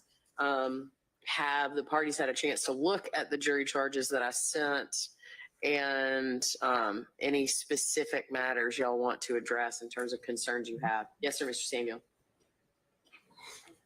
Yes, I've looked at them. Okay. You want to go specific? Any from the state? Who's going to be handling that for the state? Like, I'm sure all of you, but which one of you is going to talk about it? I haven't looked at them yet, Your Honor. Okay. Well, I tell you what, let me make it easier so you're not. That's why I asked you to look at them. So let me put them on the screen, and I think that will help, because it will also let you understand how they will be displayed to the jury when I do the charge. So anyway, the second charge is just a general pattern charge. I mean, it's not a pattern charge. It's just a general charge of, hey, the law is what I say it is and not what the lawyers say it is. And then beyond that, other than typographical errors, all of these are pattern charges. The only issue is to this evidence in this case, is such that you shouldn't be given or need to be tailored further. I can give you a list of my Sure. issues. 131.42, witness supported. I'm not sure we had that. Yeah, so again, I exercised no editorial control over this. I simply put on here what you guys had listed. So not only have we not had that, but generally speaking, attacking a witness and under 131.41 is a very specific process that sometimes may or may not have happened either. I agree with you. We certainly have not had any witness supported. I'm not even sure we've had witness attacked, except perhaps by, that one needs to be tailored because perhaps by prior convictions. Yeah, and then hang on. What are your thoughts in terms of witness supported, Ms. Hilton, the conversation we were just having? Yes, Your Honor, we agree. I mean, I haven't heard anyone be rehabilitated in that manner. Correct. We will withdraw 131. Okay. And to be honest, I don't know that anybody actually asked for that one. It's one of those, they go together. And if we have witness attacked in that particular way, then I'm going to keep witness supported in that way, unless somebody agrees it shouldn't be. Mr. Samuel? I made a note of 131.80 in case anybody was wondering what we were referring to. I was referring to the immunity of Norman Pat. Right. You made that note in, did you have a chance to file? I know you gave them to me, and at the time you gave it to me, you said you had not yet filed the jury charge request. I served it. No, I didn't. I don't know how to file. Well, somebody in your office certainly does, I- Mr. Samuel, My so, guess is someone can do it, yes. okay. But everybody's got it. You know, what to do about 404B and all the 1.3410, I'm perplexed. I'm beginning to think you're just not going to give any 404B instruction at all because there was no similar transaction evidence in this case. That is, I think you're beginning to suspect correctly. Yeah. As I was looking at it, I had always wondered because I'd not heard what I would clearly categorize as 404B. I understand your objection and your belief that that these prior alleged, the testimony that the state has offered about prior incidents that they would characterize as abusive in support of Dr. James or Ms. James's testimony. I believe, as I said at sidebar and then said again when I declined to give a limiting instruction, I believe that those are intrinsic and that intrinsic evidence is allowable. The jury can consider it for any purpose, and so there's no basis for a limiting instruction. Right. To be candid, I can't even figure out what the limiting instruction would be, which is kind of my whole issue is what was it? But unless we accept your position that it's just all part of the crime, I'm not sure what the 404B instruction would even be, which is why I thought the evidence should be excluded.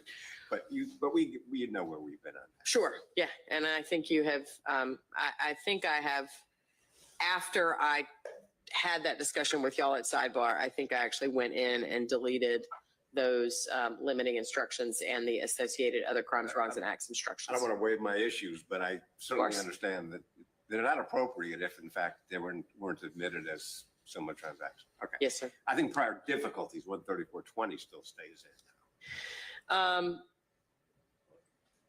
Any objection? No objection to 13420. It needs some editing, but Well, yeah, I mean, if there are parentheticals still in there, that means I haven't tailored them yet, but I'm not going to waste time tailoring stuff if everybody says, no, we don't need it. So, We go back to 13180, the immunity or leniency. yes. Your Honor, the state would object to that being given. While Ms. Patton did discuss the immunity she received, that was as related to her trial with Mr. Patton. Mr. Carl Patton. Is not anything doing with this current case. She hasn't been given immunity. She hasn't been charged with anything in this particular case or matter before this jury. There's no pending prosecution before this jury. There's no negotiated pleas. She wasn't a co-defendant in this case, so there's no grants of immunity or leniency or similar matters as it relates to this case. So we would object to 13180. Mr. Samuel? Usually I do charges sitting down, but I'll stand up. That's fine. You're not bothering me. Once you're given immunity, you're given immunity. It carries forward, you know, all the federal cases and all of which are, the names of which are escape me now, but the New York case. Anyways, the U.S. Supreme Court said once you're granted immunity, it's good for life on that grant of immunity. So theoretically, which is all that really matters for this, she could still be prosecuted, and because the statute of limitations hasn't run, because it never does in a murder case, she could be prosecuted in theory in whatever it is, Henry County, Fayette County, wherever. And so having testified here, because she was immunized, she doesn't have to worry about that. If she hadn't been immunized and she got on the stand here today, yesterday, whatever day it was, and said, yes, I participated in the murder of some of the people my husband killed, she could be prosecuted for it, but she can't because she's immunized. So my concern is not quite, I think right now I sort of agree with Mr. Samuel, but not for the reason that he's outlining. It's more that my understanding of the law around it and the pattern charge certainly is that it's not specific, right? It doesn't say they were granted immunity in this case. And so if it's intended to be, I mean, because the factors we take into consideration when we're assessing the credibility of a witness are pretty broad. These are just examples that we give a jury in terms of things they can consider. If the state wants me to think about not giving that charge based on Mr. Samuel's request that I give it, I would say, see if there's case law that talks about it being specifically designed for immunity in a case, as you outlined correctly, Ms. Hilton, that Ms. Patton was never in any jeopardy associated with this case. And I'll consider that tomorrow. The Okay. case is Murphy versus Waterfront Commission of New York Harbor, 378 US 52. 378 US 52. Yeah, and there's a long discussion of it in a Supreme Court case decided 6 weeks ago, Coleman versus the state. K or C? With a C, S25 AO 191. Different circumstances, but it talks about how broad immunity really is. Once you've been given it, you're protected for life in every court for that testimony. Okay. And as I said, that may go directly to my point that this pattern charge is not specific about this case. It's just about immunity generally. And if that's the case, then I will give it based on your request, but I would like some more information about that topic. So I'll take a look at this case and hear from the state tomorrow on that issue. Your Honor, before you go, I'd just like to cite a case from Georgia, Lee versus State, 281 GA 776. And I believe the proposition is that the general credibility instruction adequately covers that. Adequately covers the other immunity? The other instruction. Okay. I need to drill down on it exactly, but that's what it's saying in the notes on the jury charges. Okay. So I'm going to look at it as well. I just wanted to give that to the court. Thank you. I appreciate that, Mr. Wilson. Okay. Anything else, Mr. Samuel? Yeah, a few more, but they're not big. 13430. It really just needs to get rid of all the parentheses for the defendant. No felonies of Mr. Wolfenbarger's word, but all the witnesses. Yeah, the reason that's why I haven't tailored it because At first I crossed it out, but then I realized, wait a second. Yeah, there's lots of witnesses we've heard felony convictions about. And so if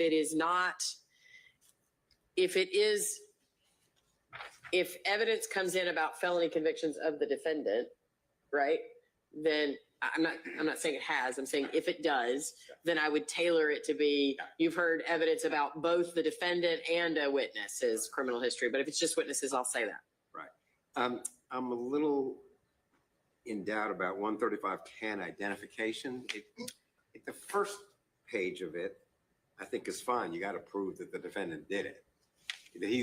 That have identified him as being, but this is all about whether you can trust eyewitness identification, et cetera. Which we really didn't. I mean, it's not an issue in this case. We don't have any eyewitnesses identifying anything. So I just thought we should get rid of that and 13511.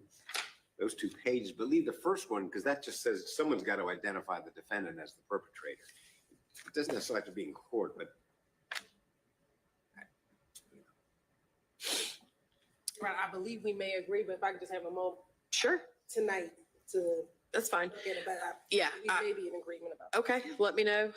Like I said, I think to Mr. Samuel's point that second part, the some but not all of the factors, if you read those factors, they really do go to a stranger's identification based on eyewitness observation. And that's not really what this case is about. I'm not sure I necessarily agree with your assessment of 13511. That would be more directly here in terms of the state's obligation to identify a defendant, but we'll go, I'll let the state have a chance to look at that and consider it and tell me tomorrow. I crossed out my crossing out. Okay. That was him still in. Okay. Anything else, Mr. Samuel? Got 2, 3 more. Sure. I'm not sure about the motive instruction. I think they have to have evidence introduced of the motive. I know motive is in the malice murder instruction already. That motive is not an element, but may help you decide. But I don't feel strongly. I know it's a pattern instruction. I just don't know that there's evidence of motive that's been introduced exactly. And it seems that. Except that the pattern says they don't have to prove motive to prove murder, and it also says any evidence of motive. If you want to argue there isn't any evidence of motive that's been offered, you can argue that, and they'll say, but yes, there has been.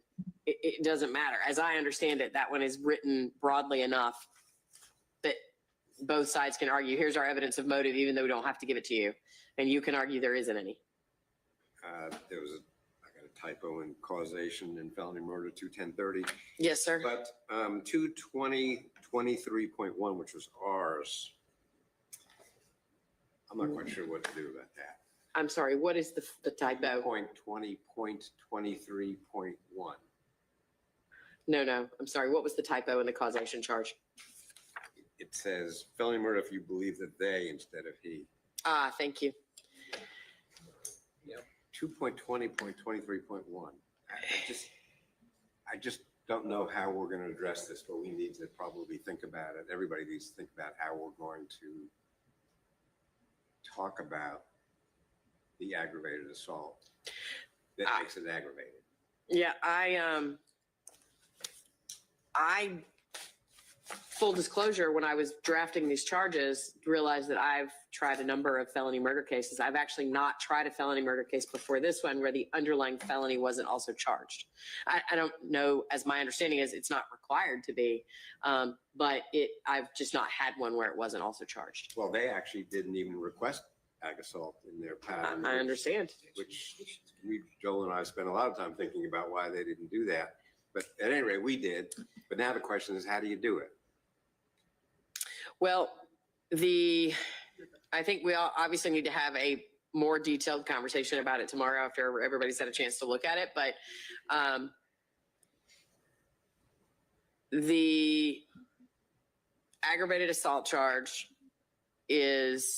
I think is less confusing. The issue is deadly or offensive. I don't think that I can meaningfully charge the jury on felony murder if I don't tell them, but the felony is based on an underlying alleged aggravated assault. So I think I have to tell the jury, as felony murder says, the underlying felony that's alleged is whatever, and I will define it for you shortly. So I have to tell them what aggravated assault means, but that typically requires the court to explain what type of weapon did it, because that's one of the elements, is that you assaulted another person with an offensive weapon, and then you have to explain what was offensive about it. Murder, felony murder.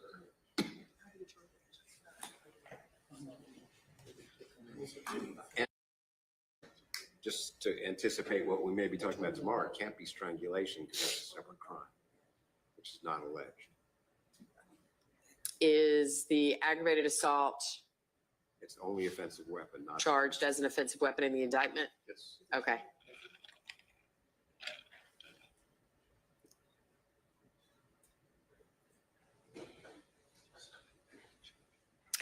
What's the indictment?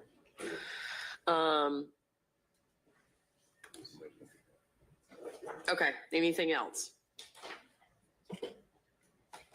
Nothing. That's all I had on my list. Okay. I'll just note, in case y'all didn't, it sounds like you would have looked at it, but I do another one that is non-pattern that I typically include. I cannot believe there's not a pattern on multi-count indictments. But this is the one that a lot of us use, and so I include it. You'll also probably note that my charge is sort of in the order of, this is how you consider evidence, and this is, what's been presented to you and how you should think about it. Here are the elements of the crime that you're supposed to be determining if you believe occurred, and then here's how you deliberate. That's sort of the way it's broken up, and so you'll note it's not in number order, but that's sort of how I present it. And also, I sent y'all a verdict form the other day. It's pretty straightforward. It just says we find the defendant guilty or not guilty on count 1, guilty or not guilty on count 2. Any objections to that verdict form? None from the state. Nothing from the defense. Okay.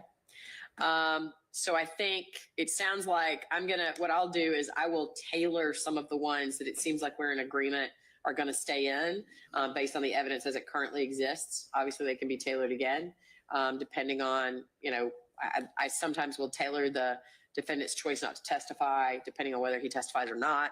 Although I think the pattern is written generically enough that it can stay in either way. And then obviously, depending on any additional evidence that comes in regarding criminal history, I can tailor those. Beyond that, what I'll do is wait until tomorrow, specifically so we can talk about the aggravated assault and offensive weapon charge, what we're going to do with that. And then the other ones, the other few that we've discussed. Can you ask the immunity charge? Yes, sir. I'm sorry. Can you ask us about tomorrow's schedule? It's 10:30 because you have something else we need to clean up. Do you have another calendar? Yes, I have the presiding bond calendar tomorrow morning. So we need to clear out. Yes, sir. Okay. I'm sorry. We'll put everything in the back. And assuming our case takes a couple hours, I don't know if they have rebuttals. Do you envision going into closing argument tomorrow or waiting until Friday morning for that? If what were to happen is that the state were to stand up and rest in the morning, and then you put on a case that is relatively straightforward and short, even assuming rebuttal, the state, we probably would be done still in the afternoon. I'm saying pushing 3:00 is my guess, at which point I'd rather get a final on the charge and start fresh on Friday morning with, we all agree that we've got the charge final. And so you guys get ready to do your closing. And then I think that time would be better spent tomorrow afternoon. So no, that's a very long way of answering your question, Mr. Samuel. No, I do not expect to go into closing arguments tomorrow afternoon. Anything else? No, Your Honor, nothing on the state. May I have just a second, please? Yes, sir.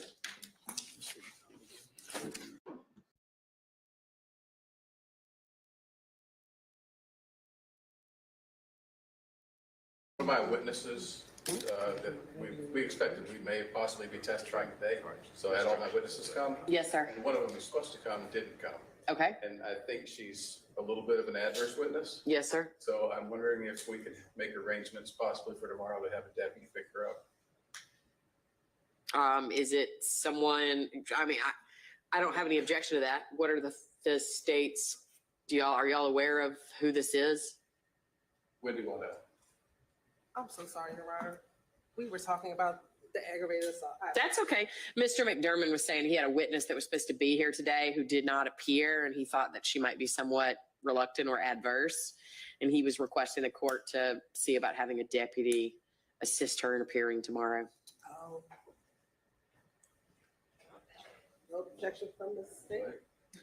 If you have an order. I will, well, I was going to say, if I could touch base with you in the morning. Sure. I'll talk to her again tonight, hopefully, and we'll see what Okay. it's at. The only thing I'll ask is if you do want me to do that, you need to have a proposed order ready for me to sign that says I may need to change it. So you can just email it to me in Word format. But that way I have something done and you don't have to wait for me to write an order. So, okay. Staff have a form, like a form order for that, or can I make one? They probably do, but I don't have one at the ready. So All right, anything else from the defense? nothing from the defense. Okay. We are adjourned until tomorrow morning at 10:30.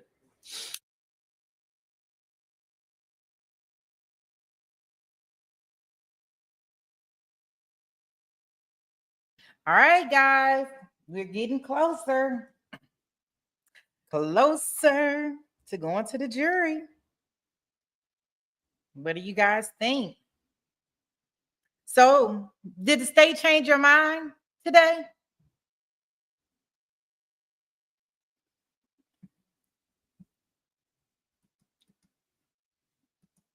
Pretty brown girl, you ready to come up? I don't know what time it is. Where you at?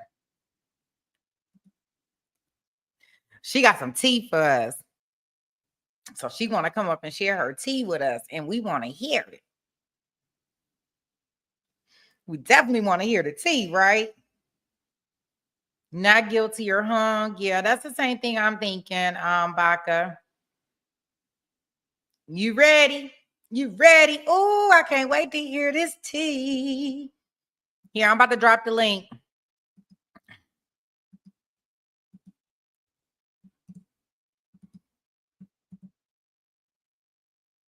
OnlyFans say he ain't learned nothing today. Man, try it again.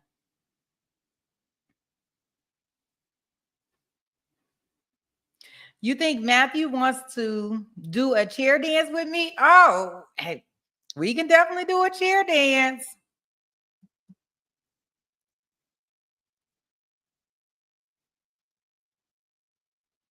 If anybody else, well, I'm gonna let Pretty Brown come up and give us the tea. And then if anybody else has anything that they want to talk about or anything, we can also click the link for that.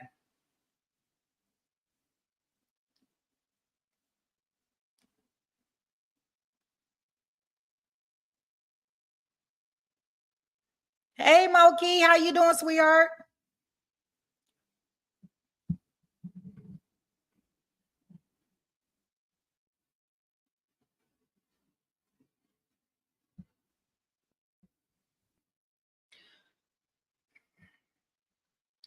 Yeah, I don't know. I'm ready to hear this tea. It looked like the state is gonna rest in the morning, guys. Right?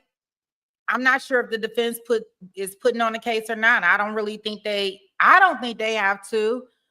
I think they poked enough holes, at least in my opinion. I don't know if they'll put somebody up there just to be safe, but even if they put somebody up there, who do you think that they're going to put up there?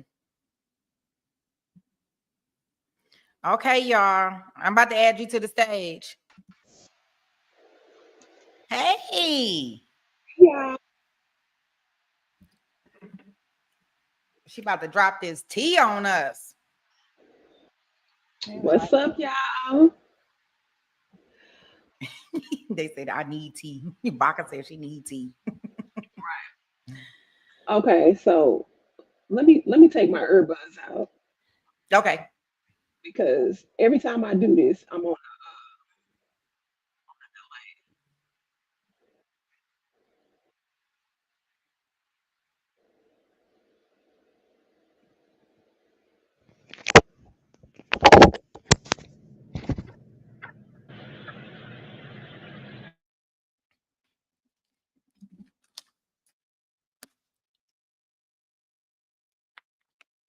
Can't hear you. Can't hear you. We can't hear you. I'm like doing, I don't know sign language, but I know we can hear you now. Can you hear me? Yeah. Mm-hmm. Okay, good.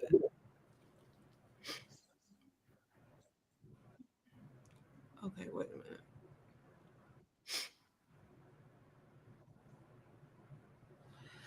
Okay, so I got the tea on the dad last night. Melissa's father, Carl Patton, and his murders. That's why I'm delayed. Okay, so Carl Patton. Let's talk about him for a minute. Okay. He is the Flint River killer. Okay, I'm gonna give y'all the story from the beginning because it's a good story. It's basically family drama. Okay, so Carl had an uncle named Fred Wyatt. Fred was a drug dealer. He had a trucking business, but he sold drugs on the side. And Carl, Melissa's dad, he was like Fred's muscle man. Like he sent Carl out to get the money from whoever owed him money, and he'll like rough handle them to get the money and stuff. Now, mind you, this back in the 70s, okay? So Fred, his uncle, had a girlfriend. I can't remember her name. I'm gonna say her name is Jen. Okay. He had a girlfriend named Jen, and Carl liked Jen because she was like a mother figure to him. Okay. Okay, let me see. Okay. Fred was like, you know what? I'm finna leave Jen and go mess with this girl named Betty Jo. Carl and Jen didn't like that too much.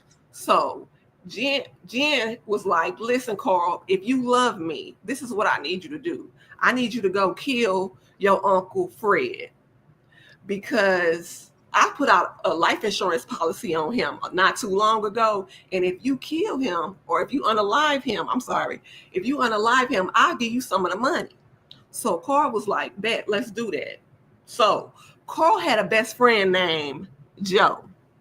He told Joe, he said, listen, hey, my friend Jen, she need me to kill my uncle. She need me to get rid of him. I need you to help me, but don't tell nobody. And Joe was like, cool, let's do this. So what they did was they went over Fred's house, expecting to see him there, but Betty Jo was there.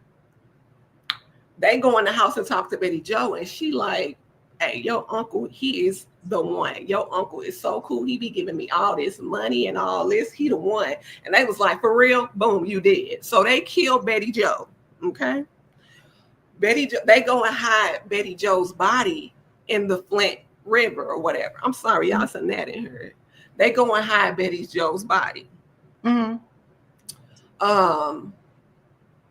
When they do that, Fred come home and he was like, hey, have y'all seen Betty Joe? And they was like, no, we ain't seen her. We don't know where she at. And then Carl say, oh, let me kill you too. So Carl put Fred's body in the car after killing him and like drove the car near the train tracks and like hopped out right when the car was finna crash and made it look like his uncle crashed, but he really didn't. He really killed him. Okay. Okay. So Carl was talking to Joe and he was like, listen, hey, don't remember I told you don't tell nobody. And Joe was like, oh, I ain't gonna tell nobody. But he told his girlfriend, what's his girlfriend name? Liddy. Okay, Joe told his girlfriend Liddy what happened. So Liddy was like, oh, for real? Y'all out here killing people? And he was like, yeah, but don't tell nobody. And Liddy told somebody else. She told her mama. She was telling everybody in the neighborhood. Her mama called everybody like, girl, Carl is a killer. So Carl didn't like that too much. Carl was like, they out here telling my business. I got to get rid of them. So Carl invites Joe, his best friend, and Joe's girlfriend, Liddy, out on a camping trip. Him and Norma. Okay. They invite them out on a camping trip. And they kill the both of them, okay, on the camping trip. And take their bodies and hide them in the river, in the Flint River. Oh, so now he didn't kill Fred, he didn't kill Joe, he didn't kill Liddy, and he didn't kill Betty Joe. That's 4 so far. Okay. The police find Betty Joe and they find Liddy in the river. Okay. Okay. And they start putting stuff together. Okay. They question Norma and they question Carl about what happened. And they both tried to play it out, but it was a lot of evidence against the both of them. Like they was saying that Carl had at the cabin they was at, they found the bloody pillow and it matched the blood type of Liddy. And then they found blood in Carl's trunk too. But back in the 70s, they didn't have advanced DNA. They could only tell you what the blood type was. And to them, it was more like circumstantial evidence. I don't know why that was circumstantial, but that's what they were saying. So look, the case went cold for years and years, all the way up until 2003. Around this time, mind you, Melissa is missing, okay? And one of the detectives on the case, Bruce Jordan, who handled the cold case, he pulled out the box that had the pillow in it, did the DNA test, and it came back that it was Betty Joe's, and they arrested Carl. Now, when they arrested Carl, they had Norma too, and they convinced Norma to tell what happened. And Carl was like, listen, we need to go ahead and tell them what we did because Melissa is missing and I need them to help us find Melissa. So let's go ahead and tell them what we did. And we're going to tell them that I did it and you just helped me hide the bodies. And she was like, cool, let's do it that way. So that's what they did. So Carl locked up. When he get locked up, he say this. He was like, please help me find my daughter. If y'all help me find my daughter, I'll tell you it's another body out there too. They was like, hold up. And he was like, yeah. Okay, so Carl was like, you know, Jen, the one who told me to kill my uncle, well, before that, she told me to kill her ex-boyfriend, Rick Jackson. That ain't his name. That's all I can remember right now. I know the last name Jackson. But he was like, I killed Rick Jackson back in the day too for her. You know, he was beating on her and stuff. So I killed him for her too. So all these murders is connected. And he was saying that he hate that people label him the Flint River Killer because it wasn't like he was doing random killings. He was basically just doing that one for his for Jen, and then one led to the other because people couldn't keep their mouth shut. Okay. So boom. Now, if y'all got questions, you know, I be getting excited and stuff, and I be messing up the story. So if y'all got questions, let me know, and I'll clear it up, because I got a little bit more on Melissa too, like with Chris, because of this, I kind of feel like Chris did it, and he gonna get away with it because the prosecution is trash. It's a mess. You know what I'm saying? So that's just how I feel. But if y'all got questions, let me know. Can you see the chat? Oh, wait a minute. I can't hear y'all. Wait a minute.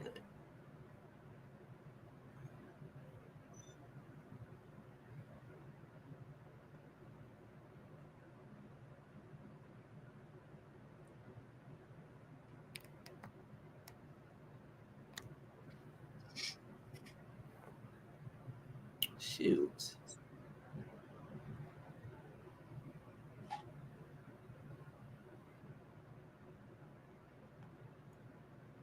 Sweet Pea, I don't know what I'm doing. You can't hear me? Oh, wait a minute. I think I got it.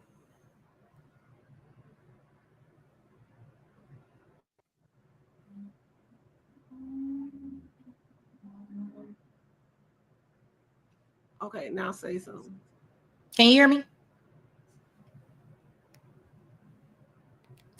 Can you hear me now? Good. I don't think No. so. It's not like Verizon Wireless. Let me see. Jason heard me like, yeah. That's the first thing I think of when somebody be like, can you hear me? Can you hear me now? Good. Okay, say something now. Can you hear me now? No. Girl. Oh, you reading my lips? I'm always messing stuff up. Wait a minute.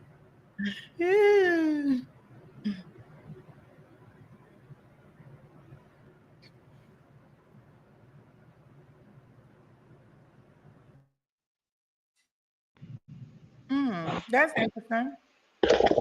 Now, Okay, I can hear you. okay.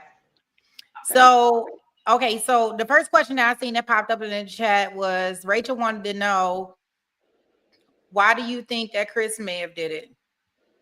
Why you think, wait, why do you think Chris did it? Okay. Yeah, that's her question. Okay, I think Chris did it because of the podcast that I listened to from Cheryl McCullough and the Atlanta Cold Case podcast. And the mom talked to Cheryl McCullough. Norma, she talked to Cheryl, and she was saying, like, basically, hey, this is what's going on. This is what really happened. This is what me and my husband did from the start. And Chris was known to be abusive to her.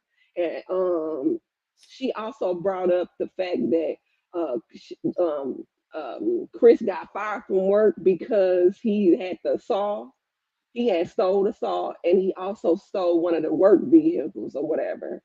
And also that he didn't report her missing. And then also, he told the police a couple of different stories about Melissa being gone. He was like, yeah, me and her, we were supposed to go to Cali because that's where they always want to go. So me and Melissa was getting fake IDs, and she was selling them for money and to save up.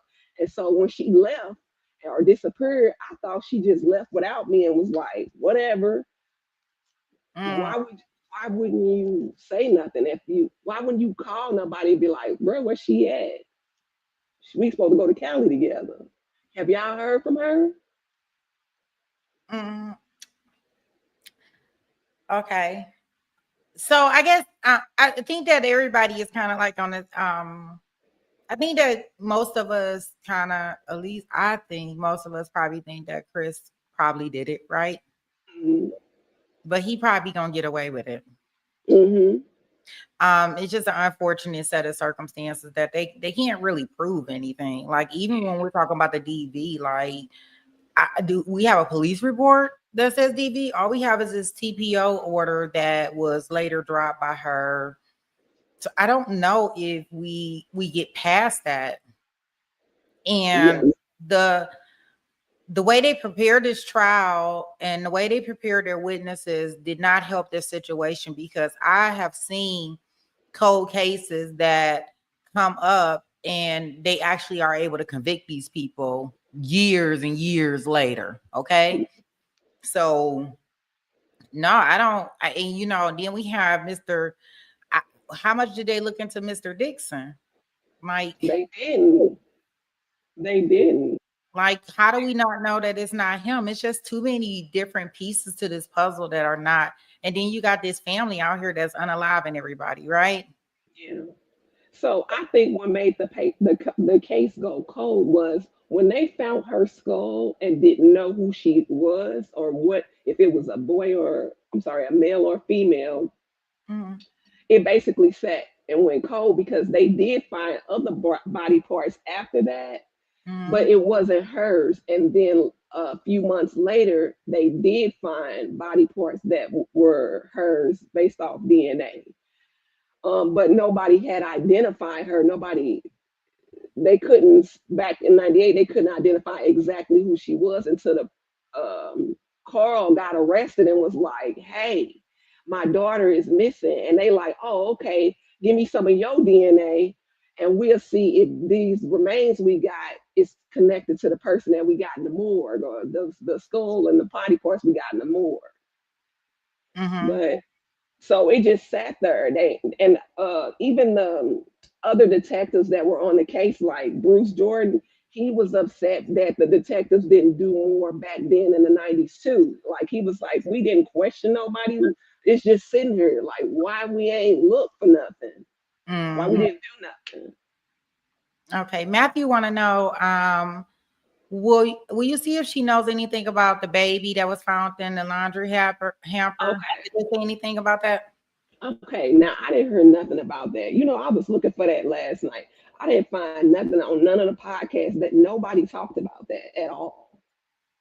Right. And yeah, he was saying that they just kind of like brushed over that Mhm. fact yesterday. And it came out like a bomb, like boom, like where did that come from? And she was charged with that one.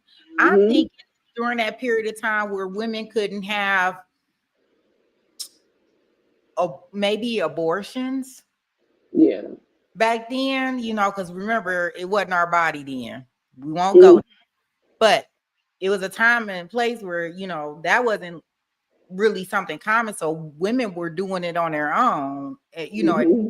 different points in time in life. So I'm wondering if that's what happened, or she got scared because she was younger and put the baby in the hamper because she didn't want her parents to know that she had been pregnant. That's what I'm thinking that That's came what I was from. thinking too. Yeah. Yeah.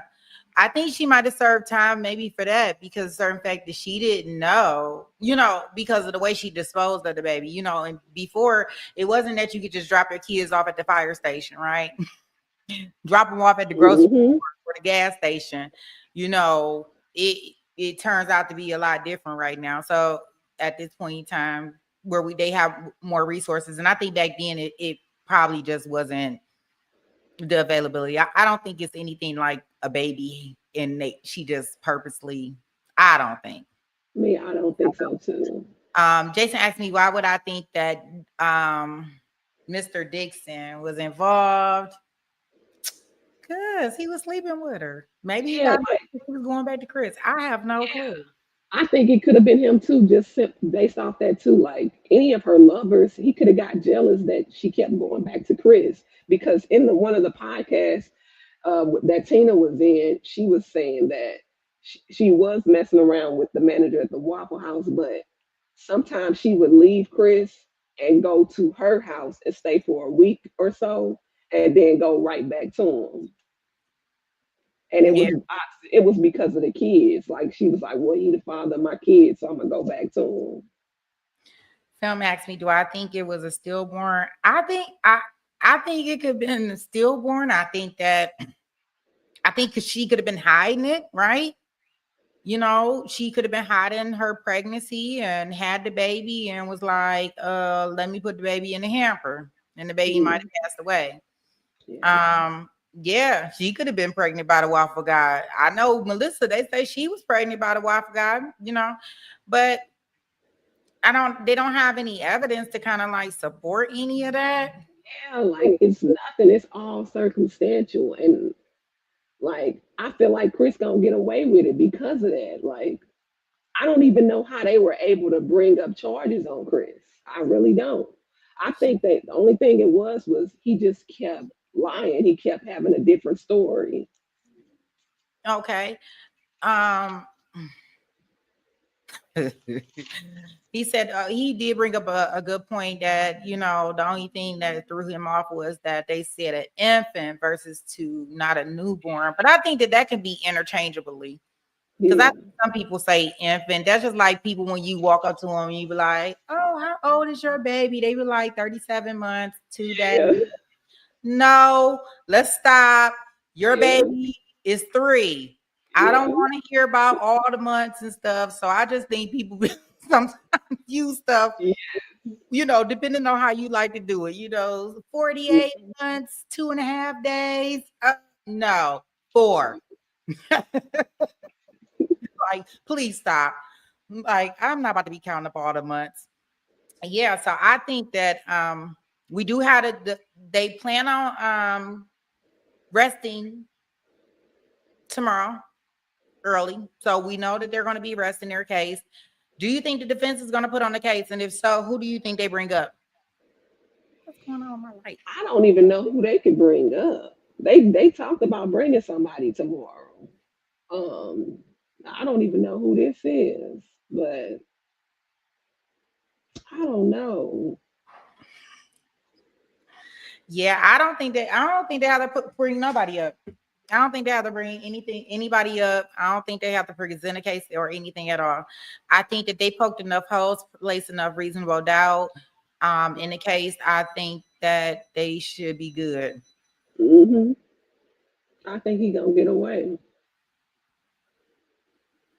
if he did do it. Yeah, she's like, well, when they're pregnant, they can't say 4 months. They have to say 6 weeks. Just say, I know, right? They do that when they pregnant on 18 weeks. Yeah. God. Yeah. All right. Okay. Yeah. Yeah, I think it just depends on kind of like I don't know. I guess it depends on maybe how into it you are. Because some people like, I'm 7 weeks, 4 days, 2 hours. That's when he busted. Like, oh gosh, like, no, we don't need that. Like, just tell me you passed 12 weeks. Okay, and then look, I had made a note to myself too, listening to one of the podcasts, is that when Melissa was missing, Chris had moved out of their house that they was in, took everything, moved to a different city, and I want to say it was with a relative, but he stayed there under a different name. Why you change your name? But they didn't bring any of that evidence in. Mm-mm. Well, why didn't they bring in all the evidence? Like, the prosecution, I feel like they meet, like people procrastinating. I don't know. Yeah, like I don't know what they doing. They messed this case up. Yeah. I don't think the investigation part. I think in most cold cases, when they put everything together and tied together, it works together, right?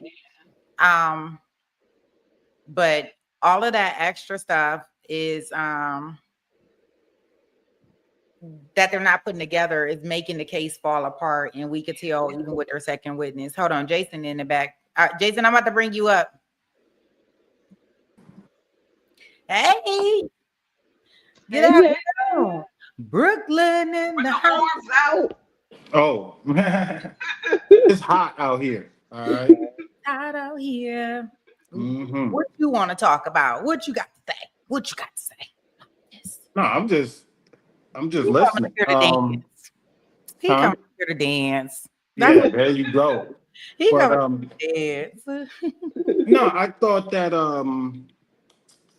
what you were saying, Pretty Brown, it was spot on. I think homie's gonna get away with this, right? Because of the lack of evidence. The lack of evidence. I think if I had to, go with my gut, I would say he was definitely guilty, right? All the things you said. Why you moving? And I thought that from the rip, like, all right, it's usually the husband. But but I think this case was just full of tomfoolery. Oh, I used the word there, therapist. But yeah, I think it was just full of nonsense. But anyway, yeah, I'm here for the chair dance. That's what. You hear? Hey, wait a minute. Let me see, because I know he's been talking. Matthew, you coming up? I heard you want to dance now. Let me see. Let's dance. Yeah, I got the our OnlyFans tunes. So, Cute. Pretty Brown, do you think Cheryl's coming? I'm wondering why we didn't get her as a witness. I know. I don't know, because she has a lot to do about why this case has even been brought to Right. the trial, because she stayed on this since I want to say 2020, no, Mm-hmm. 2017, when Norma came to her and she said the first thing she said was, "Hey, listen, me and my husband was on trial for killing some folks. I'm gonna let you know that this is what happened, but my daughter is missing, and nobody is trying to help me. Can you help me?" And she was like, they just went down the whole thing. She also keeps in contact with Carl too. Like she got his whole story and everything. Like she went through it. That's why I was like, I don't think it was the parents. I don't think they had nothing to do with it. So that only leaves Chris and the Waffle House manager. And I don't know. It couldn't have been. It could have not been Chris, but nobody really did any investigation. Like Chris was saying, why would I have her body by my job? Like, why would I be so dumb? But I I mean, mean, we've seen the we stupid see stupid criminal stuff. Like, before. Come on now. You know what I yeah, he could have mean? got spooked and just left it wherever he was Word. going. So, I was like, somebody could have caught him doing something. He like, oh, let me go. I don't so, know, a- but so asking the stupid questions to me, you know what I mean? I can pose them right back to Chris. Why would I do that? Why would you do that, sir? yeah. Why would you do it? You know what I mean? Like, so I can see those, I can see both sides of that coin. But I Mm-hmm. thought, I mean, so my only question I think I said it right at opening statements. I'm like, oh man, this case is gonna get juicy, no homo, pause that.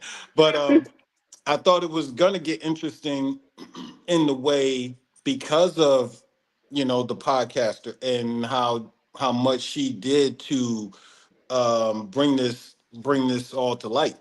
Mm-hmm. So I didn't want to watch it though because I felt like I could be one of those, I'm going down the rabbit hole and now I'm believing it too when I'm Mm-hmm. not looking at it objectively.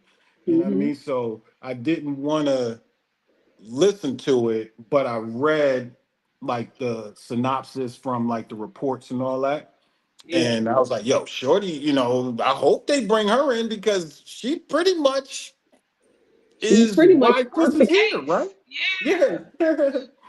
She why Chris is here. So you Yeah. got to bring her out. I thought she was gonna be the star witness. So, you Yeah. know, because right now I'm like, and to answer your question, Sweet Pea, I don't think the defense has to do anything. I would go up there with my closing argument, like, yo, what y'all hear? You know what I mean? I heard a bunch Yeah. of What did they prove? I'd be They like, didn't yo, prove y'all heard a bunch of Charlie Brown's teacher talking to you. You know what I Yeah. mean? Like, and then you heard about the atrocities that her family caused. So, you know what I mean? Y'all go back there, take your time. Yeah. I definitely don't think that they have to do anything. Matthew said he driving, so he not he not able to come up here. But okay, so let me ask you guys because y'all keep mentioning somebody named Cheryl. Who is Cheryl? Wait a minute. Okay. Here's somebody else that want to come on. Oh, Rachel. Rachel, be here. Yo, Rachel, you here? Be here. Rachel's always coming on. Listen, I There got she I go. got stuff to say. Okay, go on, girl. Number one, let me be devil's advocate for once, and you can tell me no. Number one, Carl is sick. Carl's Mhm. probably bored in jail and was like, "Oh, guys, by the way, there's another body out there." It's my They- daughter. I had nothing to do with it, I swear. Like, you know how sick these people are. Like, I can totally see him doing that just because. And Norma, have you guys seen that documentary on Netflix about the girl who was unalived by her adoptive father and the adoptive mother covered it up? And so the biological mother found out because it was like really unfortunate circumstances that she had to give her daughter up to begin with. Like she didn't want to, but her family kind of made her. And now she's on a rampage to like ruin the life of this mom that covered.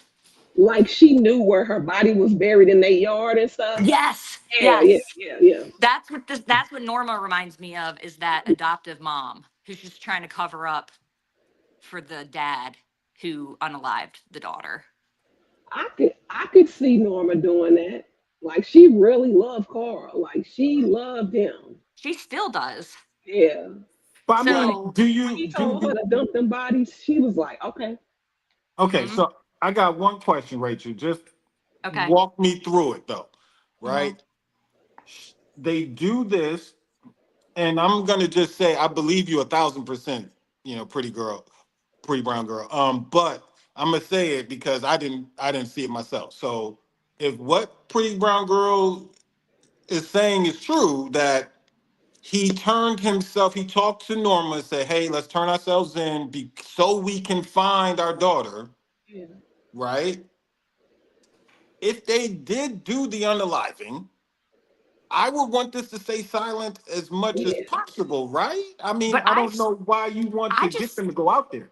I just still don't get why it's like, oh, let's say this so we can find our daughter. Unless they were like, we know this, we don't want this to get found out in light of everything else that we did. Because unaliving your kid is different to people, right? I mean, I don't know. I think if they thought, well, you know, they know that I did all of these other unalivings, and so if she's ever found, they're totally going to pin that on us. They're going to know. But she was already found. Well, no, she wasn't. No, she wasn't. Partially, right? Yeah, partially. Well, she was the missing. skull was found, Yeah. and I hate to be graphic Yeah. for the chat, but the dome was found in like 99 or 2000. Yeah, 99, I think. Yeah, Pops 98, wasn't yeah. locked up until when? He didn't get locked up until 2003. Yeah, Right. so a couple years later, so they found something of her. Right. You know, But that's what I'm saying, though. Then I don't know. It just doesn't all fit, and it's just weird. Like, and Norma talks about this like it's no big thing, yet she wants to find her daughter so bad, and who hurt her daughter. It's just so weird. Like, it doesn't. I don't know. There's just too many. Yeah, I think it's possible they're trying to set Chris up. I don't know. I think these are sneaky people. I think Carl is basically a serial killer. I mean, I mean, I think that's and Norma too. I mean, the mindset that goes along with that, like the games, the manipulation. I mean, I think they cold blooded. I mean, even Rick when James they boy. killed them people, when they killed Betty Joe and Joe, her boyfriend, they went to their house, took all their stuff out with a U-Haul. When the police showed up, Norma was wearing her vest, the girl's vest that they killed. Like, hey, I don't know what y'all talking about. I ain't Right? killed That's nobody. sick. That's sick. Yeah.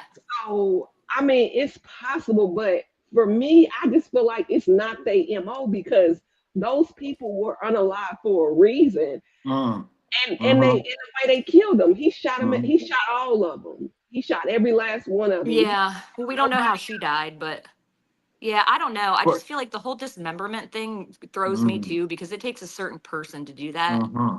And what is it that we know about Chris that puts him in that category? Like, even if he wasn't like physically abusive toward her, like that, I mean, I hate to say it like this. I don't mean this in any sort of like minimizing way, but your run of the mill abuser, you know, like doesn't kill people and dismember them. You know what I mean? Like, that's a different type of person. Like, it is, but he could have did that because of Carl and Norma. He could have been like, man, if they find out I did it, shoot, it's a wrap. So let Mm, me chop her mm, up. mm. He could have So they framed can't. them so easily, though. Yeah. Like, why wouldn't he have done whatever it was they did to the other people, make it look like it was them that did it? Same MO, if he knew, I guess. But like, I don't know.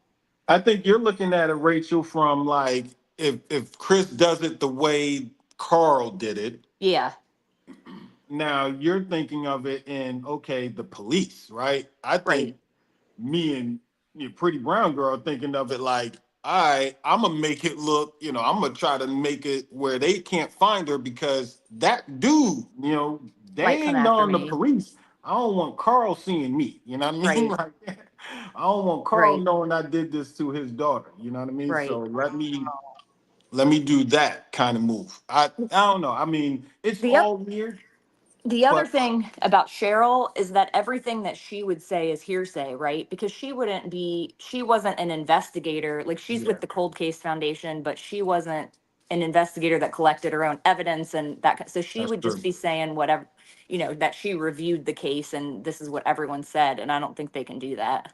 Yeah, that makes Because then sense. you could Yep. have any podcaster called to the stand to be like, well, I've read this and talked to these people and this is what I know, like for all we know, Sweet Pea end up on the stand in Don Adelson's case and Yeah, Like I Yeah. know this. You're Absolutely not. right. That's a good point, Rachel. that's true. but yeah, I hear what you're saying. I mean, I think it's probably but that's the thing. I think it's just as possible that Carl did it, Norma did it, um, this guy, I can't even think of his name. Dixon, Waffle stop House. with the Waffle House guy. The Waffle House guy could have done it. I mean, they were hanging out with unsavory people. It's not like there was some like good group of people hanging out together. They all had you know, their backgrounds. And I mean, there Yeah. wasn't a single person that didn't have a felony besides the daughter who got up on the stand. Well, Melissa didn't have no felonies.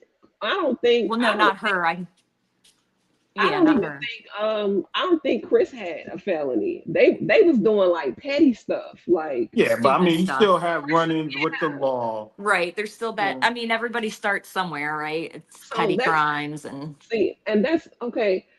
With Chris, I don't know. I feel like he could have just snapped you could and have. and killed her and like, oh, she was supposed to get back up. I hit her head on the table and she didn't get back up. What I'm gonna do? I gotta hide this. You know what I'm saying? Like, I don't know, but But okay. I don't know. I don't even know what to equate this to because it's not like you can be like, oh well, I hit somebody once and you know what I mean? Like, but I'm just saying, like, you just think of like, and it's not normal people that abuse other people, so it's just hard to equate. But I'm just thinking like that accidental thing happens and your thought is to dismember them and scatter them all over. Like that's what you decide to do. Like that just seems so extreme to me. And well, it maybe is, it but wasn't an accident. Maybe he yeah. actually tried to harm her and then had to figure out how to get rid of her. But I don't. The reason why I don't think it could be Norma and Carl is because they could have just shut up. Because when they got rid of them people back in the 70s, they just shut up. Other people were talking, and so that's Yeah. when they had to do what they had to do. But Mm-hmm. they could have just shut up and went by there because nobody knew where Melissa was. No, even when Norma tried to report her formerly missing, they was like, "Don't your daughter just be skipping town anyway?" Right. Get out She of here. does that all the Like, time. so they weren't trying to hear it. So they could have just shut up and let it ride, and they would have been straight. But Right. I don't But know. I mean, I watched that true crime thing on I gotta HBO. watch that. Yeah, but I mean, you Rachel, you have a good. Oh, I'm sorry, Pretty Brown. oh, Go go ahead. ahead, go ahead. No, I was gonna just say that I was just thinking of it like BTK, right? Like one of the biggest reasons he Oh, mom's just talking about dismemberment. It's okay. Don't worry about it. right at the table, just a normal Go Wednesday. eat your dinner, honey. It's okay. Love But you. I mean, BTK, one of the major reasons he was caught was because he couldn't, just sit back and chill, right? He Yeah. went like dormant for so many years, but kept talking to the media to try to, hey, nah. You know, he ain't dead to be, you know, he ain't locked up. You know, he's out here still, da. And that's how they caught him. Fun fact, sidebar real quick. His son served in the military on my submarine. Talk Shut about up. wow, right? And I didn't know who BTK Wow. was at the time, and everybody's like, "Yeah, well, that's that dude." I'm like, "Yeah, what dude?" You know. But Wow. anyway, fun story. But yeah, Dang. I do see your point there, Rachel. Yeah, I don't know. And none of this is evidence. You know what I mean? This is just like what I feel like I know about people. You know what I mean? It's like, and also, therapist was saying in the chat, like, none of the domestic violence stuff was evidence either. No, I mean, we don't because know. she never reported it except for that one time in court. And then Right. she dropped it because he came over to her and was like, hey, Judge, can I talk to her for a second in private? And he was like, yeah, go ahead. Hey, let me tell you something. If you don't drop this, it's a wrap. You know what I'm saying? And she was like, okay, you Which can have the parents can have the kids. Like, that is just so odd to which me. is also weird the judge even let them talk There privately. we What go. is happening? Yeah. Or TPR. I'd be like, no, I don't want to talk to him. What do you mean talk to him? I'm coming here Yeah. for You're order. at a protection order hearing and they're This like, you all want to talk privately? Go for it. Yeah. was this all in Fulton County? I know, right? Don't ever live in Oh Fulton no. County. Okay. You know what I mean? Like, it's just nothing surprises me about Atlanta. Yeah. Nothing surprises me. So yeah, I get it. Yeah. She could have, I mean, even the injuries she had, they could have been from, I mean, she was with other men. I don't know what she was doing on the rooftop of Waffle Hall. Yeah, and then again, it's a lot of it is hearsay because her sister was like one time when she came over and she had a handprint on her neck, she was like, who did this, Chris? And she was like, don't say nothing, like just let it go. And she was like, no, I have to say something. So Tina told her husband to go over there and rough him up, and he did. And she said Chris didn't even fight him. He didn't even say, oh, I didn't do that. He just took the beating. Not to Do we know that's true? You know what I mean? I don't believe any of these people. I don't know. I need an eyewitness to everything. And see, that's what sucks about not reporting domestic I violence. know. And it does happen. I mean, But fear, I can't sit there and say, well, there weren't police reports and there weren't, I mean, Yeah, that doesn't mean it didn't happen. but that's what they yeah, go off of when it comes to Yeah, situations like this. it's I hard. know. It's a catch 22. You know, in a lot of those situations. So I Yeah, get both sides. I get the right, legal side. Hey, we got nothing to document, but I get the fear side too. You know what I mean? Oh, right. he gets 20 days and he's back out and knows what I did. That's a problem for a lot of people. You know. Yeah. Therapist said what evidence is presented to a grand jury. I don't know. What do you present to a That's ham right. sandwich? Like, or as a ham, like, how do you convince them a ham sandwich did something wrong? Like, yeah, probably That's all of the stuff we're saying is super yeah, circumstantial. yeah. And I Like, mean, it's just as good as direct evidence. That's the, weird thing about the law, yeah, right? Right, Circumstantial, the judge right. tells you at the end, you I look at thought it the they had same way. DNA. Yeah. hmm So, weird. but I definitely think, Chris should be thinking about the eggs and waffles come this Should go weekend. to My the Waffle man's House after this. hopefully goes to Denny's or IHOP. I'm still mad at you, Rachel, for not liking Li- IHOP. Listen, I've never had a good meal at IHOP. I don't know what you order. Maybe I need to get recommendations. Mm, I love it, but yeah, Me too. no. I love IHOP. Mhm. I'm a waffle kind of girl, and I don't mean that based on any of the facts in this case, because Right. I don't mean like that kind of girl. I just mean I prefer a waffle to a pancake, but that's You don't just like me. people smoking over your griddle?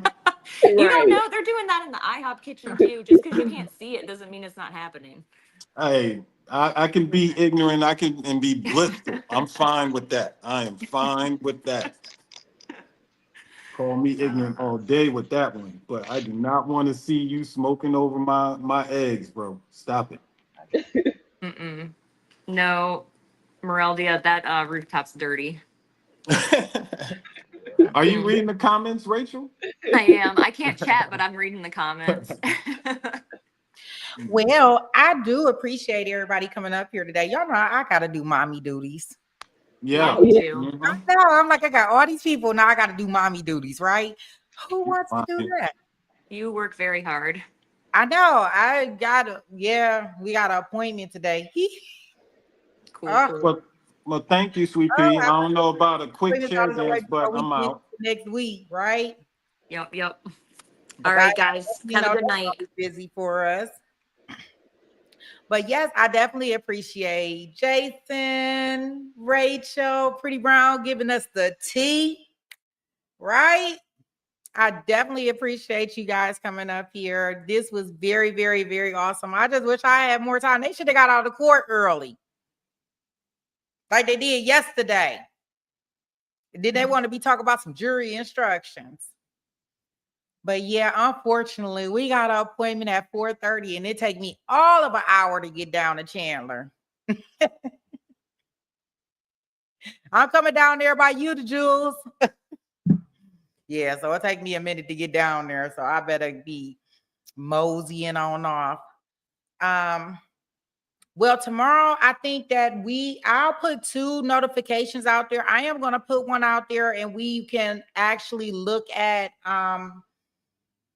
we'll look at some of Wendy's testimony tomorrow, and we'll also look at and then we'll hop into this case. So I'm gonna schedule a stream. Baka had mentioned it earlier that we should try to do something like that, so I'll try to do that. Do something like that, send an alert out so we can peep in there and look at that. And that way we can know what Wendy may say or may not say, right? But yes.